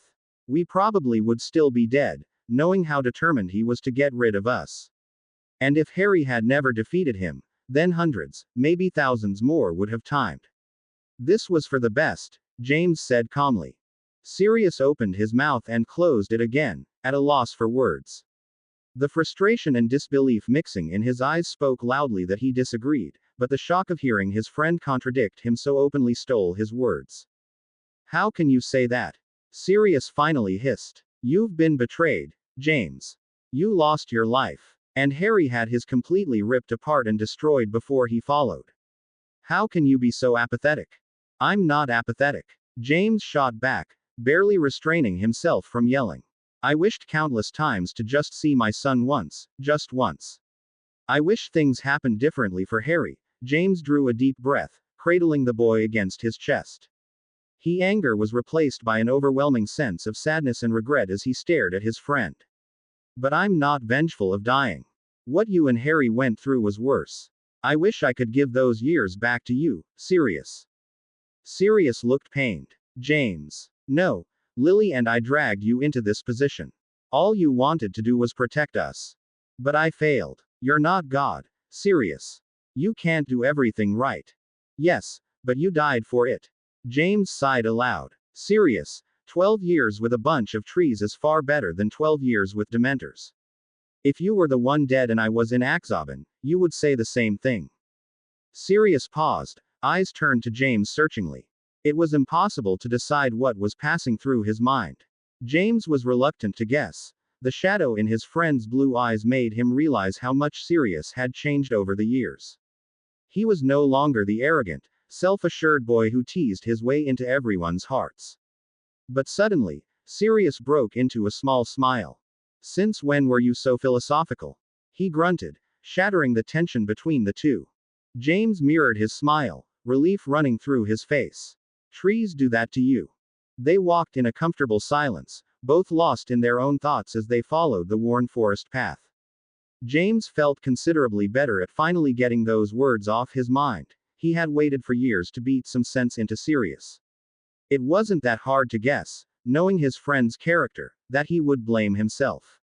But James had to wonder if any of those words made its way into Sirius' stained conscience. James watched his friend out of the corner of his eye, catching another worried glance that Sirius threw at the small form nested in his arms. James had to smile at the blatant concern he displayed to a child completely not his own. You should get married, Padfoot. Have some kids. I think you'd enjoy fatherhood, James said quietly. Sirius grunted, like anyone would marry an ex-convict. But you're cleared. Find a girl, have some fun, James grinned, a mischievous glint in his eye. Sirius sighed, shaking his head. Watch it, Harry could be listening. What'll you do if Lily heard? James made a face. You've become an old man. Remember, back then, we always used to say you'd be the first to have a crowd of children. Yeah, out of wedlock. Despite his words, Sirius smiled wistfully. Besides, you beat me to having the first kid. Harry always seemed to like you better though. James made his tone teasing, but a flicker of bitterness stirred in the back of his mind. Harry always seemed to side with Sirius when he was a child, and he seemed to side with him when he was older. The face of his son, twisted with a grimace of pain, but so desperately frightened by the prospect of Sirius dying, sent a stab of pain in his stomach. It was almost as if his own son betrayed him. His godfather seemed more important to him than his father. He shook it away quickly. No, James told himself firmly, Harry should be worried about Sirius. He was afraid he had hurt himself. Sirius didn't notice the pensive frown on his friend's face. His gaze was fixed on the gleaned forest path, glowing golden from the patches of sun. His grin became even wider, probably because I tried to impregnate Lily, and little Harry knew the truth. James made an angry sound of protest, and Sirius laughed, dodging nimbly away in case his friend decided to do anything damaging. But his mouth curved up even more. James glared, considering Sirius thoughtfully. He examined at the sleeping boy in his arms for a moment, before breaking into a sinister smile. Padfoot, catch. Sirius jerked to a stop, almost stumbling. Horrified, he rushed forward. No, James, what are you? I was kidding. You've lost your sense of humor, Padfoot, James said, sighing dramatically. He shifted Harry's weight, nestling him more securely against his shoulder almost as if he was trying to compensate for the teasing at his son's expense. Sirius frowned. Prongs, that's your son. You can't, he broke off, shaking his head. All right, that's it. Give me Harry. I don't trust you with him. Hey, I'm his father, James said in protest, pulling Harry closer possessively. Sirius grunted, still looking determined to steal his godson and the slightest chance. Are you sure? Hey, that's, James sputtered, looking too flustered for words.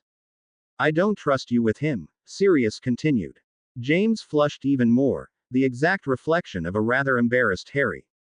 Wait, what? What sort of? James choked on the rest of his words, looking ready to punish Sirius severely. Remember how you almost dropped Harry on the head? Sirius asked accusingly. That was years ago, James argued indignantly. Besides, I caught him. With the levitation charm. He almost hit the ceiling. I was a bit desperate. Okay. James muttered, pressing Harry close against his shoulder. It was rather embarrassing to him for Sirius to bring up such topics, especially those that reminded him of his failure as a father. Those words seemed to whisper just how much he couldn't fulfill in Harry's life, and how much more Sirius meant to him, even as a child. But Sirius knew very little about his thoughts. In the presence of his old friend, the urge to tease him was too great. He didn't realize just how much James tormented himself over it. A gentle breeze rustled the trees and spread patches of sun on the closely cropped grass. Branches stirred overhead, moving strangely against the wind. James stilled, all traces of worry in his thoughts dissipating in an instant. Oh shit. Sirius raised an eyebrow. What? This is bad. What is it? Sirius asked, quickly catching on to the frustrated mood. He turned, scanning the area. The years of hiding had pounded the sense of caution into him, and made him unusually jumpy. We got off the path, James grumbled, scowling at the nearest oak bitterly. Don't worry about it, this happens a lot. Trees here like to move. What? They move every now and then, James said offhandedly. They're pretty good at giving directions, and they really like you, they help guide your way. Sirius threw a few suspicious glances at the trunks around him. You've got to be kidding. They don't attack people, James added quickly. Here, take Harry. I need to take a look around. I think we could be lost. Sirius was momentarily distracted at the prospect of reclaiming his godson. Carefully, James slipped the sleeping boy into his friend's arms so that Harry rested comfortably against him. James was reluctant, it felt almost as if he was giving up Harry to his godfather. James crushed those thoughts away angrily, feeling foolish. Sirius loved Harry like he was his own son. James should be proud. James should be happy. Harry would be in good hands when he returned, so why was he so upset? Don't move, Sirius, James said, shuffling through his robes for his wand. There's probably someone coming this way who's a good friend of them or something. Stay here, I'll just take a look and be right back. It could be one of those annoying people like Diggle or Jerkins who's still convinced that you're guilty. But if you hear any sounds of fighting, take Harry and go. Sirius shifted uncomfortably when James left. The forest suddenly became so much more lonely and grim. Death Eaters. If it were the Death Eaters meeting James on that path, Sirius wasn't sure if he could bring himself to abandon his best friend. But he had Harry to consider, and if Sirius got him hurt again, he was sure that James would never forgive him. Absent-mindedly, Sirius rested his head on Harry's untamed hair, listening to the steady breathing of the sleeping child. A footstep, snapping a delicate twig. Sirius snapped into focus. Harry Ning slightly in protest at the movement. A tall boy, in his late teens, with smooth features and warm eyes blinked at him, hand frozen in his hair where he tried to disentangle a few leaves. His expression soon turned into confusion when he failed to recognize Sirius' face, but they widened when he noticed the bloody bundle in his arms. The boy glanced back at him sharply, and Sirius could almost see the gears turning in his head. Sirius Black, he hissed. Sirius took a step back, reluctant to run but afraid to attack. Wait, let me explain. The boy snarled, face contorted in anger. What have you done to Harry? Sirius almost dropped his godson in shock, realizing how the scene must have looked. A convicted murder, running around with the bloody body of the boy who lived. Sirius quietly pleaded that the teen would listen. No, it's not what it looks. Harry's. Let him go. The boy shouted angrily, his face red and his eyes narrowed. Expelliarmus. Sirius shouted quickly when a murderous light reflected in the younger boy's eyes. The boy made a small sound of protest, vainly trying to grasp his wand as it flew through the air. Sirius ducked when the polished wood came his way, his arms burdened by Harry's weight. Harry made a soft groan, face set in a grimace of pain. The boy was instantly infuriated, rushing at Sirius in blind rage. Sirius barely placed Harry safely on the ground before he was knocked off his feet, the force draining all the air from his lungs. Sirius raised his hands to defend himself, hesitant to hurt the boy, trying to find his breath to explain. A fist slammed into the edge of his jaw, blood rushed into his mouth. Sirius could vaguely make out bits and pieces of the boy's angry whispers. Hurt Harry, his family never deserved any of it, you bastard. He knew Harry. The weight against his side abruptly disappeared. Dazed, Sirius sat up, nursing a sore jaw. James had rushed back when he heard the noise, and pulled the boy off him. He held the struggling boy back, trying to explain the situation. Diggory, Sirius realized. Cedric Diggory, Sirius said, words a bit slurred from the swollen jaw. Cedric bristled with fury, trying to pull away from James. How dare you, Mr. Potter? Why are you trying to stop me? Look what he did to Harry. Cedric. James sounded a bit awkward at the intimate reference to his name. This was a misunderstanding. Sirius never betrayed us. He was never the secret keeper, he was the decoy. Peter Pettigrew was the one who sold us over and framed Sirius for it. He'd never hurt Harry in any way. The boy looked at James with an expression that clearly said, "You're insane," but it soon turned into doubt. He frowned, looking thoughtful. James sighed, "It's a long story, I'll tell you the details later. Last night, Harry was attacked by former Death Eaters, and we're wondering if we could borrow a room of yours until he gets better." Of course, he said without hesitation. Cedric glanced at Sirius uneasily when he gently lifted Harry from the ground, and Sirius could see his hand going instinctively for his wand. Sighing inwardly in defeat, Sirius shoved Harry back into his father's arms. James looked at him quizzically. "That kid's going to blast my head off if Harry even coughs," Sirius said softly, trying to keep his voice low. James frowned. He wasn't used to the treatment that his friend was receiving. He knew that he was framed as a murderer, but actually seeing people's reactions to him was disturbing. "No, you take Harry. I'm going to explain to him," James said firmly, daring Sirius to argue. "Cedric," he called quickly, rushing forward to catch up with the younger boy. "You see." Sirius sighed, tuning James's out. James would be doing that a lot from then on.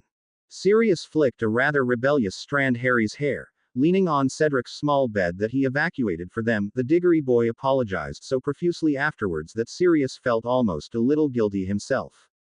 He had been doing that for the past hour or so, when James had left in search of Owl to contact Lily. "Really rare here," he had said.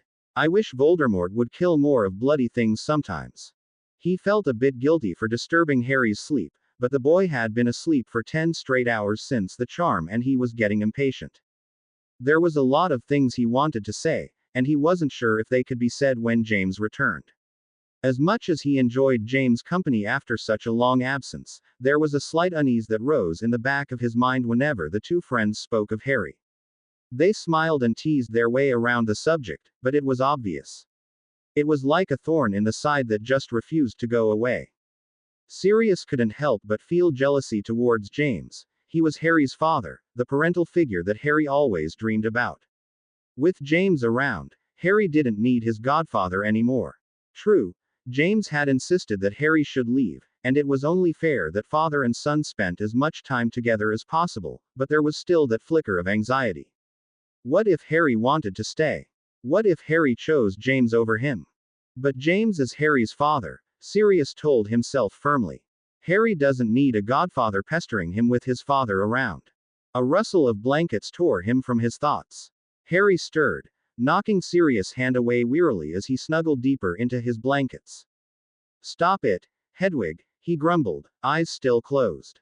Sirius raised an eyebrow, wondering whether he should be relieved or irritated. "I'm not an owl, Harry," he said, giving his godson's hair another tug. At that, Harry's eyes snapped open, looking around in bewilderment. "Sirius." Harry grinned when he caught sight of the man sitting beside his bed. "You're finally awake. I thought James overdid the sleeping charm for a moment," Sirius said, all the previous worries forgotten. "Do you remember what happened?" Harry nodded slowly. "It feels so unreal. Where am I now?" Sirius swallowed uneasily, hesitant to tell. Harry always took Cedric's death rather hard, and he wasn't sure how he would react. But as the expression on Harry's face became more and more worried, Sirius sighed in defeat. "Cedric's place. Cedric," Harry whispered softly. He pushed himself into a sitting position, scanning the small room slowly. "He lives here. How is he?" Sighing, Sirius ruffled Harry's already messy hair. "Cedric is a good kid. A lot of people like him." He's rather defensive of you, actually, Sirius said with a wry smile. Harry glanced at him in surprise. What do you mean? And what happened to your jaw? Harry asked, catching sight a nasty purple bruise that was easily the size on his palm. Cedric attacked me when he saw me carrying you. He thought I was trying to kill you or something. Sirius grinned at the memory. Harry looked aghast. He did that. Harry, Cedric doesn't blame you, Sirius said firmly. The expression on Harry's face was hard to read. He looked like he was struggling with a mixture of doubt, hope, and disbelief. Harry twisted the edge of the pillow, but another thought returned the darkness to his emerald eyes. I know you would say something like that, Harry murmured softly. He looked up with oddly accusing eyes, reaching for his godfather's wrist and grasping it firmly. You were lying, weren't you? What do you mean? Sirius examined Harry's expression in bewilderment. You died, didn't you? You were just saying that because you didn't want me to know. Harry's voice was trembling and a suspicious brightness touched the edges of his eyes. Sirius was torn between irritation and concern for the absolute disregard Harry had for his own well-being. He sighed, watching Harry's hand tense over his wrist distractedly. Harry, I wasn't lying. At his godson's puzzled but disbelieving face, Sirius quickly explained the events of the past few days, the events after his death, the reasons for his coming, and Dumbledore's words. He tried to hold nothing back, but when it came to describing the grief of his best friends, and uproar in the wizarding community, he couldn't bring himself to add even more guilt to Harry's stained conscience. Sirius steered away from it, but he could tell by Harry's darkening eyes that he noticed immediately. Harry was silent when Sirius finished, gaze unfocused unseeingly at a distance. But isn't it dangerous? Harry suddenly asked. What if you can't return? Sirius would have gripped Harry by the shoulders and to try to shake some sense into him if the boy didn't look so pale and tired. He had expected Harry to at least be excited or confused about returning home, but he overlooked it completely. Harry, will you think about yourself for a moment? Sirius said with some amount of impatience. About this whole situation. About you, your parents, your home. Because if there is even an ounce of doubt, then you can't return. So, I'm the one holding myself back? Harry asked timidly. I wouldn't have believed it a few days ago, but now I'm pretty sure. Sirius watched Harry's expression carefully for a reaction. But Harry turned away, picking at the edge of his blanket, purposefully avoiding Sirius' eyes. It seems too complicated, Harry said slowly. I didn't even know what I was thinking then. I'm not sure how to go back. Sirius bit his lip, unsure of how to respond. But he couldn't help but think that all of the burdens and worries Harry had to carry now was the result of him. I'm sorry, Harry. I can't tell you how sorry I am. If I didn't get myself caught, Sirius trailed off, rubbing his forehead wearily. I wish I could make it up to you somehow. You already did, Harry said firmly. You tried to help me. And look what it did. I broke your arm and almost strangled you to death. You were tired. You can't break the Imperius curse if you've been starved for the past 2 weeks. Harry said almost desperately, his fingers on Sirius' arm never relenting. You tried. Sirius drew a sharp breath. The memories that Harry's words brought were crashing down on him. The forgiveness that Harry seemed willing to offer was frighteningly reminiscent of the past at the Riddle house. He couldn't accept it. Harry's ever word of clemency only brought more guilt. Harry, stop, Sirius whispered hoarsely, pulling his arm free and burying his face in his hands. Harry was silent instantly, his emerald eyes wide as he watched his godfather. Sirius' shoulders were shaking visibly, his breaths were ragged and uneven. But when he touched his godfather's shoulder lightly, Sirius jolted out of his thoughts with a startled jerk. Harry had drew back his hand as if burnt at the reaction he incited. Sirius watched him miserably, his eyes saying what words could not. Harry wanted to scream and pound reason into his head, but all he could do was stare back. Why did you do it? Sirius asked suddenly, looking thoughtful. You asked me that before. Yes, and you never really answered it. Sirius sighed, sounding exasperated. I know you don't like to tell people about what you feel or think, but can't you at least tell me? When Harry didn't answer with silence, Sirius pulled away and fixed him with a disapproving glare. Harry shifted uneasily. I didn't want you to die, Harry said finally, his voice soft. I knew you'd be angry, but I really did not want you to die. Sirius sighed audibly, wondering if he should be flattered or furious. His godson could be so dense sometimes. Harry, that's the same thing you said last time. I know. Harry interrupted, anticipating a sharp rebuke. I just didn't think it was fair how you always seemed to get the short end of the stick. You spent 12 years in Azkaban. Even when you escaped, you had to be in hiding, and then you got caught by Voldemort. When you truly needed help, there was never anyone there. He looked extremely uneasy for being so blatant. Sirius sighed again, both angry and frustrated. Didn't Harry realize his words describing Sirius also described himself perfectly? He wanted to grab him by the shoulders and shake some sense into him, tell him that he was worth something, that he was important to many people, that he himself never deserved such a sacrifice. But at the same time, he wanted to hide his godson and make sure he was far away from those demons that haunted him. Why didn't you just tell Dumbledore? Sirius asked, not trusting himself to meet Harry's eyes. I didn't want him to die either. Harry twisted the edge of his sleeve some more before speaking again. I wanted to help you, but I knew if I went, Dumbledore would come after me immediately. He couldn't gather the Ministry and risk you, but he couldn't wait and leave me to Voldemort. He would be in a terrible disadvantage. Then why did you send him that letter? Harry shook his head. I didn't say I was going. I just told him where you were. I thought, in case Voldemort didn't let you leave, Dumbledore would still come to help you. At that, Sirius lost it. He knew Harry placed little value on his own life, as much as he wanted to deny it. But listening to him reason out his actions, Sirius felt a new wave of anger and frustration. Harry, you just barged in there asking Voldemort to kill you. Sirius' voice was raised dangerously, gripping him by the shoulders. Did it even once occur to you that perhaps I didn't want you to die? You thought that giving up your life would make me happy. What the hell were you? Sirius broke off sharply when Harry's face contorted with pain. Stop. He gasped out, attempting to pry off Sirius' hand from his right arm. Sirius released him immediately, anger dissipating in an instant as Harry rubbed his shoulder gingerly, looking a bit shaken. He bit back a fresh flood of guilt when he realized where Harry's collarbone had been shattered. It must be still sore.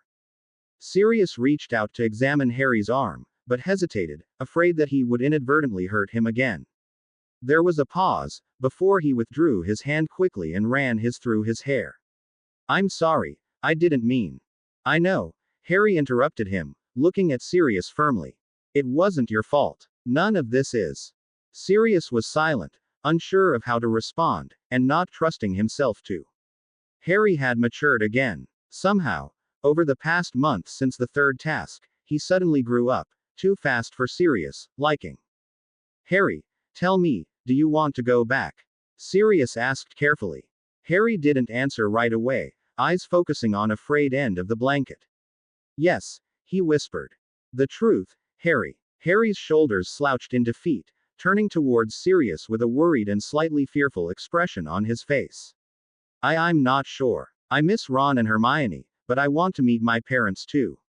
Maybe if I have a few more days. Sirius nodded in understanding, soothing out the unruly hair fondly. Just do whatever will make you the happiest. Those words came out with ease, but to Sirius, it felt like it was torn from him. Come back. Don't stay. Sirius wanted to scream, come home. But it felt so selfish. Harry would lead a miserable life. He could at least be loved, however bored, staying with his family. Harry deserved making that decision. His promise to James wasn't as important to Harry's own happiness. But it was still hard to let go. Sirius gave his godson's hand a reassuring squeeze. Harry looked at him curiously, almost as if he was trying to read his true thoughts, but Sirius forced a smile. Without warning, Harry threw his arms around his godfather's neck, an innocently childish gesture that betrayed his age completely. Thank you, Harry whispered. It was strange how just a simple embrace could dissipate all his worries. All the fears of losing his godson faded into the back of his mind with the small bundle in his arms. He could only feel a calming peace with Harry's rhythmic heartbeat close to his ear and the soft rise and fall of his chest. It was a relief from all those days of holding a cold body. Sirius threw an arm around his godson, leaning against a thin shoulder. It was probably just as much of a comfort to him as to his godson. Dad. Harry's voice came close to his ear, body shifting as he looked over Sirius' shoulder. Sirius turned quickly, glancing at his friend at the door with a strange sort of apprehension. James smiled, but it was with a strained expression that he couldn't remember seeing since the time Sirius Key ed Lily on the cheek, result of a rather bad dare. Lily was the one of the few girls who still cold-shouldered the Marauders, and a joke on such a pretty redhead was just too hard to resist. Everyone laughed about it afterwards, everyone but Lily, of course. It was before the two lovebirds began dating, but it was obvious that James had already been pinning for the green-eyed beauty. He tried hard to hide some jealousy behind his teasing. With a sinking heart, Sirius realized what Harry's action must have meant to him. James was his father, and yet his son had more trust in his godfather. After stealing away James and Lily's life, he stole away his son as well. Harry must have noticed the awkward silence. He held his next words and watched the two adults apprehensively. "Did you find an owl?" Sirius asked quickly, trying to relieve the tense atmosphere. James joined Sirius beside the bed, sighing, "No, those things are hard to find. Cedric offered to search for me so I can join you guys." He looked at his son, a fleeting expression of regret and concern darkening his eyes, before he smiled. "Feeling better, Harry?" Despite the briefness of the expression, Harry noticed it immediately. "Sirius told you how I died, didn't he?" "What?" James looked stunned. Sirius grunted. "I told you Harry was perceptive." But when Harry turned to James with searching eyes, Sirius couldn't help but feel guilty. He realized why Harry had kept it from his father, but he couldn't decide whether he should be flattered or upset by that decision. "Dad, it's not Sirius' fault. The choice was completely mine." Harry's voice was almost pleading. Sirius turned away, afraid of seeing the emotions running through James's face. "Don't blame him. He didn't do anything wrong." "I know. I understand," James said quietly. He pushed some locks of hair from his son's face sadly. "Sirius told me about what happened during your years at Hogwarts." "He did?" Harry asked timidly. James leaned against the bed, placing a cautious hand on Harry's shoulder. He watched his son quietly for a pensive moment. "Why didn't you tell me?" he finally asked. Harry stiffened at the contact, and picked at the edge of the pillow distractedly. He seemed to be doing that a lot of the late.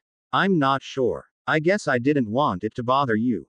James sighed. "I'm your father. I should know. Why would you be afraid of bothering me?" "I don't know." Harry clenched his fists, trying to vent some desperation.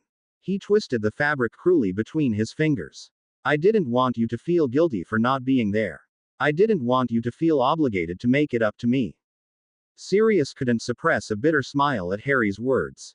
Despite his lack of a father for the majority of his life, Harry seemed to understand James's character with only hours of acquaintance. Even James was stunned. He openly stared at Harry in shock, his hand tightening on his son's shoulder. "Harry knows us too well," Sirius muttered. James sighed again. "And you're just 14. He leaned down to stare at Harry searchingly, and when Harry didn't answer, drew him into a loose hug. "I guess I should say that I'm proud of you, but I really wish things were different. You're too young to be here." Harry shook his head firmly. "No, I'm glad I'm here," he whispered, voice muffled against James's shirt. Sirius' stomach plummeted. James's smile dropped like lead from his face. "What?" James asked, voice dangerously calm. "I want to stay," Harry continued, peaceful as he leaned against James's shoulder. "I want to spend some time with you and Mum at least for a few days before I decide."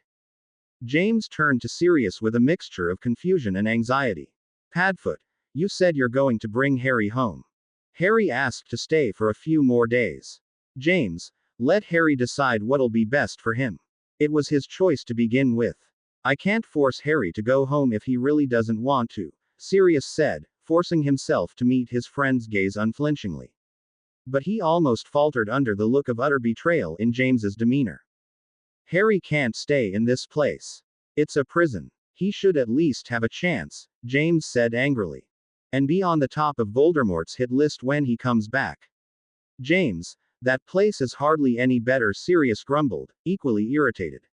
It was only fair. James barely even knew Harry. He didn't have the right to make those decisions for him.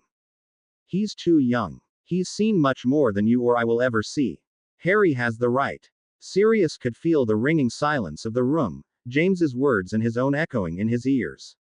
The anger that he faced James was fueled by the fear of losing his godson to James. Faced with the subject again, the frustration suddenly burst free. He couldn't help but scream at his best friend. Harry had gone still at their angry shouts, all color drained from his face and his green eyes wide. He seemed desperate to speak, but afraid of disturbing the two adults. Could we wait until Mum comes? Harry's voice was soft, even a bit afraid. That shattered James's resolution. He nodded, smoothing out Harry's hair ruefully. Of course.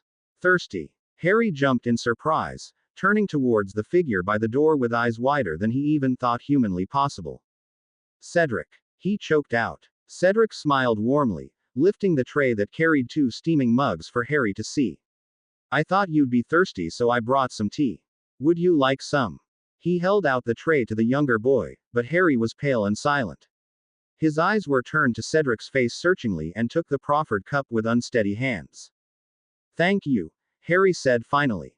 But didn't lift it to his lips, only he grasping the mug so tightly that his knuckles were bloodless, the drink splashed around in a trembling grip. Mr. Potter and Mr. Black are resting. They looked like they haven't slept for days, Cedric explained by way of greeting, taking a small sip from his cup. I hope you don't mind my company. Harry shook his head stiffly, turning his eyes downcast. Cedric watched him with mounting concern, but their friendship in the past was never intimate. He never knew Harry with complete understanding. He wasn't sure if it was his place to reassure him. But the change from the confident, however quiet, person he knew only months ago to the timid and sickly boy was startling.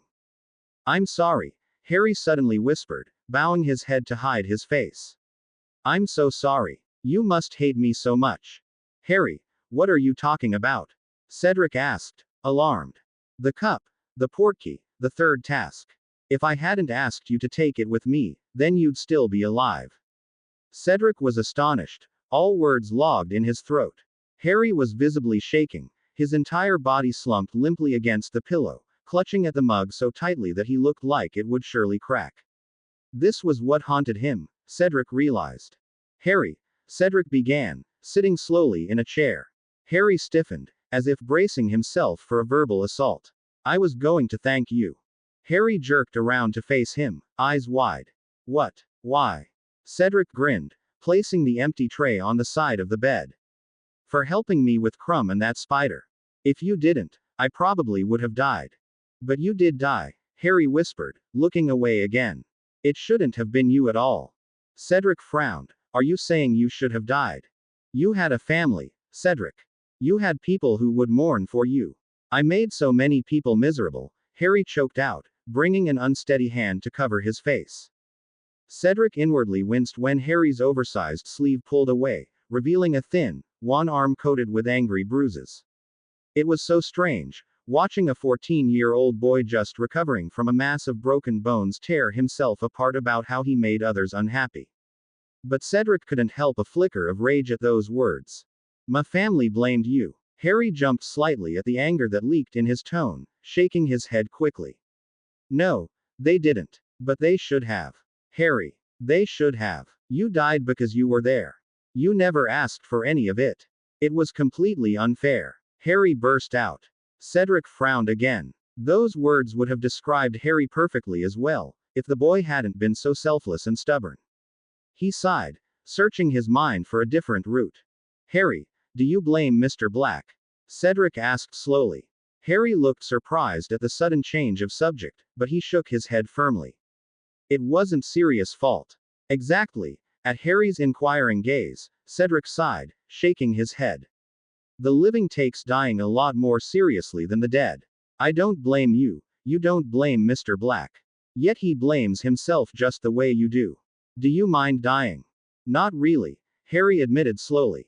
It was easier to speak of his worries with someone other than his father and godfather. But you don't want Mr. Black to die.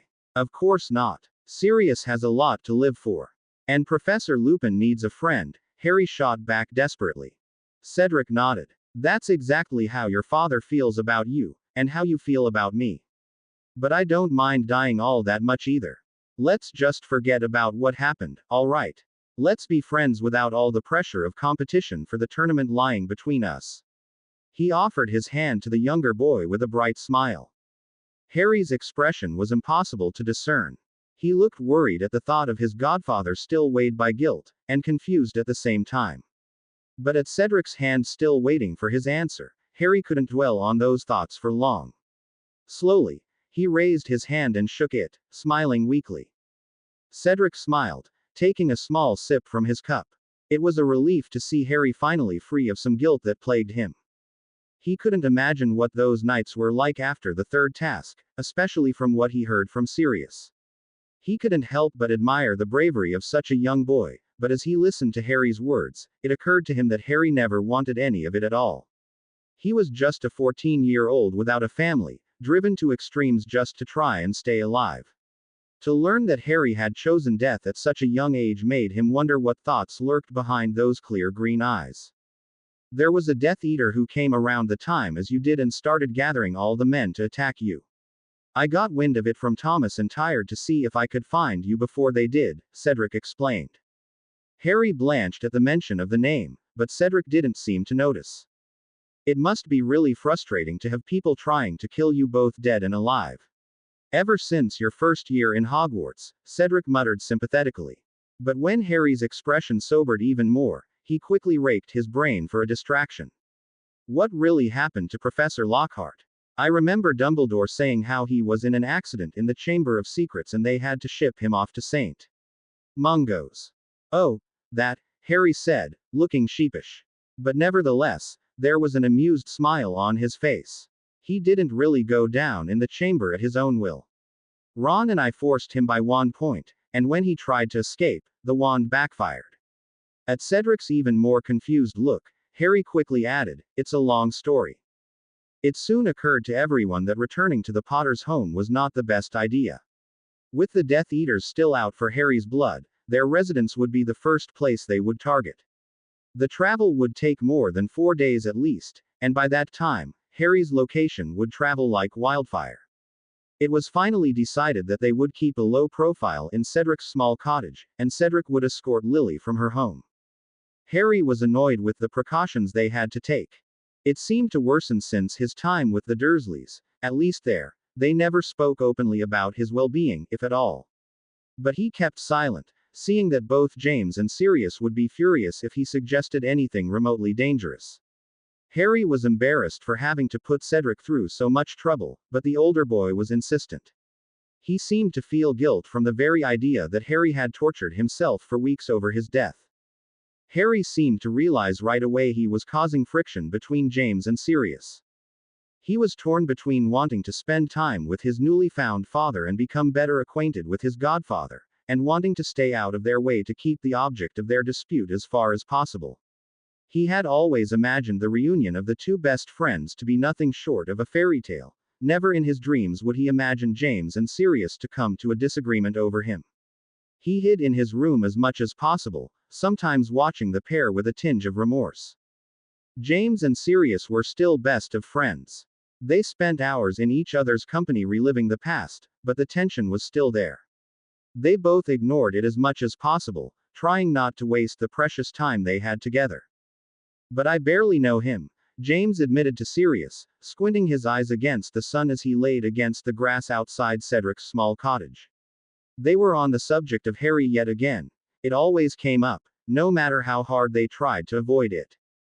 Prongs, you have no idea how much Harry is like you. Usually, when you know he's up to something and you don't know what, just think, what would James do? You'll be right 9 out of 10 times. Sirius gazed unblinkingly at the canopy above him, patches of gold peeking through the trees.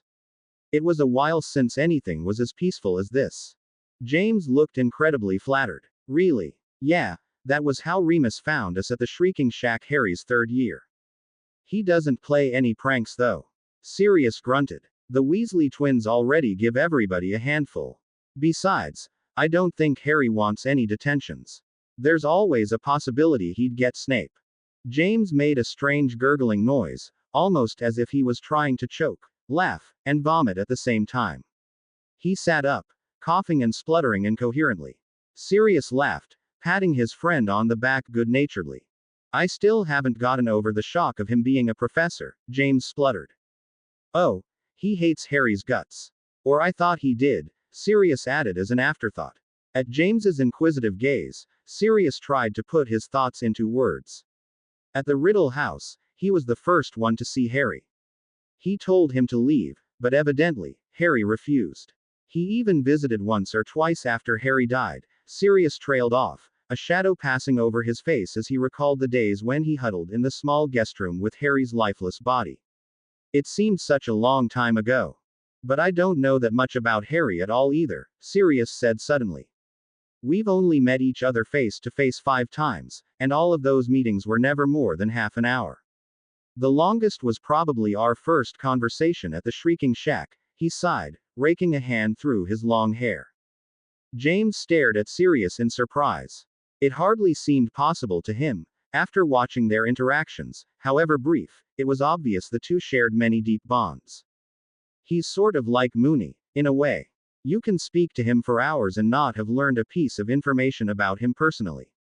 But if you ask him, he just shuts up. Moony, James echoed. He seemed incredulous at first, but the expression of doubt soon became understanding. He only told me things once, Sirius continued, eyes unfocused as he replayed the memory in his mind. That was during the tournament, before the first task. The whole school thought he had somehow sneaked his name in the goblet and his best friend abandoned him. He was falling apart. Sirius sighed, leaning back against the grass heavily. It was a painful image to remember. It took a lot to force Harry into such desperations, and Sirius dreaded to wonder what would have happened if he kept it all hidden. Harry, he's very important to you, isn't he? James asked softly. He's your son. Of course he's important, Sirius said, a bit more harshly than he intended. No, that's not what I meant.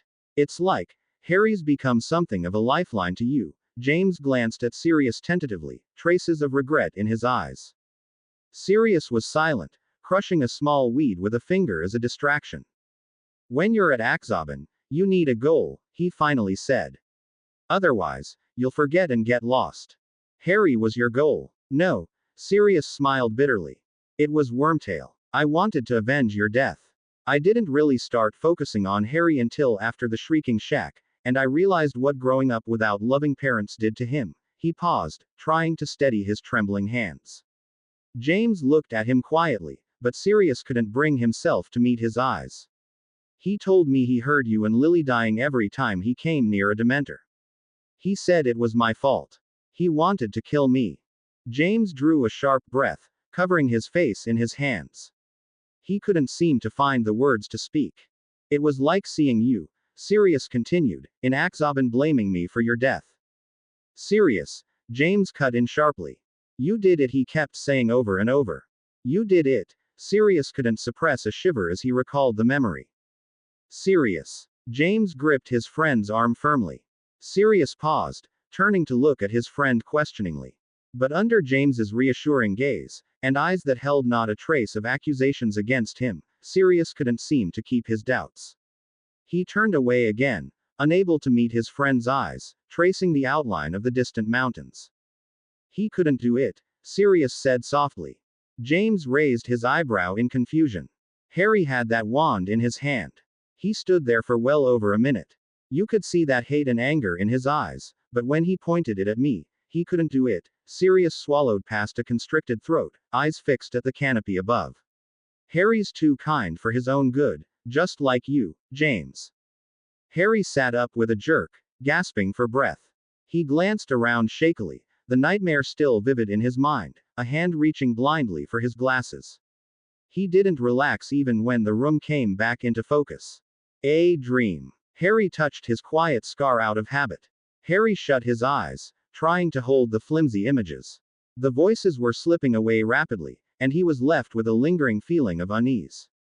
Harry couldn't decide whether it was a memory of his past, or some sort of twisted surveillance still watching his archenemy after death.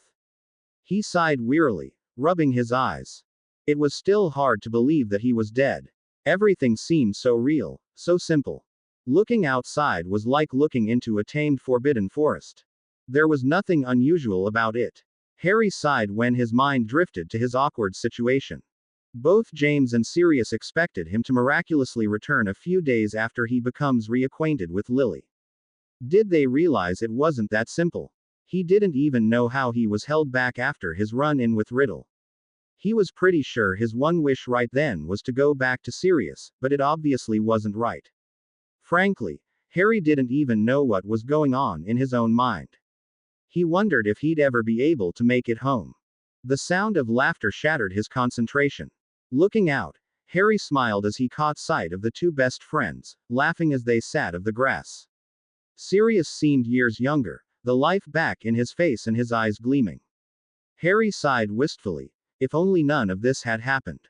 If only Voldemort never lived. Then everything would be perfect. Harry paused, a bitterness of guilt and fear rushing into his mind. Sirius had given up a lot to save him, sacrificed a lot for him. It had never occurred that he was that important to anybody, but he was. It was obvious Sirius didn't want him to die, despite his words. Harry wondered what would happen if he chose to stay. He shook away the doubts angrily, telling himself firmly that he would enjoy the worryless times while they lasted. Harry crawled out of bed with some difficulty, Cedric's oversized shirt and pants almost tripping him as he stood. But his body was thankfully completely healed. Dying wasn't so bad if he had his parents and he an immortal body. He folded the sleeves and legs of his clothes before walking towards the door of the small cottage.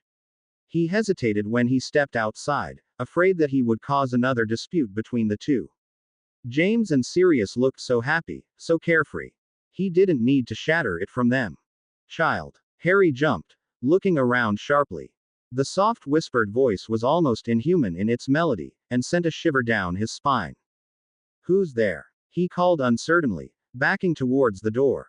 A cold, silky weight slid across his leg, and Harry startled.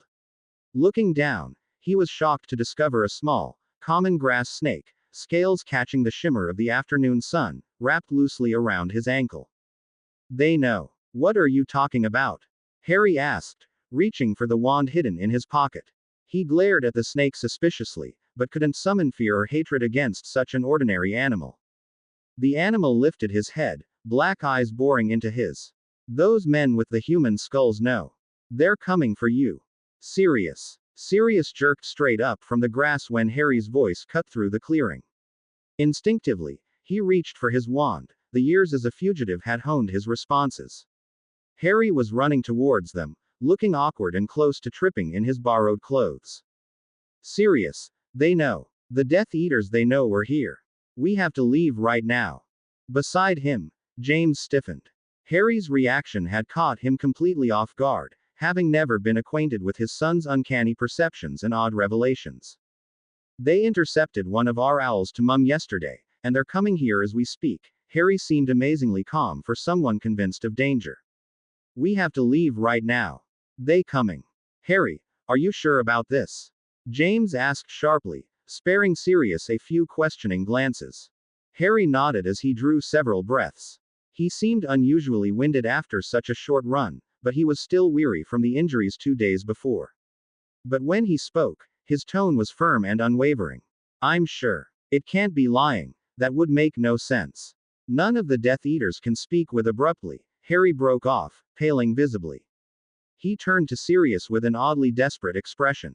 What is it? Sirius asked worriedly. Harry chewed his lip, but didn't speak for a long minute. There was a soft hiss. Harry startled in surprise, but Sirius barely heard the noise.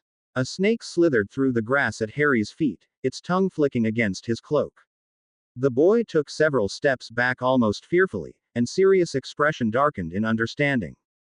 James, we have to go, he whispered. When Sirius said now, he meant it. Seeing his friend's expression, James caught on to the gravity of the situation instantly.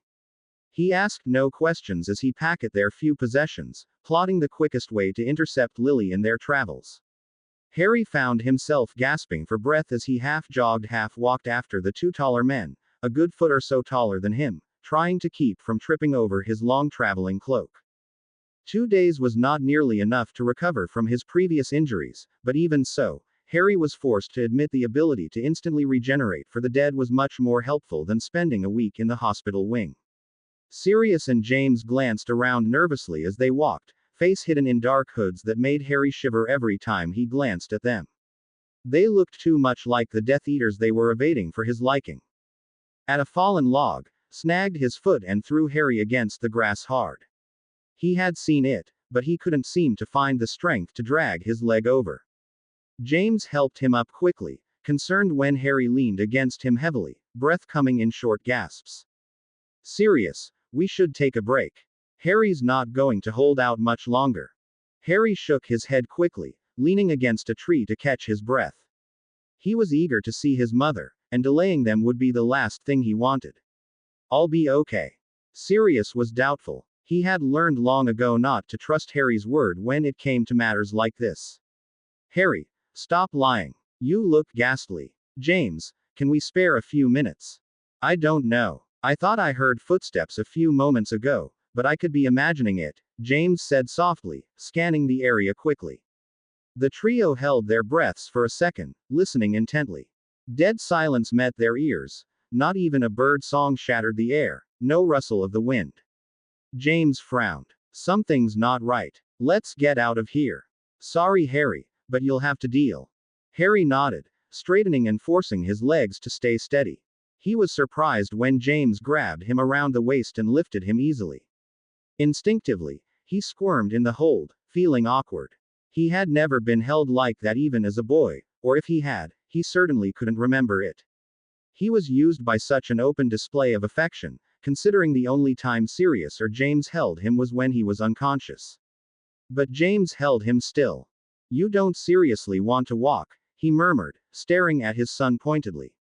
N number. It's just that, Harry stammered, but hesitant to voice his thoughts. Aren't I heavy? He finally asked, leaning stiffly against James's shoulder. No, I'd be happier if you were, James said, a tinge of bitterness in his voice. Suddenly, he smiled. Oh, I understand. You're too old for this stuff, right? Harry flushed in even more humiliation.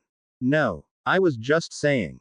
James, Sirius glared at James warningly, saving Harry from a hasty explanation. I don't think the Dursleys carried him around when he was a child. Cut the kid some slack, okay. Harry was even more uneasy after Sirius' words. He turned away, looking anywhere but Sirius and James's face. James sighed, throwing Sirius a rather exasperated glare. But his eyes had softened considerably, and his arm around Harry tightened. You take things too seriously, Harry. I was only joking, James said gently. Sirius grunted, looking resentful. I doubt those sorry excuse for muggles joked around with Harry either. Hell, I doubt they spent any more attention necessary to keep Harry alive. James frowned, a surge of bitterness through him at the mention of Harry's relatives. A soft crunch shattered the thoughts in James's mind. He stilled, craning his neck over Sirius' shoulder to scan the brightly lit path. Distinctively, he could see a shadow withdraw back behind a thick trunk. There's someone behind us. James's words seemed like the death toll. The instant those words left his mouth, black cloaks descended upon them from all sides, streaming out behind thick trunks, low bushes, every angle imaginable. They seemed to have been expecting them, lying in wait for their final arrival. Sirius cursed under his breath, and both men simultaneously stepped in front, blocking Harry from view. But the effort was futile. There he is. A masked man pointed at Harry with blackened fingers. James instinctively pulled Harry closer. Once we have him, we can avenge ourselves. Harry's mind clicked in recognition. That man, he was at the mountains. Harry whispered. James's eyes narrowed, gripping Harry's arm tightly. There was uneasy shifting between the figures, the action disturbingly reminiscent of the time when Harry transfigured Voldemort back into Riddle. That was when Harry realized, they didn't trust him. They didn't follow the masked man. You mean, you can avenge yourself? Harry shot back angrily as he pulled from his father's protection. He was surprised at his own outburst, but he couldn't seem to restrain himself. You're too afraid of coming after me yourself, so you get everyone else to help you. Distantly, he could feel James's grasp tense painfully, trying to pull him back, but Harry resisted. In case you fail, you won't be the only one, right? Harry continued, glaring at him angrily. You'll drag them all down with you. The tension between the cloaked men was almost tangible. The stranger made a low growl in his throat, but Harry forced himself to meet his shielded gaze unflinchingly. Then, slowly, the man reached up to his face, peeling away the skull-like film over his face. Dull black eyes met his, shallow and sunken in a swallow face. If it hadn't been those lifeless eyes, the man would have looked commonplace and easily overlooked. Harry blinked back, unable to identify the face. You don't recognize me, do you? The man said, malice lacing his voice. Perhaps the name would help. Harry gritted his teeth, reluctant to play the game. But despite the rather grim situation, Harry was amazed at the numbness that he felt. The cloaked men didn't intimidate him anymore. They were outnumbered. A good 10 or 20 were all pressed and weaved between trees. But perhaps it was the knowledge of him unable to die, or perhaps it was the strange sense that seemed to exude from them. Harry had an idea they weren't very powerful wizards. They lacked the presence of Dumbledore and Voldemort, and didn't leave the same effect. I don't know what your name is, Harry said quietly. With a snarl, the man raised his wand, his entire body trembling whether with hate or fear he did not know. You are the one who killed me, you fool. You don't deserve to even be here. You deserve to suffer. Harry stumbled in shock, but James held him still. What? I don't know what you're talking. Liar. You were there that day, when Master tried to kill you. You deliberately led him to me. The words of denial rose in the back of Harry's throat, but a memory returned full force and dashed it before it even came. Of Voldemort, seething from the boggart curse. Of him, dodging the Avada Kedavra. Of a Death Eater stiffening under a stray impact and falling lifelessly to the floor. Harry's blood suddenly became ice in his veins, his body numb. That was you, Harry whispered, words much calmer than he felt or looked. James glanced at Harry sharply in surprise. I was just trying to get out of the way, I had no idea. Shut up. The man shrieked, raising his wand. The man growled, throwing a string of hexes in his direction. Harry broke from his daze to dive out of the way, but James tore in the other direction, hand still glued to his son's shoulder. He would have fallen right into the curse's path if Sirius hadn't latched onto his other arm and dragged him forward. Quick, Sirius, take Harry and run. I'll hold them off, James hissed. With a flick of his wand, a thin film of gold rose around them, absorbing a couple of weak spells. No, I can't do that. Sirius shot back. He was preoccupied as he disarmed a few unsuspecting Death Eaters with a carefully aimed curse. At least get Harry out of here. James shoved Harry into his godfather's arms with a force that made them both stumble. Sirius hesitated, looking torn between leaving his best friend and saving his godson. The barrier flickered and died, cracking and splintering under a deadly curse. James was momentarily distracted by raising another barrier charm, hoping to buy enough time for Sirius to leave. But Harry couldn't help but feel a sense of desperation. It was happening all over again. His parents' death to protect him, Sirius' sacrifice for him. With a burst of rashness and anger, Harry tore himself from Sirius' grasp. Harry. Sirius reached out to drag his godson back, but a stray curse caught his outstretched arm and left a gaping cut. He drew back with a hiss of pain. The enemies, sensing a weakness, rained curses at him from all sides. Sirius blocked them and countered them distractedly, eyes scanning for Harry through the black cloaks. Once the barrier had crumbled, curses seemed to rain from the sky.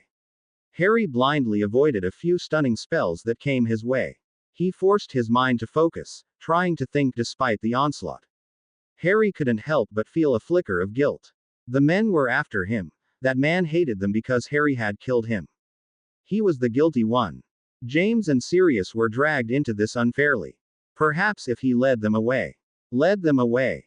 But he was tired, his legs were shaking under his weight and his muscles felt like water. His breath already came in short gasps and sweat was coating his skin. The weariness in his body was weighing him down, and he barely caught himself from falling several times. It was impossible, Harry realized with a sinking heart. There were too many. They were too outnumbered, they weren't going to win. The cloaked men hardly seemed to notice him at all. They swarmed to James and Sirius and locked them into a tight corner. Not even the unmasked stranger seemed to target him. He pointed his wand, yelling out unforgivables at every breath. A movement caught his attention. Harry's stomach twisted when he noticed the man direct his wand towards Sirius, sidetracked by a thick of enemies that had cornered James and was trying to free his friend. Sirius! Watch out! Harry shouted. Sirius snapped into attention at Harry's warning, instinctively ducking out of the way. Behind him, a masked man shrieked in pain, the skin on his hands scalding as if struck with boiling water, his arms twisting in inhuman positions. Sirius seemed unfazed by the figure screaming behind him, deftly flinging a few Death Eaters out of his way with a flick of his wand. Even after these years, none of his Auror training had left him. Sirius, go help Harry. Don't worry about me, James shouted brokenly. Sirius hesitated only for an instant. He nodded, waving his wand to stun a few unsuspecting men, struggling to get to his godson. Harry was about to raise his wand to help when a force slammed into his back, leaving fire in its wake, flinging him to the ground. Sirius froze when the screams rang through the thicket. But the screams soon sank into muffled cries, sounding as if he was trying to swallow the angry pain that rose in his throat. Harry seemed to be making a conscious effort to suppress the agony of the Cruciatus curse even as he writhed on the floor. His legs were drawn against his chest, his hands were clenched, clawing the soft earth as the curse ate into his body. His face was contorted with pain, his eyes squeezed shut behind his glasses. Stop! Sirius shouted, pointing his wand with a hand that shook with anger. James rushed from behind him, reaching for the boy who had gone still on the grass. But invisible hands dragged Harry when James was only inches from him, pulling him into the air and hanging him like a mockery of a broken puppet. All strength seemed to have gone. Harry's head was slumped, his limbs lifeless, his entire body seemed to be hung from his wand arm. Sirius' stomach churned when the man stepped behind the dangling body, pointing the wand at Harry's exposed throat. You! Sirius muttered a curse. His eyes were narrowed and his fists clenched. He looked ready to tear the enemy from limb to limb. The Death Eaters beside them had gone eerily still. Harry made a small grunt of pain, grasping his shoulder weakly. Let go. He choked out. He squirmed in the grasp, struggling to put some weight on the ground. To have his entire body suspended in air by an injured limb was enough to bring black spots to his vision and dizziness to his head. The man only sneered with sickening pride. Sirius could feel anger breaking in his body and streaming through his blood. He jumped at the man, wand forgotten, but James dragged him back quickly. James was trembling with rage, the color gone from his face and a fire sparking in his eyes. Let him go right now, or I swear I will, Sirius hissed, fighting James's hold. What do you want? James asked carefully. Harry's head snapped up, eyes wide with terror. But the stranger only smiled. He's right. You are terribly predicable. You sound just like your son before he died. What do you want? James shouted. The anger was burning, begging to be released. His wand was aching to throw a deadly curse at the stranger. Put your wands down. Okay. I think I'm too mean to Harry. He gets hurt far too often. I'm so sorry. This was a scene later spliced into the story. Chapter 23, Cheating a Voice. No, Harry gasped as he struggled against the strings that seemed to entangle his arm and suspend him in the air. Don't listen to him, he tried to say, but the flames that ate at his shoulder choked it back. With his collarbone so recently shattered, the pressure felt as if his bones was being ripped away piece by piece. He looked pleadingly at his father, but James seemed to misinterpret his watery gaze, clouded with pain. James nodded, eyes still fixed on his son as he lowered his wand. But one glance at Sirius told him that he had understood. Sirius stared at him, regret and some apology etched into his face. With a firm, unflinching stare, he followed James's movement. The action seemed to fuel Harry's desperation. All the pain was forgotten as he twisted angrily. No, don't do it. Stop. Get out of here. Forget about me, Harry shouted. A sharp pain cut his words short. The force of the slap tore at his joint, and he gritted his teeth in frustration. Harry choked, tasting blood in his mouth.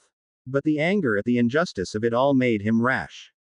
Harry reached blindly for the man's wand, but the elevated position placed him at a different height. Harry was surprised to find a handful of coarse hair in his grasp. But without a second thought, Harry clutched at the short brown hair and pulled it as hard as his weakened body would allow. There was an angry hiss. Perhaps it was the stranger's shock and surprise, Harry wasn't sure, but the force that held his arm snapped and Harry went tumbling to the floor. All the strength that sustained him before was gone in a second, he couldn't even bring himself to turn and face his enemy. It was as if the imperious curse was back, enveloping him in a thick cocoon. All Harry wanted to do was lie still on the cool, inviting grass. A sharp kick to the side of his ribs brought him out of his daze. Harry cried out in protest, squirming away to wrap a protective arm around his side. "Stop. I'll put down my wand," James said quickly. "No." Harry gritted out, struggling to stand. A second kick knocked the wind from his lungs and he sank back to the floor. A heel of the leather boot met his hand that gripped his wand solidly. There was a distinct crack as the fragile bones of his wrist gave away. Harry screamed when the lightning ripped through his arm. Harry could barely hear the angry shouts that rang through the thicket. He could pick out the voice of James, yelling hexes and curses as he fought his way through the men. Serious words were strained and distracted. But one voice stood out distinctly in the mix of sounds. Little boy, foolish little boy. The Dark Lord laughs at you." The hair on the back of his neck prickled in warning. He knew that voice. Harry cracked open his eyes wearily, trying to pick out the shiny scales in the low grass. "Shut up. Go away. Why can't you just let us be?" Harry choked out desperately. He barely noticed James and Sirius jerk around to face him, unnerved by the soft inhuman hissing. A shudder ran through the faceless men. The unmasked man stilled, taking a step back in disbelief. A hot brand suddenly pressed itself against his scar. Harry felt as if his entire skull was being split open from the flames. Long fingers were ranking over his mind, twisting and shredding his skin. He cried out, clutching at his head. Voices came to him thickly in a cloud, voices of fear. Distantly, Harry could feel figures shifting around him uneasily. "Parselmouth-like master," a man choked out. But it was slurred and muffled as if he had been underwater. Harry could feel something large and heavy bounding forward, the sound of canine growling echoing through the air. Then there was a rough shuffle, startled cries. Hands were on him, dragging him upward. Harry tried to fight against the stranger, but all he managed to do was squirm blindly. But as he protested, all the stress and weariness collapsed back on him. Harry slumped forward, his world a pleasant, comforting black. It was dark. The air was heavy again, his chest, and the silence was like a hand, pushing him to the ground. It was as if he was at the marsh again, each foot sinking deeper and deeper into the muck. "You lost. Who are you?" Harry whispered. But instead of those words, soft hissing met his ears, barely even stirring the heavy silence that rested like a blanket across the land. "Hardly important." The smooth calmness of the voice made Harry grind his teeth in irritation. It was too much like that day at the Riddle House, where Voldemort played him like a chess piece. "What do you want?" "Nothing you can give. You already lost." "What?" Harry asked, fear drawing color out of his face. "Little boy, gave yourself willingly. Foolish. So foolish." "What did?" Harry swallowed, mouth suddenly going dry. "What did I lose?"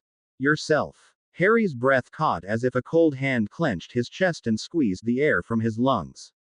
"That's not true." Harry gasped, a shiver raking his entire body. "Little boy, say goodbye. You're lying. Pathetic thing. Do you think half-spirits can actually survive?" "What?" Harry choked out. "You're going to be like the others soon. You're going to sink into darkness like all half-spirits do." Harry jerked awake abruptly, cold sweat coating his skin and his head pounding with pain. He felt like someone had just grabbed a hold of him and thrust him back into his body. There was a voice, a dream, a snake that whispered secrets in his ear. But they were rapidly fading away, sliding through his mind like water in his hand. Harry frowned, opening his eyes cautiously. The room was an indistinct blur that made the incessant pounding turn into fingernails raking inside his skull. Harry groaned, quickly closing his eyes again. A hand ran across his forehead with a cool cloth. Harry. The voice was familiar. Harry cracked an eye open, squinting against the light. There was a soft shuffle, and something cold was placed against his eyes. Harry blinked as the room came sharply into focus. Dad? Harry asked softly. James had made a remarkable transformation since the last time he had seen him. Dark rings encircled his eyes and he was pale and haggard. He looked as if he hadn't slept for days on end. You're finally awake, James whispered, sighing audibly in relief. We thought you had been cursed for a moment there. Harry stared at him blankly. What do you mean? You slept for almost 2 days straight. No amount of spells would wake you up. James frowned slightly, brushing a few stray hairs from Harry's eyes. How do you feel? All right, Harry answered automatically. Only after he spoke did he realize that was partly the truth. With his glasses, the room seemed less bright, less blinding. The pounding in his head had dulled into a low buzz. Slowly, Harry tested his limbs, amazed at how quickly the pain had left it. His right shoulder felt unnaturally warm, as if someone had cast several healing charms over the abused skin. He was asleep for that long. Harry thought with surprise. He hadn't even slept that long after falling over the side of the cliff. Harry couldn't ignore the nagging suspicion that something was wrong. What happened after I was out? Harry asked worriedly, shifting slightly to face his father, the blanket surprisingly unyielding. They left. Former Death Eaters were never that organized. They were pretty much shunned by all of us. I guess they all followed him because he offered hope. But those men that Voldemort killed usually died because of their incompetence. I'm hardly surprised they abandoned him, James grumbled bitterly, a flash of anger tinting his brown eyes. Are you sure you're all right? James couldn't help but ask. The image of his son lying helpless on the ground as the Death Eater cruelly kicked him was burned into his mind. But the way his son reacted seemed almost as if that experience wasn't foreign to him at all. James paused, examining Harry's face carefully. You looked like you were dreaming some minutes ago. Harry stilled at James's words.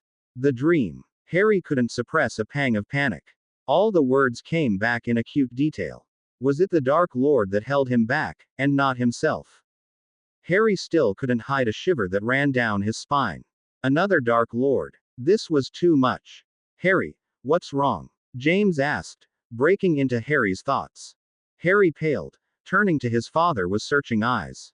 James' expression held nothing but concern, but Harry was reluctant to worry him.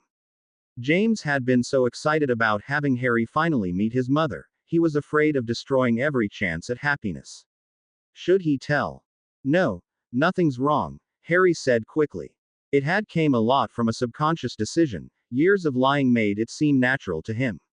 Harry regretted it the moment those words left his mouth, but he couldn't seem to take them back. You're such an idiot, Harry. He shouted at himself. This could be serious. Is there another Dark Lord here? Harry couldn't help but ask. No, James said quietly, a pensive frown crossing his face. It's just a myth. The Dark Lord was never seen. Not even Thomas has seen him, and he was the first here. Catching Harry's incredulous expression, he ruffled Harry's hair soothingly. I've already traveled every inch of this land. There is no Dark Lord's hideout here. It's probably just a creation of everyone's obsessive fear of Voldemort. Don't worry about it. They're just lies. Harry nodded, feeling a distant warmth of reassurance. His dream was just a pointless nightmare. Those fears were just hidden fears of his mind. But Harry couldn't hide the biting doubt with voices of the hissing still echoing in his head. He crushed it away forcibly. It was just a dream, Harry firmly told himself. They were figments of your imagination. But the shadow remained, colder than ever in the back of his mind. Harry, James' words broke into his thoughts suddenly, sounding unusually serious. About what happened back there. Harry paled. You heard. Did Sirius tell you before that I'm a Parselmouth? No, James inwardly frowned when he felt Harry stiffen even more beside him. Sirius explained it to me afterwards. Harry, do you think I'll hate you just because you can speak Parseltongue? I could care less if you were a werewolf. You're my son. I know you're not evil, Harry. I know you're nothing like Voldemort. Despite those words, Harry's face fell. The hat wanted to place me in Slytherin. It said I would do well there, Harry murmured, uneasy again. It only placed me in Gryffindor because I didn't want to be in the same house as Malfoy. And Voldemort even said I was a lot like him, the same upbringing, brother Juan Cors, I even looked like him when he was young. It was a relief to finally get those words off his chest, but Harry couldn't bring himself to face his father's stunned face. Chapter 24. Cheating Relief. A hand turned his head gently. Harry looked at his father, somewhat fearful of his reaction. But James's seemed worried, not angry.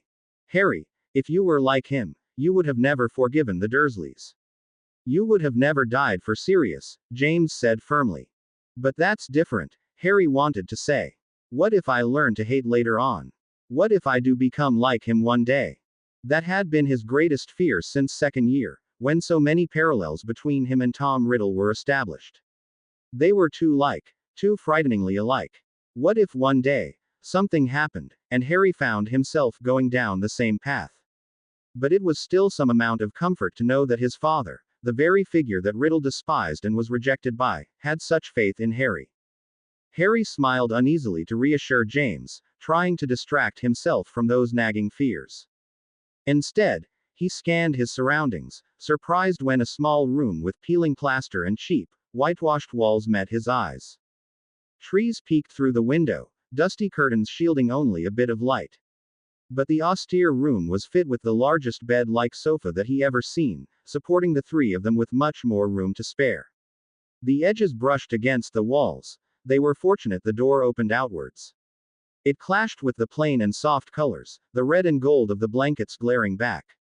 It looked like something transfigured by the clean, crisp sheets. Where are we? Harry asked, looking around in surprise. The cottage. We just got here a few hours ago, James said.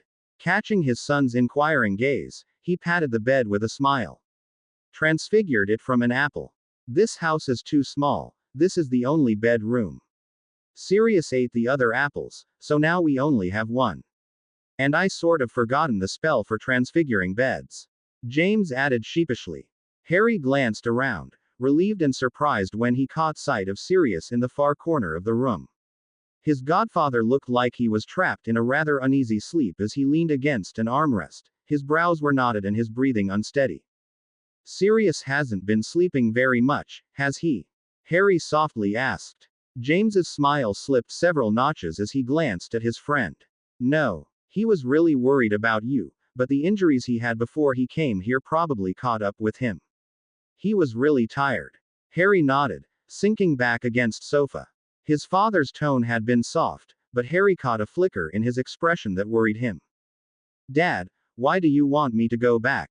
Harry suddenly blurted out. James paused, surprised by the question. The way Harry had worded it, it almost seemed as if he was condemning his own son to a life of horror.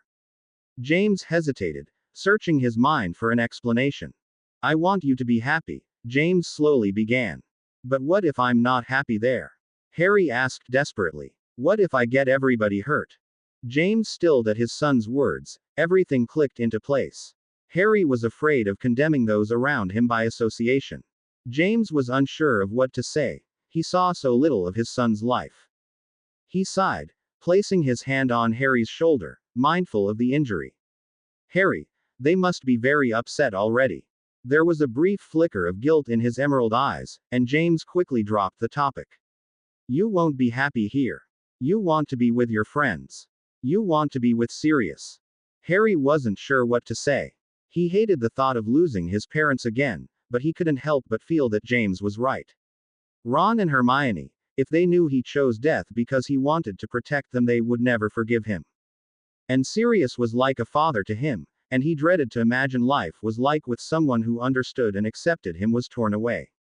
He had been uneasy in James's presence, but felt perfectly safe with Sirius. But much of that stemmed with Sirius' understanding of him. He had seen much more, been through much more with his godfather.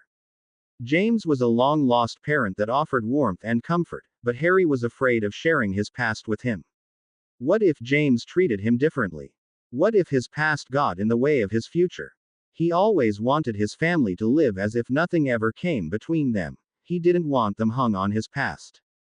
Sirius was different. He was the one person that needed Harry to be anyone but himself. Ron and Hermione expected him to be trusting. Dumbledore expected him to be strong. Everyone had such expectations of him, but only Sirius understood. But Harry couldn't help but feel guilty for trending on the patience that it obviously must take for James not to grind him with questions. Sirius' arm twitched convulsively. His godfather's face nodded with pain for a brief moment, and he turned his head away. But Harry had a sneaking suspicion that he wasn't asleep. Padfoot, I know you're awake, James said, poking him with his wand. If you don't admit it, I'm going to hex you. Sirius lifted his head so that his hair was no longer screening his face, a glint shimmering in his eyes that hid the shadows. You were eavesdropping, James said accusingly, poking him harder.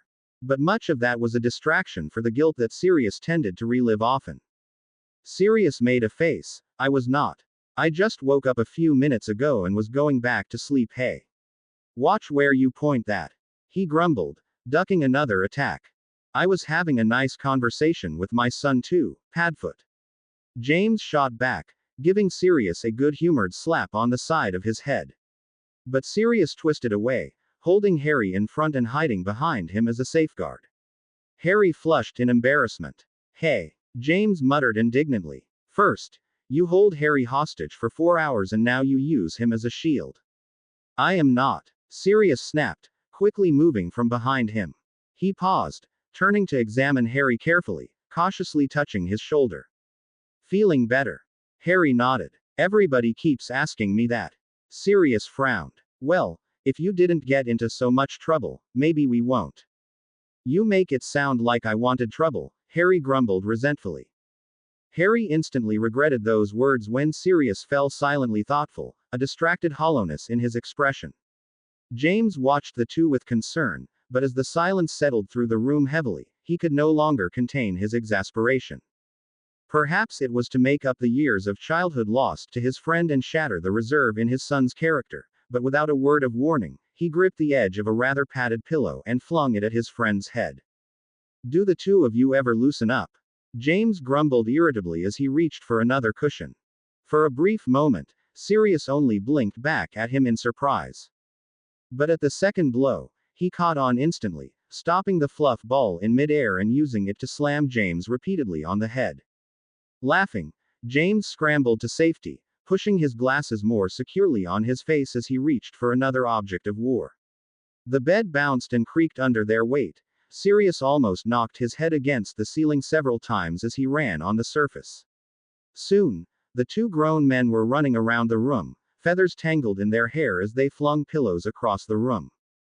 Harry gaped as he watched the two, but quickly shut his mouth when he came close to swallowing a feather. It had been hard to imagine Sirius as once being young before, but now Harry could hardly imagine he had ever grown old. James and Sirius were worse than him and Ron. He never had a pillow fight with his best friend. Harry smiled despite himself. The world of the dead seemed far better than the world of the living. Who cared if the Death Eaters were still after him? Who cared if snakes haunted all his dreams? If only he could live this life with his parents, Harry would be satisfied. But Harry dreaded what would happen when Sirius left. James paused, bending to retrieve his glasses. Sirius kindly held off his next onslaught as he waited for his friend to regain his sight. Harry, quick, attack him. Sirius turned to Harry eagerly. Hey, are you trying to turn my own son against me? James grumbled, still shuffling around for his glasses on the uneven surface of the sofa. Hit Sirius, Harry. Harry unconsciously shrank back, feeling a blush creep up his cheeks. I'll just sit here and watch, he said quickly. Sirius looked visibly disappointed. James turned to him worriedly, glasses finally secure in his hand. But in a flash, his godfather had bounded to his side, dragging Harry from the bed, heedless of Harry's protests. Harry's on my side, Sirius said, throwing him over his shoulder triumphantly. Prepare to lose, James. Sirius' words triggered a dim memory that nagged in the recesses of his mind. Harry shuddered. But neither adults seemed to notice. James responded with a mumble under his breath that Harry couldn't catch, and Sirius laughed. A soft whack on the head with something soft and puffy brought him back to earth. Harry blinked in surprise when he was dumped on the sofa, a cushion placed in his hands. All worries were driven out of his mind when he struggled to get out of the way of flying pillows between his father and godfather, laughter rising in his throat. The dream was long forgotten in the dim recesses of his mind. It was as if all the weight of the world lifted from his shoulders, and he was truly a child. Harry would have given anything to preserve that moment. This is the worst chapter that has ever graced anyone's computer screen. I was sorely tempted to delete it. I wonder why I didn't. It's a nightmare. I hate this chapter. In fact, I think this chapter is the reason why I hated the whole second part of my story. I don't know what's wrong with it either. Something just doesn't flow. Wales. An interlude chapter after a rather tense chapter. Sorry about the waste of plot space though. James's conversation with Harry is pretty pointless in this part, but plays a larger role in Playing Life, the sequel, if it's ever going to be completed. Sigh. This chapter was long until I edited it. It lost about half a page of junk. Okay. I definitely lose points for originality in this chapter. It was going to be deleted altogether, but well, I couldn't. It was too tempting. That's why it's so short. It didn't fit anywhere else. This shortness gets made up for in the later chapters. Chapter 25. Cheating a Reunion. Harry. A voice, muffled and distant, stirred him from the depths of sleep. Harry blinked groggily, surprised and embarrassed to discover that he had fallen asleep on Sirius' shoulder with his glasses pressing into the side of his temple. He sat up, nursing a bruised ear. She's coming, James said excitedly. Harry was awake in an instant, sitting up with a jerk. Mum's here, Harry squeaked. His voice sounded like someone had scraped his throat with sandpaper. James nodded, looking almost as excited to see his wife as Harry his mother for the first time. Only he expressed it by throwing half his body out the window and Harry by becoming pale and rigid. He grasped Sirius' hand securely, and his godfather gave him a reassuring squeeze. There was a loud bang as if someone had just thrown open the door and loud footsteps pounding down the hall. Without warning, a tall, fiery redhead rushed into the room, frighteningly reminiscent of Ginny as she rushed downstairs in the burrow. He could feel Sirius stiffen, the hand around his tightening painfully. Harry watched the woman who defended him as an infant with a mixture of apprehension and curiosity. Lily was stunning with her eternally youthful face. Her red hair, however disheveled, looked nothing like Aunt Petunia's dirty blonde. It was a shade of red-orange that just screamed for attention. Her emerald green eyes scanned the room almost frantically, before pausing at the battered sofa. Oh my God, Sirius! Lily gasped, her face paling. She had already expected his presence, but even so, she could not contain her shock at finally seeing her long-absent friend. And James. Wait, no. Lily paled even more when she noticed her husband beside the window. Harry.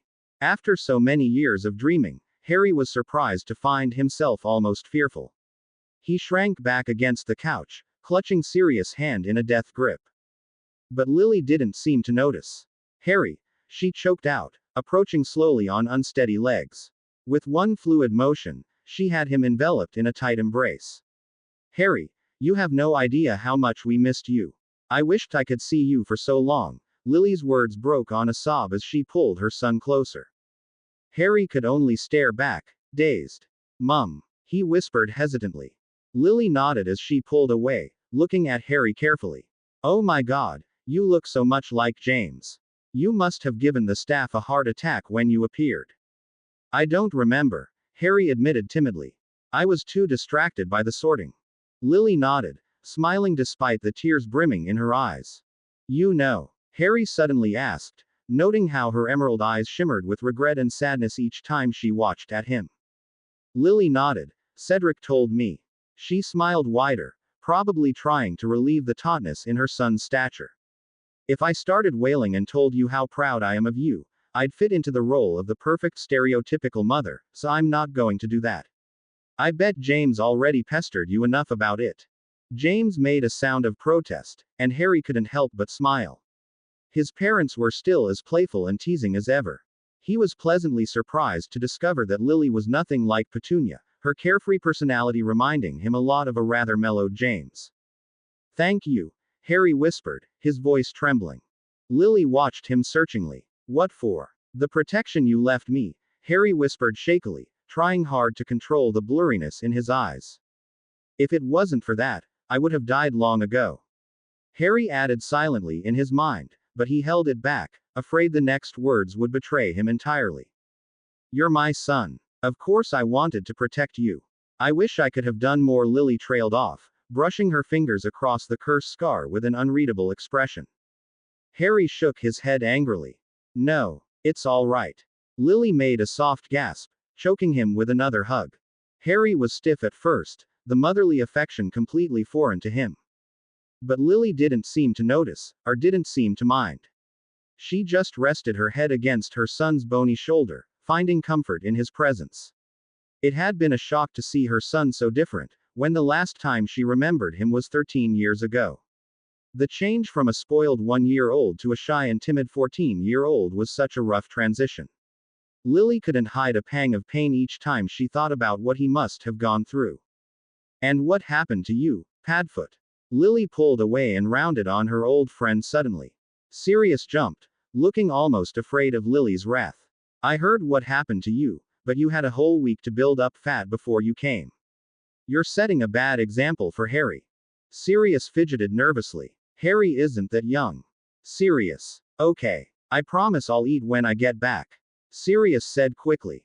And Mooney's a good cook too, Lily added, poking at a bony wrist disapprovingly. You should take advantage of it. She paused to examine Sirius' face, her stern expression lost. Suddenly, she gave a shuddering gasp and threw her arms around his neck, sobbing loudly. I can't believe all that happened to you. I'm so sorry. Sirius returned the embrace, shaking his head angrily. No, that's. I know how you are. Padfoot, Lily interrupted, face still buried in his shirt. I knew you were going to blame yourself. If you say that our death was your fault, I'm going to slap you. I deserve it, ow. Sirius choked when Lily's arm tightened dangerously around his neck. Lily smiled sadly as she pulled away, but her face soon sobered when she traced the dark rings around his eyes and the sunken cheeks. Harry's death hit you hard, didn't it? She said softly. Sirius looked away, unable to meet her inquiring gaze. Lily smiled again, turning her softened gaze to her son. You know, I always imagined Sirius to be the most lenient godfather, but I highly doubt that now. Do you think Sirius will pester you like an old lady when you get back, Harry? Sirius looked ready to protest, but clicked his jaw shut with an audible click. Harry's throat constricted painfully, words caught in his mouth. At every mention of his prospects for return, Harry would feel a sharp stab of guilt of those words that echoed in his mind. The snake's words would return to him, louder than ever, telling him that he had lost to an invisible dark lord that would slowly destroy and consume him. Harry tried his hardest to ignore it, but they always came to haunt him when he was alone. But with the people that he loved, those doubts always faded as soon as they came. Harry smiled as he watched his mother lean over to give Sirius a playful slap. James laughed, giving his son's shoulder a tight squeeze. It took only a day of reacquaintance before the three were close friends again. It was like they had never died. This was the life that they should have had. He only wished that Remus was here, and everything would have been perfect. It was getting harder and harder to leave. You changed, Sirius, Lily said sadly. She examined his bony figure and the haunted eyes. You're more mature than James now. Hey, James cried indignantly. Somehow, Harry realized, they managed to turn every single serious statement into a joke. Sirius snorted. Even Harry's more mature than James, ow. James had stood up, almost squashing Harry to give Sirius a sharp whack on the head. Fifth time that afternoon, Harry thought as he grinned. Is something wrong? You're awfully quiet, Harry, Lily said softly, her emerald eyes filled with concern. Harry smiled, shaking his head. Everything's perfect. Lily gave him a quizzical look, but didn't question him further. Maybe you and Harry should consider switching places, ow. Okay, I'll be quiet, Sirius said, jumping out of his seat to dodge another blow. But the moment James sat back down, the mischievous glint in his eye returned full force. See, look how Harry's just sitting there calm and composed, but then look and prongs. Harry shrank under both James and Sirius' gaze, trying to sink under the table. It had been fun watching the two bicker, but when they included him, it became a lot more embarrassing. It felt like he was caught between some sort of sibling rivalry. James caught him before he slid any further down his seat, swinging a possessive arm over his shoulder. I don't think my son agrees, do you, Harry? Harry gulped when James and Sirius glared over his head heatedly. I take back what I said about you being more mature, Sirius, Lily grumbled, giving both men reproachful glares. Geez, you two are like big babies. How does Remus manage? Sirius laughed sheepishly, but a shadow passed over his face. Moony thought I finally went insane a couple of days ago. Finally. James bore an incredulous expression. Harry froze at the memory of his professor, pale and haggard beside Sirius' bed. Those words. That pleading tone of his words. It made sense. Did he really think you were insane? Harry asked softly. James and Lily sobered at his words, and Harry inwardly scolded himself. He seemed to shatter every carefree atmosphere by just speaking. Sirius looked at Harry with an unreadable expression for some time before answering. But even then, his words were slow and carefully chosen, as if he was afraid of upsetting him. Almost. Dumbledore came to my rescue though, he sighed, sitting back down heavily. I was that close, Sirius murmured, bringing his thumb and index finger together to prove his point. That close to thinking you were a dream of some sort. If you hadn't dragged me under the covers and hauled your body across the room, I would never have suspected.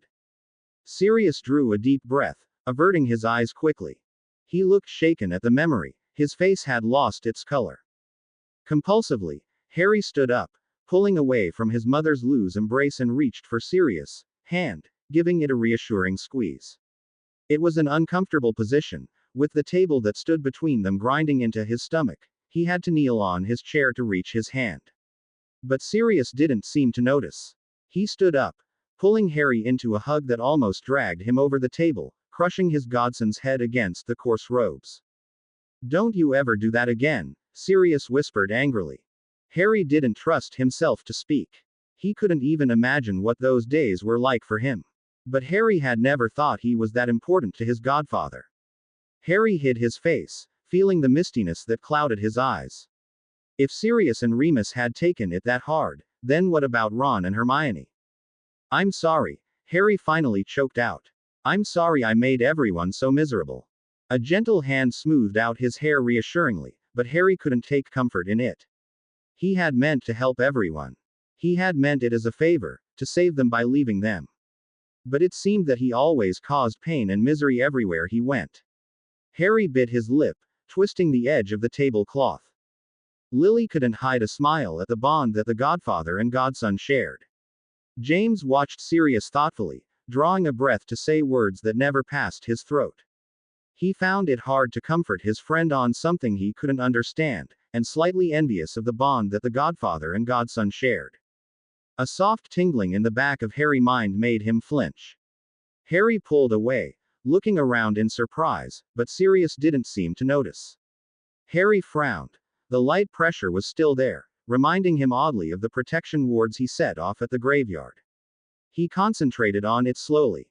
Someone's coming. Lily is not as well characterized as James. Is she believable? Is she just bad? Tell me what you think. Chapter 26. Cheating Disillusionment.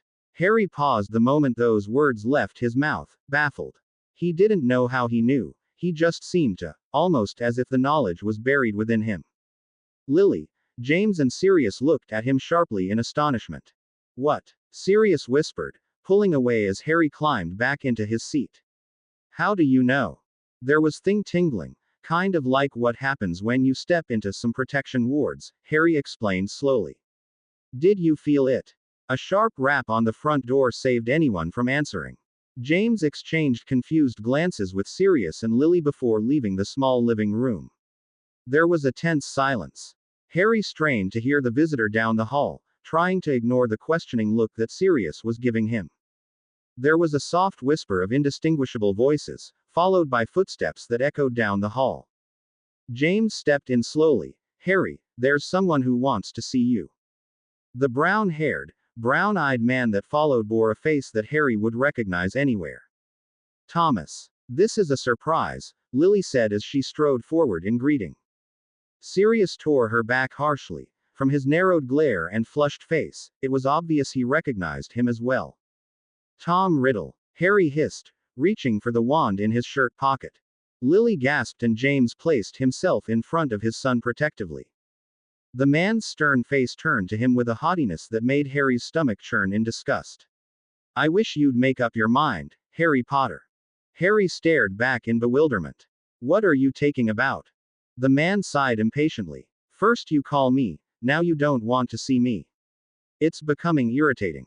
I don't know what you're taking about. I never wanted to see you. Harry shot back angrily. The corner of Riddle's mouth twitched into an all too familiar smirk. Even with that, you're still clueless. I wonder how you managed to escape him so many times. He shook his head, waving a hand carelessly. You called me when you wanted to live, boy. You left me when you wanted to die. Harry's heart sank. A ton of ice settled in his stomach. He could feel his face paling as he spoke. You're the Dark Lord. Lily made a small sound of disbelief. But when Riddle smiled, a slow, sneering smile that cut across his face with frightful familiarity, the room fell into a fitful silence. For a long moment, not even soft breathing could be heard. Abruptly, Sirius jerked his arm back with a snarl, looking ready to smash Riddle's face in with his bare hands, but Lily firmly held him back. Riddle barely acknowledged him, eyes fixed on Harry unblinkingly. The snake found you then. Harry froze, the memory of those words coming to him in a haze. You have already lost. You have nothing left to lose. That Harry choked out, taking a small step back. That wasn't a dream. Sirius jerked around to face him, eyes wide with an emotion akin to disappointment. But Harry couldn't bring himself to face his godfather or his father for keeping such a secret so deeply hidden. I'm amazed at your foolishness, boy, Riddle said, holding Harry's gaze unflinchingly. I didn't realize that until after I gave you the warning in a dream, telling you of my victory, telling you that I was the one who had the rest of you. What? Sirius snarled. You told no one, Riddle continued, not even sparing a glance Sirius way. For reasons of your own. Sirius held his tongue, but his entire body trembled with suppressed anger. James had gone deathly pale. Harry was sure his grip was bruising. Lily's eyes were wide, a hand at her mouth in shock. You're going to die soon, the boy who lived, Riddle spat out the name bitterly. You are going to be trapped forever. Sirius paled, stumbling slightly on unsteady feet. James suddenly broke at those words. He wrapped an arm around Harry, crushing him against his chest, turning a wand at Riddle. Let Harry go, James hissed, his wand hand shaking. Riddle seemed unfazed, he acknowledged only Harry himself. But Harry's mind was still reeling in shock. Sirius will be gone soon, he'll never see his godfather again. Ron. Hermione. Despite the reassuring thoughts of finally being able to be with his parents, Harry couldn't hold back a pang of regret. But Harry couldn't let that show with Riddle calmly scrutinize him. Harry forced himself to return Tom's gaze firmly, maybe even a bit obstinately. Instinctively, he straightened, extracting himself from James's so that he no longer stood in his father's protection. I want it back, Harry said firmly. His voice was unwavering. It rang clear in the small room. I want what you've taken from me back. Thomas's thin lips twitched again, and soon, high-pitched laughter was echoing across the walls. James grasped Harry's arm, making the motion of dragging him back, but Harry caught his hand, giving it a small squeeze. James looked at him sharply, but Harry shook his head, taking a step towards his archenemy's father. He drew his wand with a steady hand, pointing it at the taller man. You think you can kill me? Riddle said. The gleam in his eye mirrored that of his son's almost perfectly. I don't think so, Harry Potter. You can't make me return it to you by force. I have to give it to you willingly. What? Oh, Harry, Harry, Riddle shook his head, eyes twinkling with amusement. You gave yourself willingly. I must give it back to you the same way. Harry swallowed, mouth going dry. What do you want? A proof of your worthiness, Riddle said as he took long strides forward. James followed suit, wand drawn warningly, but Riddle only watched him with contempt. He offered Harry a smooth, youthful hand. Come, let's discuss this elsewhere. Harry's not going anywhere, James growled out. Well then, he can stay dead, Riddle said smoothly. I'm certainly not going to give him a second chance. James scowled in anger, but said nothing. Riddle smiled, blending low to whisper in Harry's ear. Don't you know? Impartial spirits don't stay impartial that long. If you don't return soon, you'll never be able to again. I'm surprised you defied that for so long. Even after 10 days of death, you managed to keep those doors of life open, Riddle sneered, standing up again and flicking an invisible speck of lint from his flawless robes.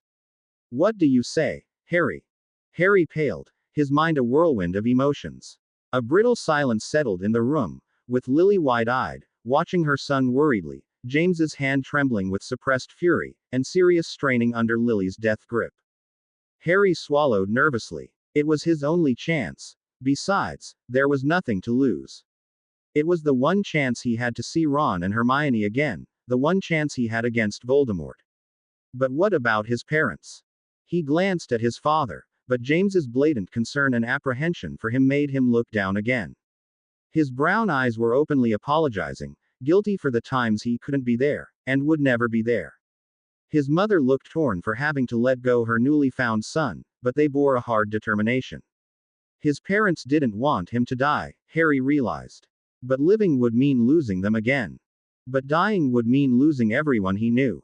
And how would Sirius manage? Harry turned to his godfather, taking in the gaunt and pale features.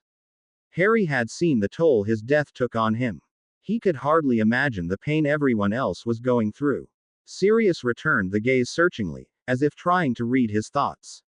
Harry gave him a small smile. I'm sorry, he told him.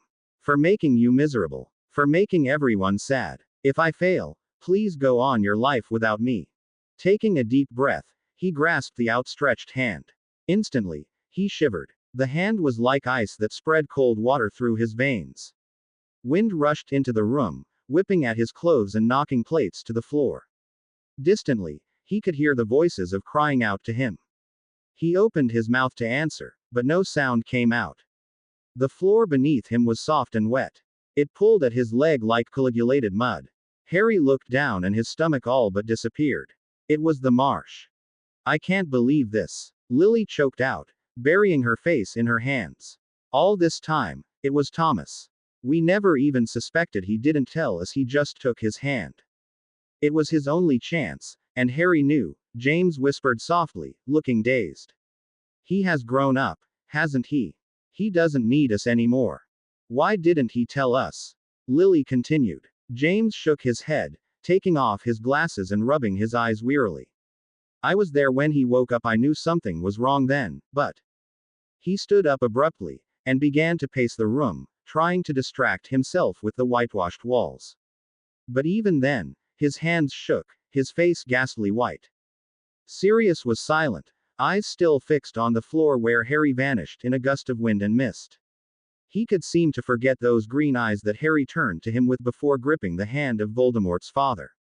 They were almost pleading. He couldn't help but think those words of apology were for him. Harry seemed to feel an obligation for blaming himself for everything. Harry will be okay, Sirius choked out, despite the protest in his head. More than anything, he wanted to be there to help him, make sure that everything would be all right. Harry's been through these things before. James stopped pacing, staring at Sirius with an unreadable expression, but Lily looked pained.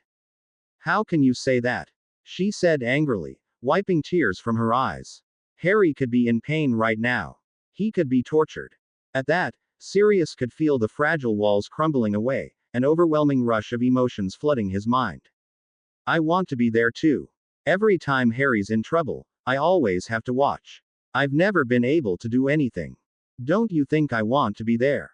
Don't you think I want to help him? Sirius took a raspy breath, sinking into a chair and burying his face in his hands. Lily looked at him, stunned. I've never been able to do anything for him, Sirius continued, his voice muffled and strained. He died for me, and I've never done anything to deserve it. James glanced at Sirius sharply, unnerved by the darkness that haunted his friend's clear blue eyes. Harry forgives you, James finally said. Harry always forgave me, Sirius whispered bitterly. He'd forgive anything. He would have forgiven me if I had strangled him to death. Lily took a shuddering gasp, at a loss for words on how to comfort her friend and unable to speak at the same time. James was still frozen in the middle of the living room, eyes fixed on Sirius' unmoving form. He drew a shaky breath, face setting in grim determination that mirrored his son's with frightening similarity. He pulled the hand away from Sirius' face, kneeling to meet his best friend's gaze. Sirius, I have another favor to ask of you. Sirius glanced at his friend in surprise. James, this is hardly the time. No, James said firmly. I've been thinking about this for days already. Will you? Of course, Sirius still carried a look of perplexity, but he was determined to redeem himself for his past. James nodded but looked more pensive than relieved. He pulled up a chair to face his friend. He seemed to be trying to put his thoughts into words, but the entire endeavor was taxing him. Finally, he drew a deep breath. Sirius, I want you to take my place. The meaning of those words flew right over Sirius' head. For a long moment, he only stared. James, I don't think Lily will be too happy about that, he said, trying to decide whether it was a strange joke that James was trying to pull. How could he tease in such a situation? James slapped the side of Sirius' head in exasperation. Padfoot. Will you get your head out of the gutter for a moment? That wasn't what I meant, he sighed, leaning back in his chair. Whatever he was trying to say seemed to be something he dreaded. Take my place for Harry. Stunned, Sirius could only stare at his friend. Can't have Lily though. Sorry Padfoot. She's mine, James continued, forcing a weak smile. Those words seemed to have taken a heavy burden from his shoulders, but the worry for his son left a dark shadow over his face. But Sirius was still speechless. How much did it cost James to voluntarily step away? How much self-control did it take for a father to let go of his son? James, Sirius choked out. I can't. James' friend sighed. He had already expected him to protest. I've already taken so much from you, Sirius continued, looking pained. I will punch you if you say that again, okay? James whispered, but his eyes betrayed his reluctance. I know Harry means a lot to you. I know that you want nothing more than to be his father. You're just afraid of upsetting me. What if Harry loses? Sirius said hoarsely. What if he doesn't win and he has to die? James sighed again. You said yourself that Harry's strong. He won't lose. You're too important to him. He won't leave you behind. Sirius watched his friend lean back in his chair, eyes dark with unspoken thoughts as he stared at the whitewashed ceiling. How was that possible? Would Harry really abandon his family just because of his godfather? Sirius, admit it, you're afraid of losing Harry, James said, glaring at Sirius pointedly. Sirius drew a sharp breath, hands trembling as he grasped the edges of his chair. James, you have no idea what it was like to see him running forward towards the curse. He looked so desperate. Like he had lost. Like the entire world was crashing down over him. And then when it struck him, Sirius broke off, eyes brimming with unshed tears. He rubbed his face angrily, breaking the gaze. Beside him, James was silent. But from his uneven breathing, he was shaken as well. The knuckles were bloodless on his tightly clenched fist, and a tremor raked his body. You can't lose him, Padfoot, James whispered, his voice trembling as he laid a reassuring hand on Sirius' shoulder. I was the one who forced him into this situation to begin with, Sirius choked out. If I hadn't. Sirius, you know as well as I do that isn't true. James said, a bit harsher than he intended. When Sirius didn't respond, he continued, his voice softer, when Harry returns, he'll need a loving parent. Sirius choked on a gasp, covering his face with his hands. He had always been worried about stealing Harry from his father, his best friend, no less. But with James offering such a sacrifice so willingly, it seemed to be more painful than ever. He moved to stand up, but James stopped him. Listen, Sirius, Harry considers you more of a father than me. James looked calm despite his words. His face was a carefully restrained mask. James, I'm sorry, Sirius whispered hoarsely. No, don't be sorry. I couldn't be there. I can't be there, James said, the mistiness returning to his eyes. Harry loves me because of what I represent to him. He hears all these stories, of how much he looks like his father. Of how much he acts like his father. But I never really knew my own son, Sirius. But I can't take your place. Sirius shot back, head still downcast. It'll be unfair. Sirius, I was never at my place. You were. James smiled sadly. If Harry turns away from you because of me, then that'll be unfair. Sirius stilled, face still hidden. James had voiced his deepest fear since he had arrived. But his friend had understood. Sirius couldn't suppress a small sigh. All those days, he had been afraid of taking James' place for Harry. It was what James had wanted all along. Sirius opened his mouth to protest, but his resolve were becoming weaker. James, Sirius, you saw. James interrupted, looking at his friend's downcast face intently. When something happens, you're the first person Harry goes to. He doesn't know how I'll react. I'm not even sure I can understand if Harry comes to me with a problem. Sirius, admit it, you'll be a better father than me. Sirius shook his head angrily. I can't say that. At least, try to be Harry's family, okay? James's voice carried a pleading tone. There was a long pause. Sirius finally nodded, a relieved sigh hidden in his hands. Now, there was only Harry. Please, please, please be all right. Sirius silently pleaded. I can't lose you again. Okay. In case you were wondering, yes, the last bit of the conversation was actually something I wrote for chapter 20, but I cropped it and ditched it in chapter 24 since I realized it was too early. I'm sorry, it really doesn't fit, and I don't really think they'd be talking about things like that with Harry's life hanging by a line. Especially since James seems amazingly calm for a father. But my only explanation is that James places far more trust in Harry than Sirius. He carried that trust throughout the entire story. Plus, he knows a spirit can't die, so he doesn't have that sort of dread. But CD in general lacks the believability that WS, Palm, and Cuz has, even though the situation in Cuz should be less believable. But CD was my first story, so I guess this was a hit and miss sort of thing. I was in a rush to get the story over with.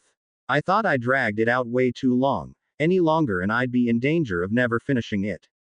I don't care how it works out, if worse comes to worst, I'll rewrite it later.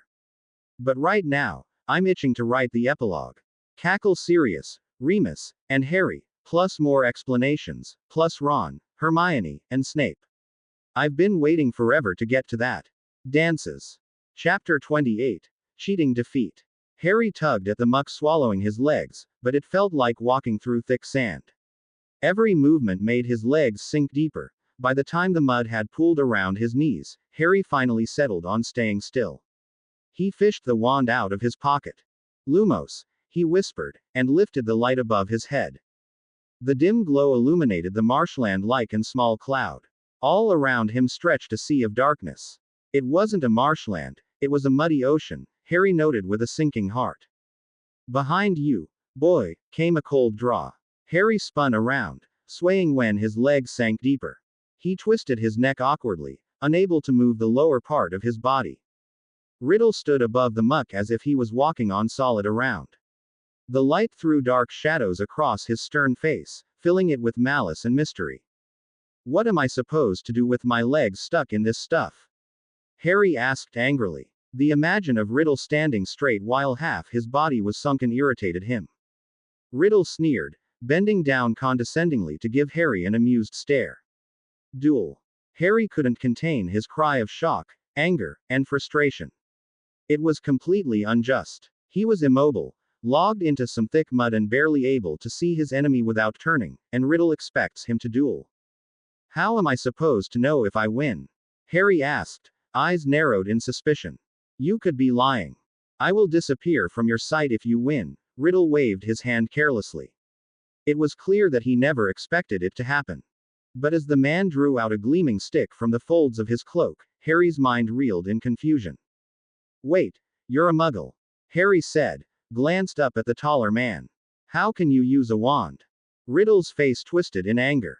The curse of being a shadow of the wielder falls on the first spirit the wand takes, he snarled, pulling up the sleeve of his robe to reveal a pale scar on the inside of his left wrist.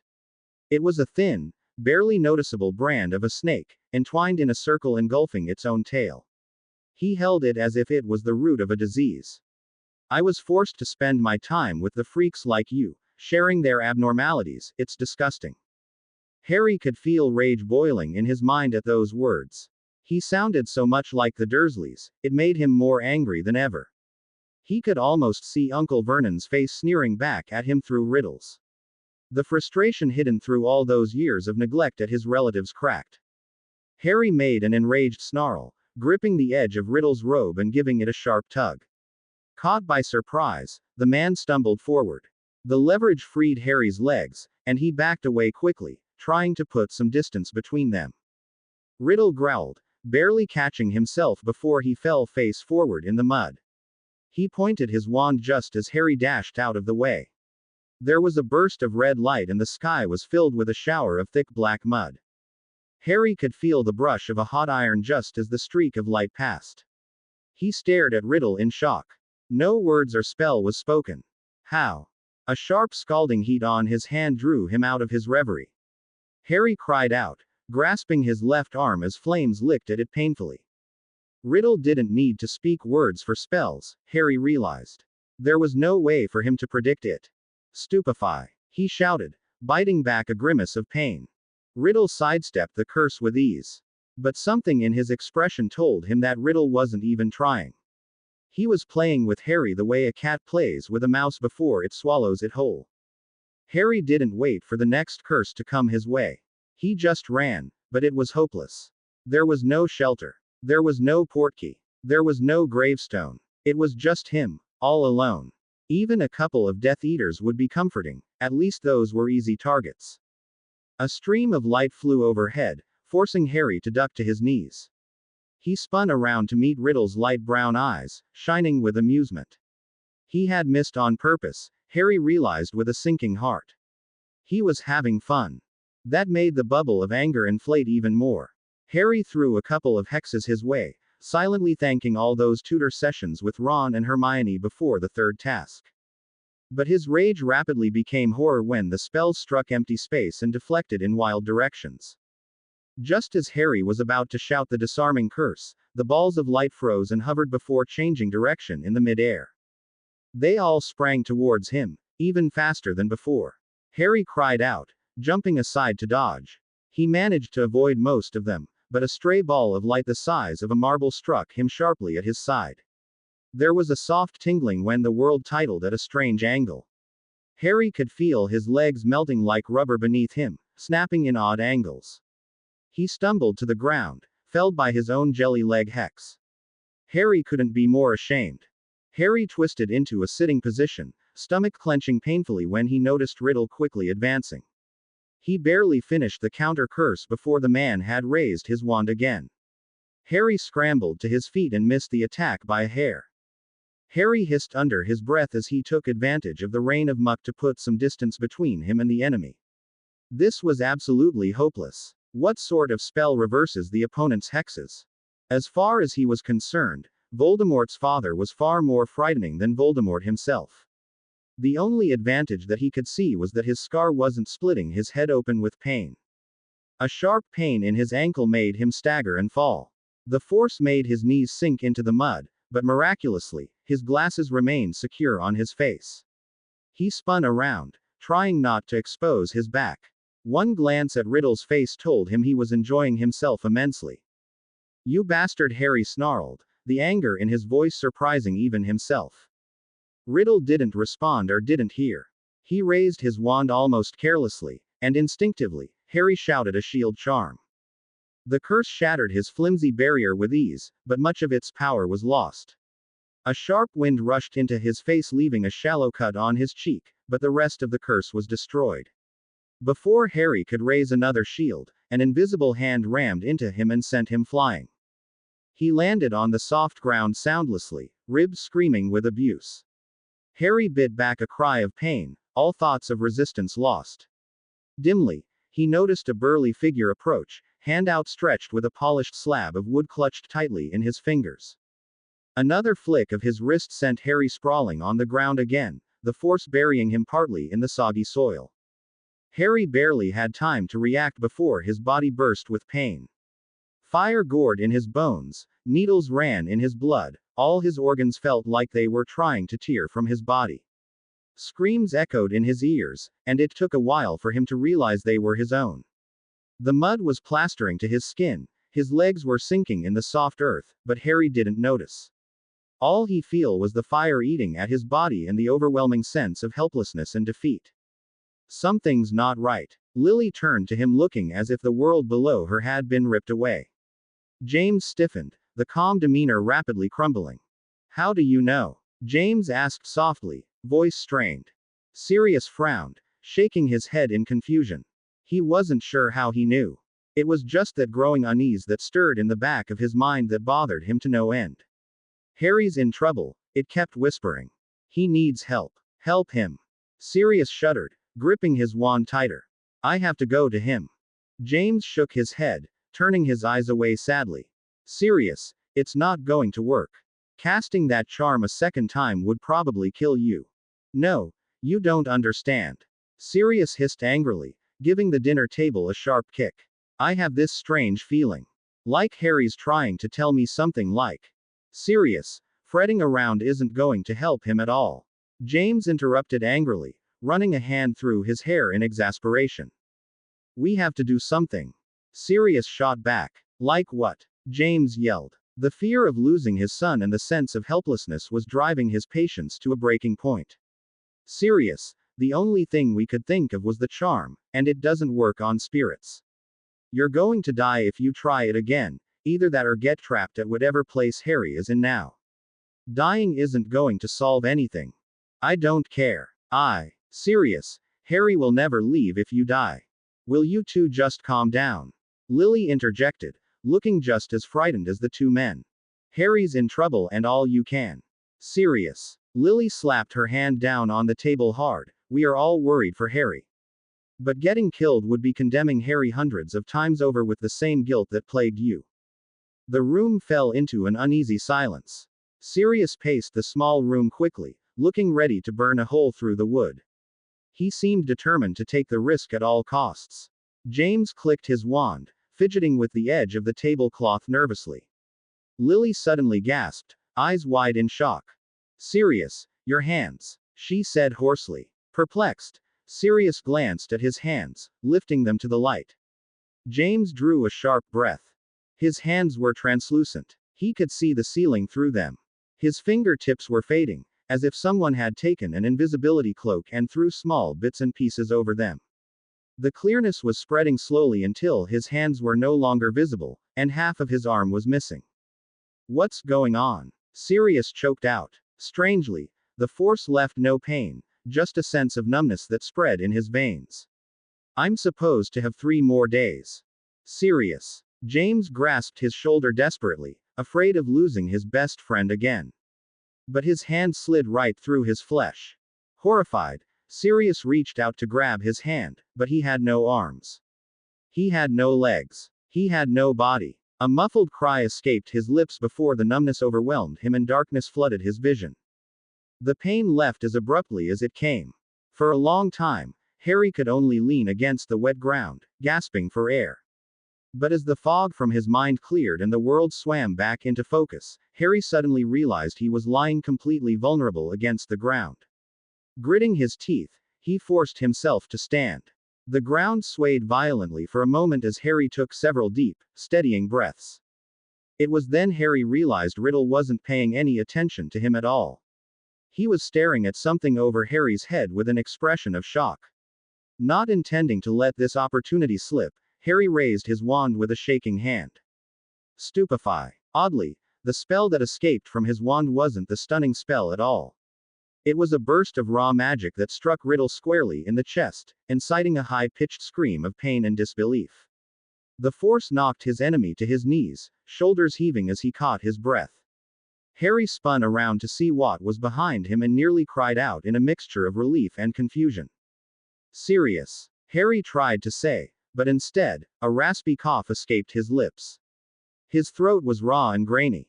Sirius looked just as stunned as he, but when his eyes caught the sight of his godson, all the confusion vanished from his face. Harry, thank God you're okay, he whispered, genuine relief shining through his eyes. Obviously, Harry noted, he hadn't seen anything before that. Sirius suddenly froze, the relief rapidly turning into terror. Harry. But the warning came too late. A searing pain ripped at his chest, grinding his flesh like a blade. Harry couldn't bite back a cry of pain as he fell to his knees. But before he could even catch a breath, another curse slammed into him like 10 Dudleys charging downstairs. He rammed into something bony, but the momentum sent them both crashing to the ground. Sirius dragged himself into a sitting position despite his aching ribs, pulling Harry into a protective embrace as he directed his wand at Riddle. He scowled, daring the enemy to come closer. Harry shivered against him, and Sirius had a vague idea he wasn't coherent yet. His hand shook in bitter anger as he glared at the lanky man with frustratingly innocent features. Bastard, he hissed, narrowing his eyes at Riddle.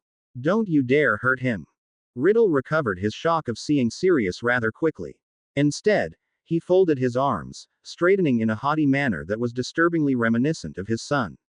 I can't be killed by something not of my realm. I'm not a fool, I know a spirit when I see one. You are not a dead spirit. Sirius swallowed back an enraged retort, and drew Harry deeper into the folds of his cloak. He slowly edged to his feet, keeping his godson shielded as he warily backed away. I must admit, I was quite surprised to see you here. Quite the spell that Dumbledore offered you, binding you to that boy like that. Riddle's lip twitched in the mockery of a smile, shaking his head in sympathy. It's pity he can't defend himself.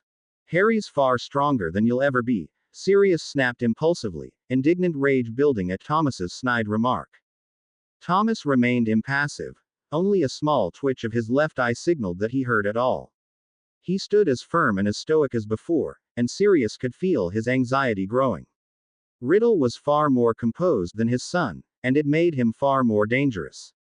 Well, so they say, Thomas said finally, carelessly flicking his eyes skyward. It'll be interesting to add him to my collection.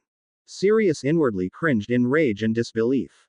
Arm tightening around Harry defensively, Sirius took another step back.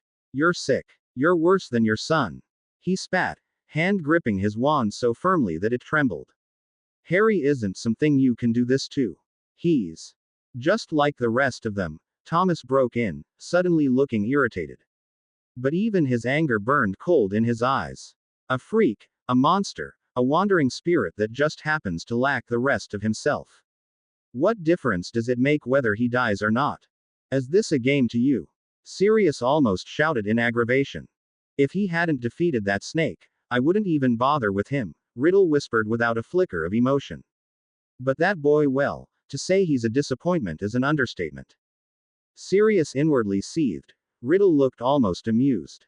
Gritting his teeth, Sirius pointed his wand and flung some of the nastiest curses he could remember. The streams of various colors struck an invisible barrier solidly, bouncing back at various angles. He could hear the dull thud of each hit. Riddle didn't even move, watching the two with a small smile. Suddenly, the curses stopped as if time was frozen around it, every single one turning towards him faster and stronger than before. Sirius blindly dodged, Harry limp and unresponsive against his shoulder, his mind a whirlwind of confusion. How could he deflect them? Those spells require different counter curses, yet Riddle hadn't even spoken a word. A vicious curse snagged his heel like fingernails, eating into his flesh. Sirius staggered onto the thick, mucky ground and in the impulsive spurred by raw desperation, hauled himself defensively over his godson. The pain came in white-hot waves. Instinctively, he bit his lip to keep from crying out. It was his stubborn pride that held him back, but the curse felt like nails under every inch of his skin, his body convulsed and a scream of complete agony ripped from his throat. Harry jolted awake as the first shout cut into his reverie like a burning knife. The previous haze of unconsciousness dissipated in an instant when Sirius jerked and twisted like a cloth puppet in a child's hands, his entire body writhing in agony as the curses struck. It only took a moment for realization so slam over him. Harry struggled to push the taller man out of the way of the attack, but Sirius had him in a death grip. His hand tightened on his arm painfully each second.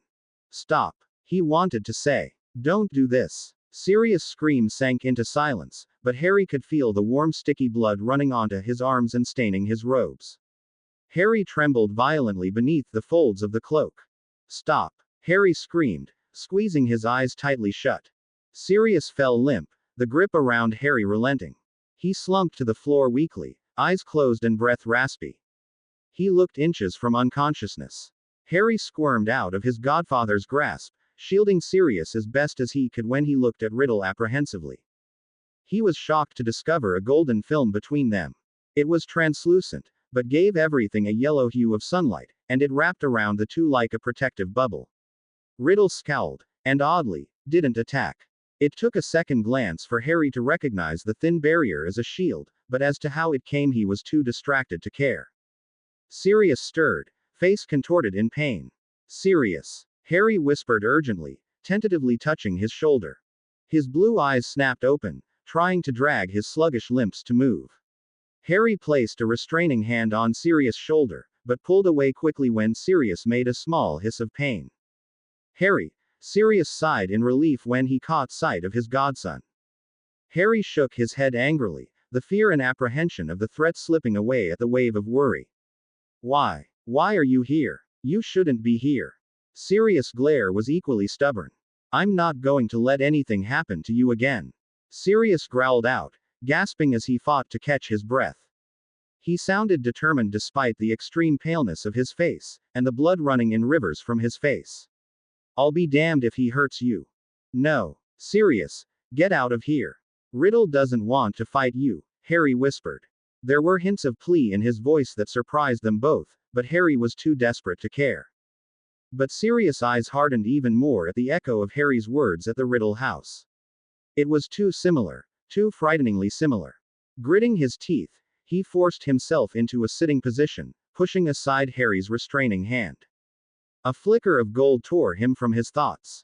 Sirius blinked in surprise when he noticed the thin layer of color surrounding them. A shield. Did you? Sirius trailed off when he noticed Harry's equally baffled expression. But his expression darkened as he examined the material. This isn't going to last. When it flickers, make a run for it. What about you? Harry nervously asked. I'll distract him, Sirius said with firm resolve. But he's my only chance. Harry almost shouted in disbelief, hand clenching into a fist around his wand. Sirius gripped Harry's shoulders and gave him a rough shake.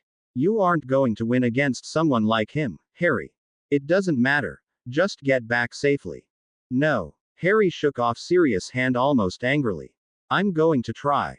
Sirius' expression tensed with a flash of regret and pain, but the next words of retort died in his throat as a ripple of white clouded the shield for a second. The barrier cracked and died, melting like rain water against glass. Sirius staggered to his feet, dragging Harry behind him. Run, he hissed under his breath. I'll hold him off. Just run. Harry nearly choked at the statement, wondering desperately if Sirius knew at all the meaning of those words. The urge to stay despite the consequences was almost overwhelming, but a part of him knew that he couldn't win against an enemy like Riddle no matter how frantic his attempts were. But running would mean leaving Sirius behind, leaving him behind to die. But Sirius wasn't dead. He was supposed to be alive, he was supposed to be alive all along. He never deserved any of this. Noticing his reluctance, Sirius gave him a shove that nearly threw him to the ground. Run! He shouted. He flung a couple of harmless hexes, anticipating the response. They were aimed only to disrupt and distract, not actually to defeat. Sirius dodged a couple of curses sluggishly, the pervious injuries were catching up with him. Harry stood frozen, unable to turn away. Every now and then, Sirius would give him an angry glare and Harry would take a step back, but that distraction soon took its toll. As Sirius turned glanced at him out of the corner of his eye, a well-aimed curse struck him squarely and shredded the skin on his arm like cloth. Blood rushed from the abused skin, staining the entire arm a brilliant red. Sirius bit back a cry, clutching at his wand arm as he fell to his knees. That was the last straw. Something within him snapped, and Harry could feel the anger like hot flames in his mind. There was a rush of heat spreading through his blood, licking at his hands and fingers. Harry could almost sense the wind rustle around him in the dead land. Stop! Harry shouted, pointing his wand at Riddle's exposed back. His enemy spun around to face him, surprise etched in his features. Without warning, an unseen force seemed to ensnare him and drag him into the earth. Riddle shrieked in disbelief, writhing as mud caught his legs like hands, pulling him down. You freak! Riddle glared at him, entire body trembling with unsuppressed anger. You did this. Harry watched, stunned. He hadn't even said a spell. How could it be possible? I didn't, Harry dazedly whispered, eyes wide as he watched the ground swallow his enemy in a twisted imitation of an animal devouring its meal. With an enraged snarl, he turned to Sirius, still slumped against the floor looking weak at the loss of blood. The next moments felt like eternity, every movement sluggish and every sound muffled. Harry watched in horror as a light burst from Riddle's wand and Sirius looking up, dazed and deathly pale. He tried to shout a warning, but no sound came. He tried to rush forward, but his legs were heavy and slow. The light touched Sirius' head almost tenderly, spreading like a spider's web over his body. It pulsed and thickened as if it had a life of its own. And then he was gone, fading away as if he was a color washed away from a canvas. Harry watched in numb disbelief. He could still see that look of calm acceptance as the curse came his way, eyes flickering to Harry for the briefest of moments before closing peacefully. Sirius was gone. Sirius was gone. He was gone. He was dead, all because of him. No, Harry choked out, sinking to his knees. His wand trembled violently in his hand. It was impossible. It wasn't possible. A hollow laughter echoed through the marsh. Harry turned his empty eyes to Riddle's. The look in his brown eyes bore sickening satisfaction that sliced him to the bone. You, Harry hissed. The grief, pain, and disbelief became fury. White-hot rage that felt like acid in his blood. What did you do to him? What did you do? You, this is your fault. He wasn't supposed to be dead. What did you do? The fire in his body was filling every inch of his skin. Even his eyes seemed to burn as he raised his wand. A burst of red light streamed from its tip, looking as if it was on fire itself. The wand shook beneath his fingers, a hot bar of metal in his hand. It was burning his very skin, but Harry couldn't seem to let it go. All Harry wanted was to kill him. Nothing else in the world mattered. But as the fiery light streaked towards Riddle, the wand in his hand shook even harder. The wood was so hot it was beginning to smother. Pieces of it fell to the ground in blackened bits. Harry could see the glowing light of the phoenix feather, illuminating the air around him lighter than any fire. Riddle howled in agony even as the fire neared, already sensing the pain. It met his hand first, igniting his wand like a small useless stick, and his entire body went up in flames. Riddle shrieked, a blood-curdling shriek that felt like nails against the pavement, and the ground opened up like a mouth. There was no warning, no anticipation. Riddle couldn't even react when the earth parted beside him and swallowed him whole. The fire of his spell died with him, vanishing as suddenly as it came, leaving Harry a handful of ashes in place of his wand. The phoenix feather was fading, flickering brightly every now and then before dimming again. It trembled in his hand, then crumbled like the rest of the wood into a fine white dust. Harry sank to his knees, barely registering the cool ground below him. The sea of darkness stretched endlessly for miles. He was alone. Harry stared at the ashes in his hand dully. The weight of the events was gradually fading from his mind. He was alone in a no-man's land, staring out at the dark unseeingly. Riddle lied. He wasn't living. But for some reason, he couldn't bring himself to care. Sirius was gone. His lungs pinched inward, squeezing all the air out of his chest in a suffocating wheeze. Harry trembled, his vision blurring the earth around him. Soon, loud sobs were raking his entire body. He knelt in the mud, not even bothering to muffle his cries. Suddenly, strong hands were lifting him up to his feet, burying him against coarse black robes and wrapping him in a tight hug. Harry looked up blearily, blinded by the light that flooded his vision. Sirius, he whispered hopefully. The man pulled away, and Harry could feel a warm hand pushing strands of hair out of his face and wiping at the blood on his cheek. No, he said, traces of sadness in his voice. Harry blinked, trying to focus on the person in front of him. Dad.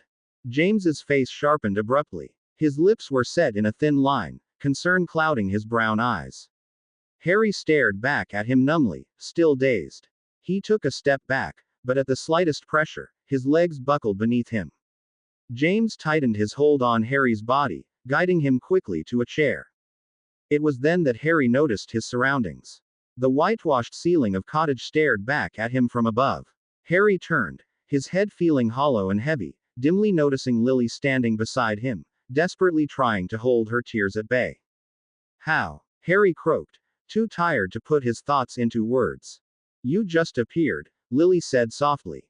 Her voice suddenly sank into silent sobs, and she fell to her knees, grasping his hand tightly. "What did he do to you?" she asked, gently tracing the blood caked against his skin. Harry shook his head, but every movement seemed to make the room swim before his eyes. He found himself leaning against James heavily, body too drained to even sit on its own. "Not my blood," he whispered. "Sirius." James drew a sharp breath. "Sirius. He was there. Where is he?" At that, Harry broke down. He grasped the folds of his father's cloak, oblivious to the pain still stinging his body. He buried his face in the thick folds, sobbing so hard that he could barely even breathe. "Gone," he gasped out. "He's gone." James stiffened beside him, and Lily was dead silent. For a long time, the only echo of the room was the muffled sounds of Harry sobbing uncontrollably into his father's cloak. It was as if the previous facade of strength had melted away, and the weight of the previous occurrences crashed over him.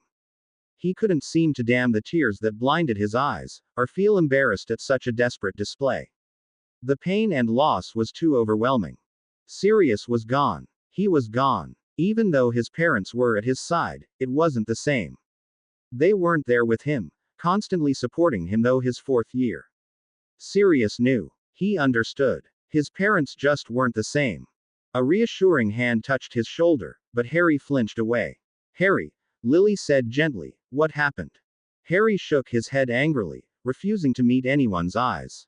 It was a curse like a web made him disappear. But instead of the pain and shock seeping into her features, Lily's green eyes brightened in excitement. "A web. James, Thomas used the charm." James's face lit up with a grin that seemed to stretch from ear to ear, the wrinkles fading from his face. That felt like a physical blow to him. Harry reeled back with a feeling of bitter betrayal. "Why?" "Harry, Sirius isn't dead," James said, words wavering with barely suppressed relief. "He's alive." Harry stilled, the sobs clogging as his throat gave a violent clench that pinched off his breaths. There was a brief surge of hope, before the hopeless defeat sank over him again. Heavily, Harry shook his head. "But I saw." "No, Harry, listen to me," Lily firmly shook him, but her voice was soothing and soft. "A spirit doesn't die. Without his physical body, it's impossible for Sirius to die. The web is a charm. I know that spell. It breaks any charm cast on the body. All it did was send Sirius back to the living." Harry's eyes widened, and for a long minute, he was too stunned to feel nothing but a glazed shock. "Sirius, he's..." "Harry, what happened to Riddle?" James urgently asked. He knelt beside his son and caught Harry's shoulders in a firm and reassuring grasp. There were edges of anger as he mentioned his enemy's name, and his brown eyes hardened as he took in the patches of blood that caked Harry's clothes. I don't know. He just disappeared. I think I killed him," Harry choked, squeezing his eyes shut as the memory of Riddle, face contorted in a savage fury that brought a shiver down his spine. "I threw a spell at him, but I don't know what it was." Then, oddly, Lily smiled, sinking forward over Harry's shoulder as if her legs had suddenly gave away beneath her. There was an unhindered reprieve shining through her still youthful face, and she made a strangled sound that sounded oddly like a choked sigh of relief. James grinned, planting a fierce key on his son's unruly mop of hair before drawing Harry into a desperate embrace. Harry stiffened in surprise, too bewildered to feel unease at the foreign gestures of affection. "What?" Harry weakly whispered. Lily all but laughed, wrapping both her son and her husband in a loose hug. "You can go back. You've defeated him." Harry shook his head dazedly. "No, that's not right. I'm still here." "No, Harry, do you remember what Sirius said? The only way you can return is if you want to." James pulled back, smiling as he gazed at his son. You couldn't leave because Riddle was holding you back, but now, he's gone. Nothing's holding you back anymore. Stunned, Harry sank back in his chair feeling as if his bones were all but water. James's words barely registered in his mind, and even then, he couldn't summon up the surprise or excitement after a week of emotional exhaustion. Listening to them declare his freedom was so abrupt and unexpected that Harry was still trapped in dazed denial. It felt strange, anticlimactic, too simple and too shocking to be true. It was as if everything was but a hoax and their words were empty personification of dreams. And yet, Harry stared at his parents, but only relieved and happy expressions stared back at him. For the briefest of moments, there was a pang of hesitation. Even if he could leave, should he really leave them? He had barely been given any time with them. Only less than a week with his father and just a day with his mother. Couldn't he stay for a few more days? Almost chewing his lip to contain the uncertainty, he wrapped his arms around his parents, embracing them both at the same time and burying his face in the crook of his father's neck. Can't I stay? He whispered hoarsely. Just a few more hours. James visibly flinched at those words, jerking away so sharply that Harry nearly slipped from his chair. No, Harry, you heard what Riddle said. You might not be able to go back if you wait any longer, James insisted with firm determination. But Harry's unwillingness only doubled at his parents' affections. Shaking his head, Harry whispered muted protests, but I've only met Mum for a day. Please. Harry, go, Lily said close to his ear. Don't let us hold you back. Harry inwardly cringed at those words. Tightening his hold on his father's cloak, he sank from the chair and fell to his knees on the floor beside his parents. At the expression on Harry's face, the stubborn insistence softened in James' face. Lightly, he ran his fingers through Harry's untamed hair and managed a forced smile. Harry, Sirius must be worried sick about you right now, thinking that you've died. Go back, Harry. Go home, he said. There was reluctance in his eyes, but it was hidden in an instant. It was only years later that Harry considered the strength that James must have possessed, letting his son go a second time. But then, he had been too preoccupied, too exhausted, too muddled in his thoughts to notice. Harry paled at the mention of Sirius. What was his godfather going through, thinking that he lost Harry a second time? The memory of him, wan almost beyond recognition with Harry's lifeless body in his arms sent shivers down his spine. Harry stole another glance at his parents. There was a soft tingling in his hand. Looking down, Harry was surprised to see his shirt through his fingers. Harry lifted his hands, examining them in the bright light. His skin was ghostly white, rapidly becoming translucent. It followed down his arm like he was a piece of art and he was being washed away. But it left a feeling of numbness and peace.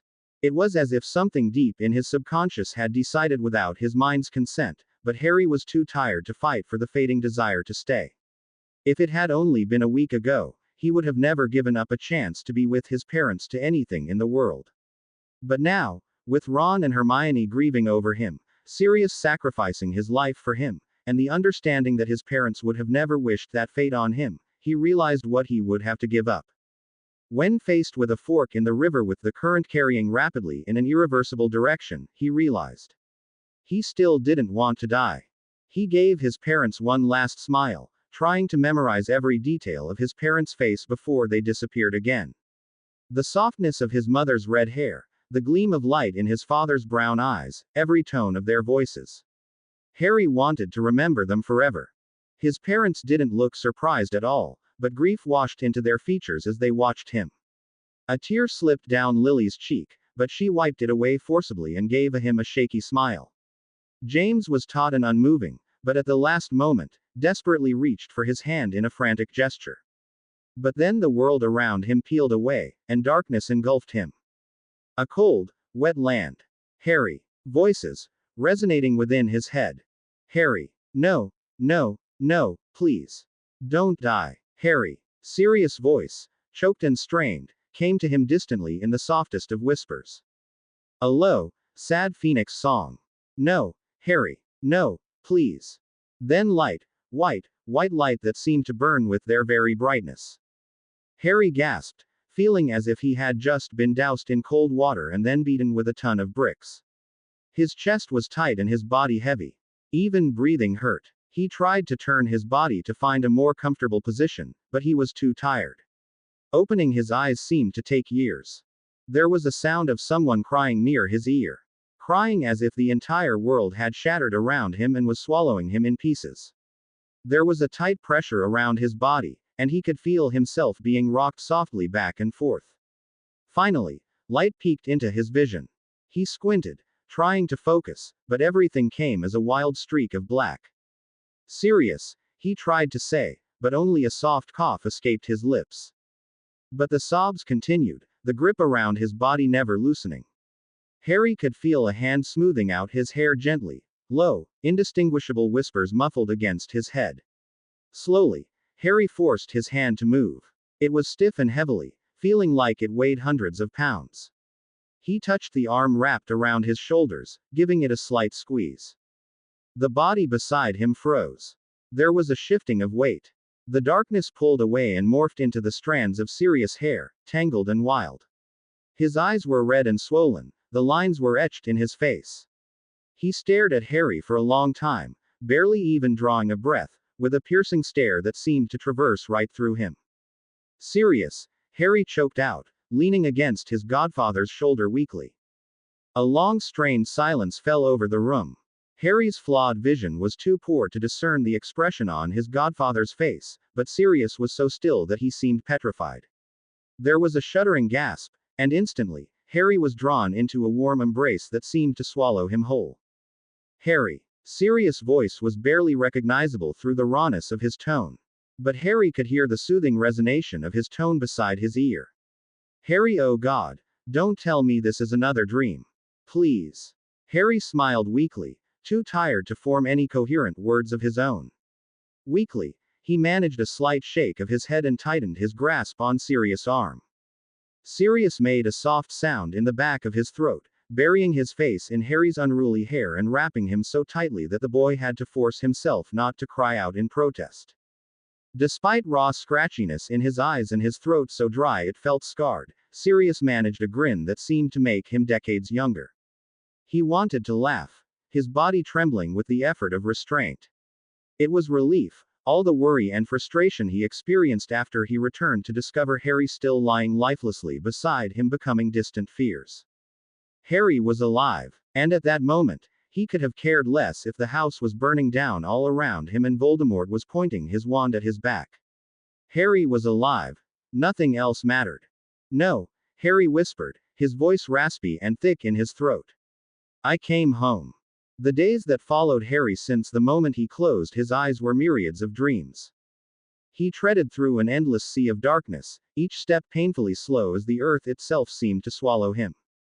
Whispers accompanied him, tickling his ear one moment, then screaming at him the next. And through the darkness, there was suddenly light, blessed light. The air was warm, unusually so, and the woods around him looked like the forbidden forest on a good day.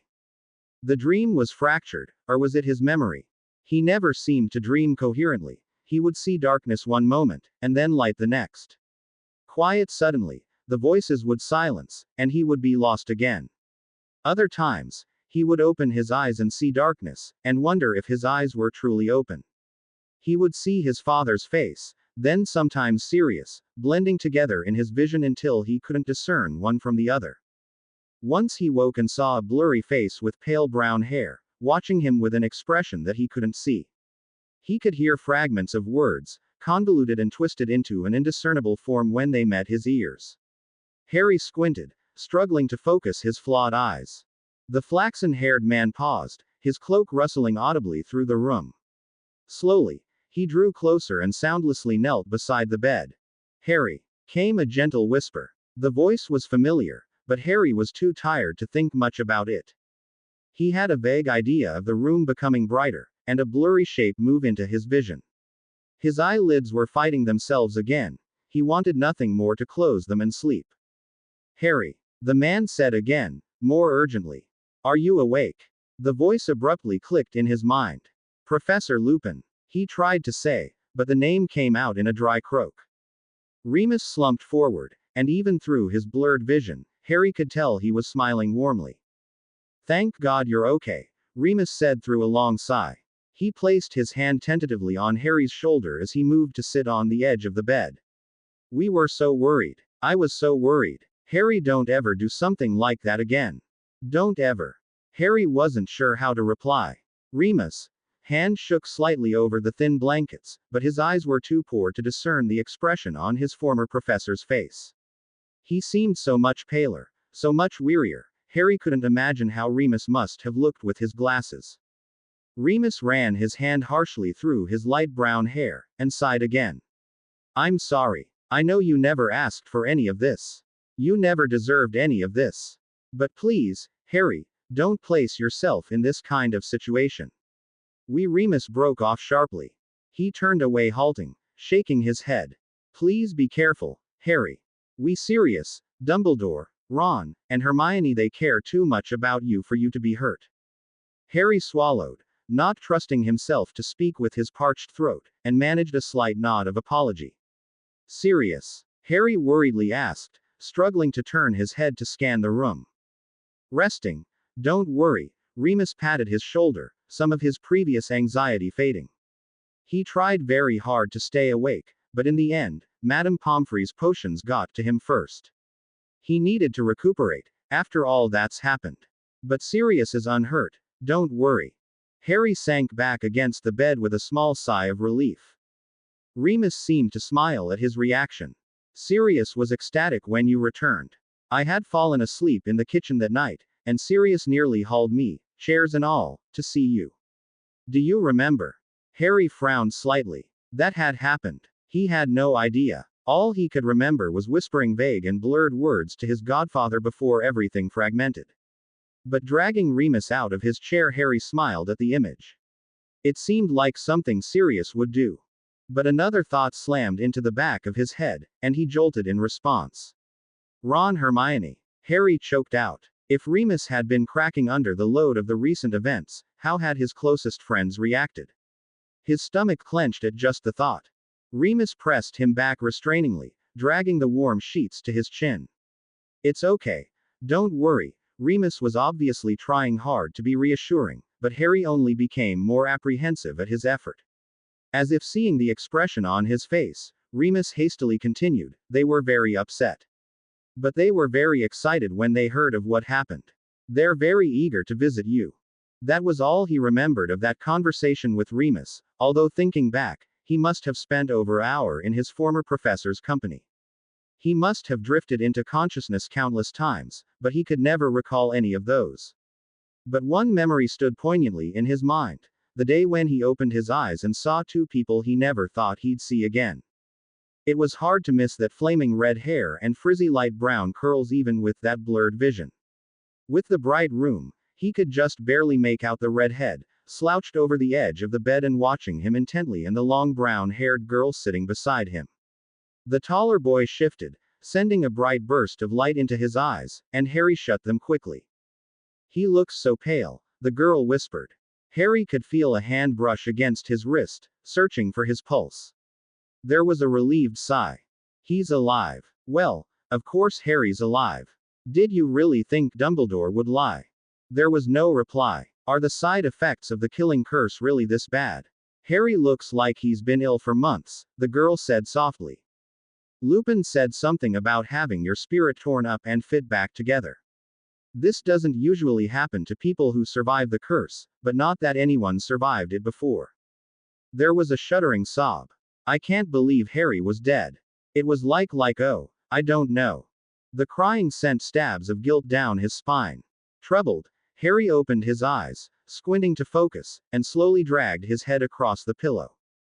His body was heavy, his movements sluggish. Even the thoughts in his mind seemed to pass through mud. But there was only one concern in his mind, and that was his friends. The movement caught their attention immediately, and for a long moment, no one spoke. It was impossible for Harry to discern their expression. Without his glasses, everything came as a wild smear of colors in his vision. There was a sharp gasp, and instantly, Harry was engulfed in a choking embrace with light brown hair blinding his eyes. "You're awake. You're okay. You're alive," She choked on the last words, dissolving into another fit of tears. Hermione. But his voice was a strangled croak that sounded strange to even his ears. Nevertheless, Harry smiled weakly, turning to his blurry red-headed friend. Ron's expression was impossible to read, or perhaps it was only because of his faulty vision. But then, Ron trembled so violently that Harry could even make it out. "Don't you ever do that again," Ron hissed angrily. But a tremor in his words betrayed him completely. "Don't you ever run off and get yourself killed or all." "Ron, don't say that," Hermione interrupted quickly, her grip around Harry's neck never relenting.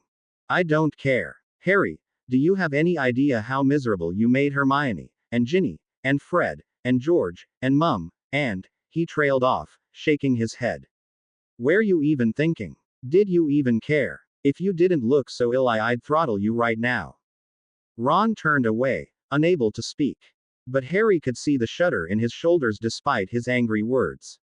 Hermione had gone silent. How much had his death tortured them? Harry wondered. How much did they suffer when he didn't even spare them one thought? Harry couldn't escape the ripple of remorse stirring in the back of his mind. Slowly, Harry urged his hand to move. But there were numb fingers entwined in his muscles and rusted hinges in his joints, just bending it seemed to take all his strength. He grasped the edge of his best friend's sleeve, twisting it in a death grip. "I'm sorry," he whispered. Ron jerked his sleeve out of Harry's grip, turning his face away. For a moment, Harry thought he would yell angrily again, but instead, he drew his robes over his face. His breathing became strained and uneven, and it was only then that Harry realized he was crying. It must be embarrassing, for someone so proud and stubborn like Ron to break down in front of his friends. "You better be sorry," Ron finally choked out. "Ron, stop it." "Harry didn't ask for any of this," Hermione said defensively. Ron quieted, but his shoulders still shook. Slowly, Harry reached out for Ron's cloak again, tugging sluggishly at thin fabric. Ron turned at the movement, and without warning, enclosed Harry's wrist in his hand with a desperate jerk. His grip was so firm that Harry could feel his fingers numb. But even so, he smiled, the room blurry and unfocused, and his two best friends at his side. "I won't do it again," Harry whispered. "You better not," Ron snapped, but his tone had softened considerably, and he gripped his best friend's hand so tightly it was painful. Harry managed a small smile. The heaviness in his body was slowly turning into numbness, and voices were beginning to take on a muffled tone. His eyelids felt like solid weights, begging to fall down, and his body felt devoid of bone. "Harry, next time, at least tell us about your dreams, all right?" Hermione pleaded. Her face darkened with concern when Harry was silent. "Harry." Ron pushed forward, clutching his friend's shoulder and shaking him with a sense of desperation. "Harry," he said, louder than he intended. "Harry, stay awake." Harry just mowed Ned in response, too tired to respond. His body was screaming for rest. More than anything, he just wanted to lie back on the bed and sleep. Too weary to fight, he simply submitted to the darkness at the corners of his vision. The room finally swam back into focus for Harry another 2 days later. He stirred under the covers, reluctant to leave the warm cocoon. Harry blinked at the blurry ceiling in confusion, before the memories trickled back to him. Sighing, he shifted carefully, testing his strength. His body was still heavy, but he could lift his arms without a problem. But his muscles in that arm felt oddly watery. Harry missed the gift of regeneration that proved so useful, although for not very good reasons, in the land of the dead. Harry turned his head, trying to look around. A smile tugged at his lips when he caught sight of Sirius, sprawled against the side of the bed, half of his body in a chair, looking extremely uncomfortable. Remus was asleep in a chair behind him, worn and tired. Both looked terrible, in his opinion. Although Sirius had put on some weight, he was still frighteningly skinny. His hair hadn't flared much better, rather crudely washed and brushed. Remus had dark circles under his eyes, looking like he just suffered an untimely full moon. Harry shifted again, suddenly realizing he was extremely thirsty. At first, he tried to ignore it, not wanting to disturb the two obviously tired men. But his entire throat felt like someone had scraped it with sandpaper. Groaning, he pulled himself into a sitting position, his back protesting all the way.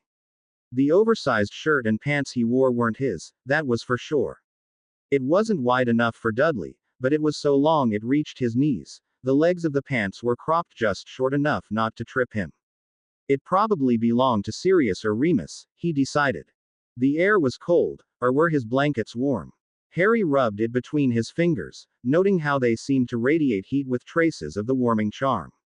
He pulled the edge of the blanket and covered Sirius as well as he could before he moved off the bed. The room swayed wildly, and Harry leaned against the bed until his vision steadied. His legs shook under his weight, but they held. Harry passed Remus on his way out and pulled a tattered cloak that was draped across the chair over him. Walking seemed to take a lot more energy than he remembered. He stumbled past the door, leaning heavily against the wall, and looked around for the kitchen. Everything came as a blur, and Harry decided, before anything, he needed to find his glasses. He looked around, a flash of light catching his eye. There, on the coffee table. Harry walked towards it haltingly, without a wall to support him. He almost stumbled several times, and by the time he picked up the lens and the room came back into focus, he was soaked in cold sweat and gasping for air. The entire endeavor felt like hours. Strained, Harry half fell, half sat down on the floor, feeling as if he could never stand up again. He eyed the short distance to the kitchen ruefully, before finally settling on a mug full of some brown stuff on the table.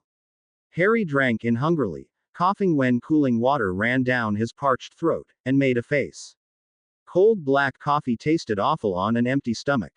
But as Harry sat in the silent room, the cold mug in his hands, he found his thoughts unconsciously returning to the woods of the dead. There was a lingering emptiness that James and Lily left, more acute and painful than ever. Harry could almost hear his father's inquiring voice, his mother's light laugh. He wished he could have stayed, but Sirius' loss was too great then.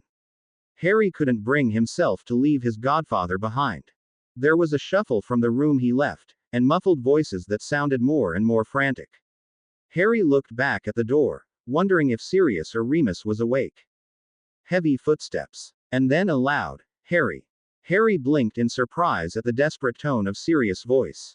The tall form of his godfather rushed into the living room, followed by Remus with ruffled hair and bleary eyes. Sirius caught sight of Harry, sitting on the floor beside the coffee table, and gave a long sigh of relief. "Harry, don't do that," Sirius said wearily. "I just wanted to get some water," Harry meekly said, a bit surprised. "You should have woken one of us up," Remus whispered, falling against the door frame with a soft sigh. Sirius was frightened half to death. "He thought you vanished again." Embarrassed, Harry nervously glanced at Sirius, but his godfather was pinning his friend with a death glare. "Sorry," Harry whispered, unable to think of anything else to say. Sirius' glare slipped from his face instantly, his expression softening into concern as he almost cautiously approached. He suddenly seemed pensive. "How are you feeling?" Sirius softly asked, sitting on the floor beside Harry as he searched his godson's face worriedly. Harry paused. "Tired," he said with a small shrug. It was only after the word slipped from his mouth that he felt the flicker of surprise. On any normal occasion, he would have denied it, but he couldn't seem to lie to his godfather. "Should I get Madame Pomfrey?" Not waiting for a response, Sirius glanced over his shoulder to his friend. "Remus, do you think we should get Harry to Madame Pomfrey?" But Remus wasn't paying attention. He made a strange sound in the back of his throat, and approached Harry with long strides. "Sirius, did you see this?" he asked, pulling away the collar Harry's oversized shirt. Harry looked up, confused. Sirius seemed equally baffled, but he paled when he examined the base of Harry's neck. "It wasn't there 3 days ago," he said softly. Harry twisted uncomfortably, growing more anxious at their reactions. "What is it?" He flinched when a finger touched his neck, and it stung with a burn. There was silence, before Sirius guided Harry's hand to a spot below the base of his neck. Harry gasped when he traced an unfamiliar zigzag of the flesh, still fresh and moist with blood. Remus transfigured an empty glass into some bandages and pressed it against the skin firmly. "A scar in the shape of a coiled snake," Sirius whispered. "To be continued. I hope you enjoyed this story. Also remember to subscribe and like this video. See you in the next video.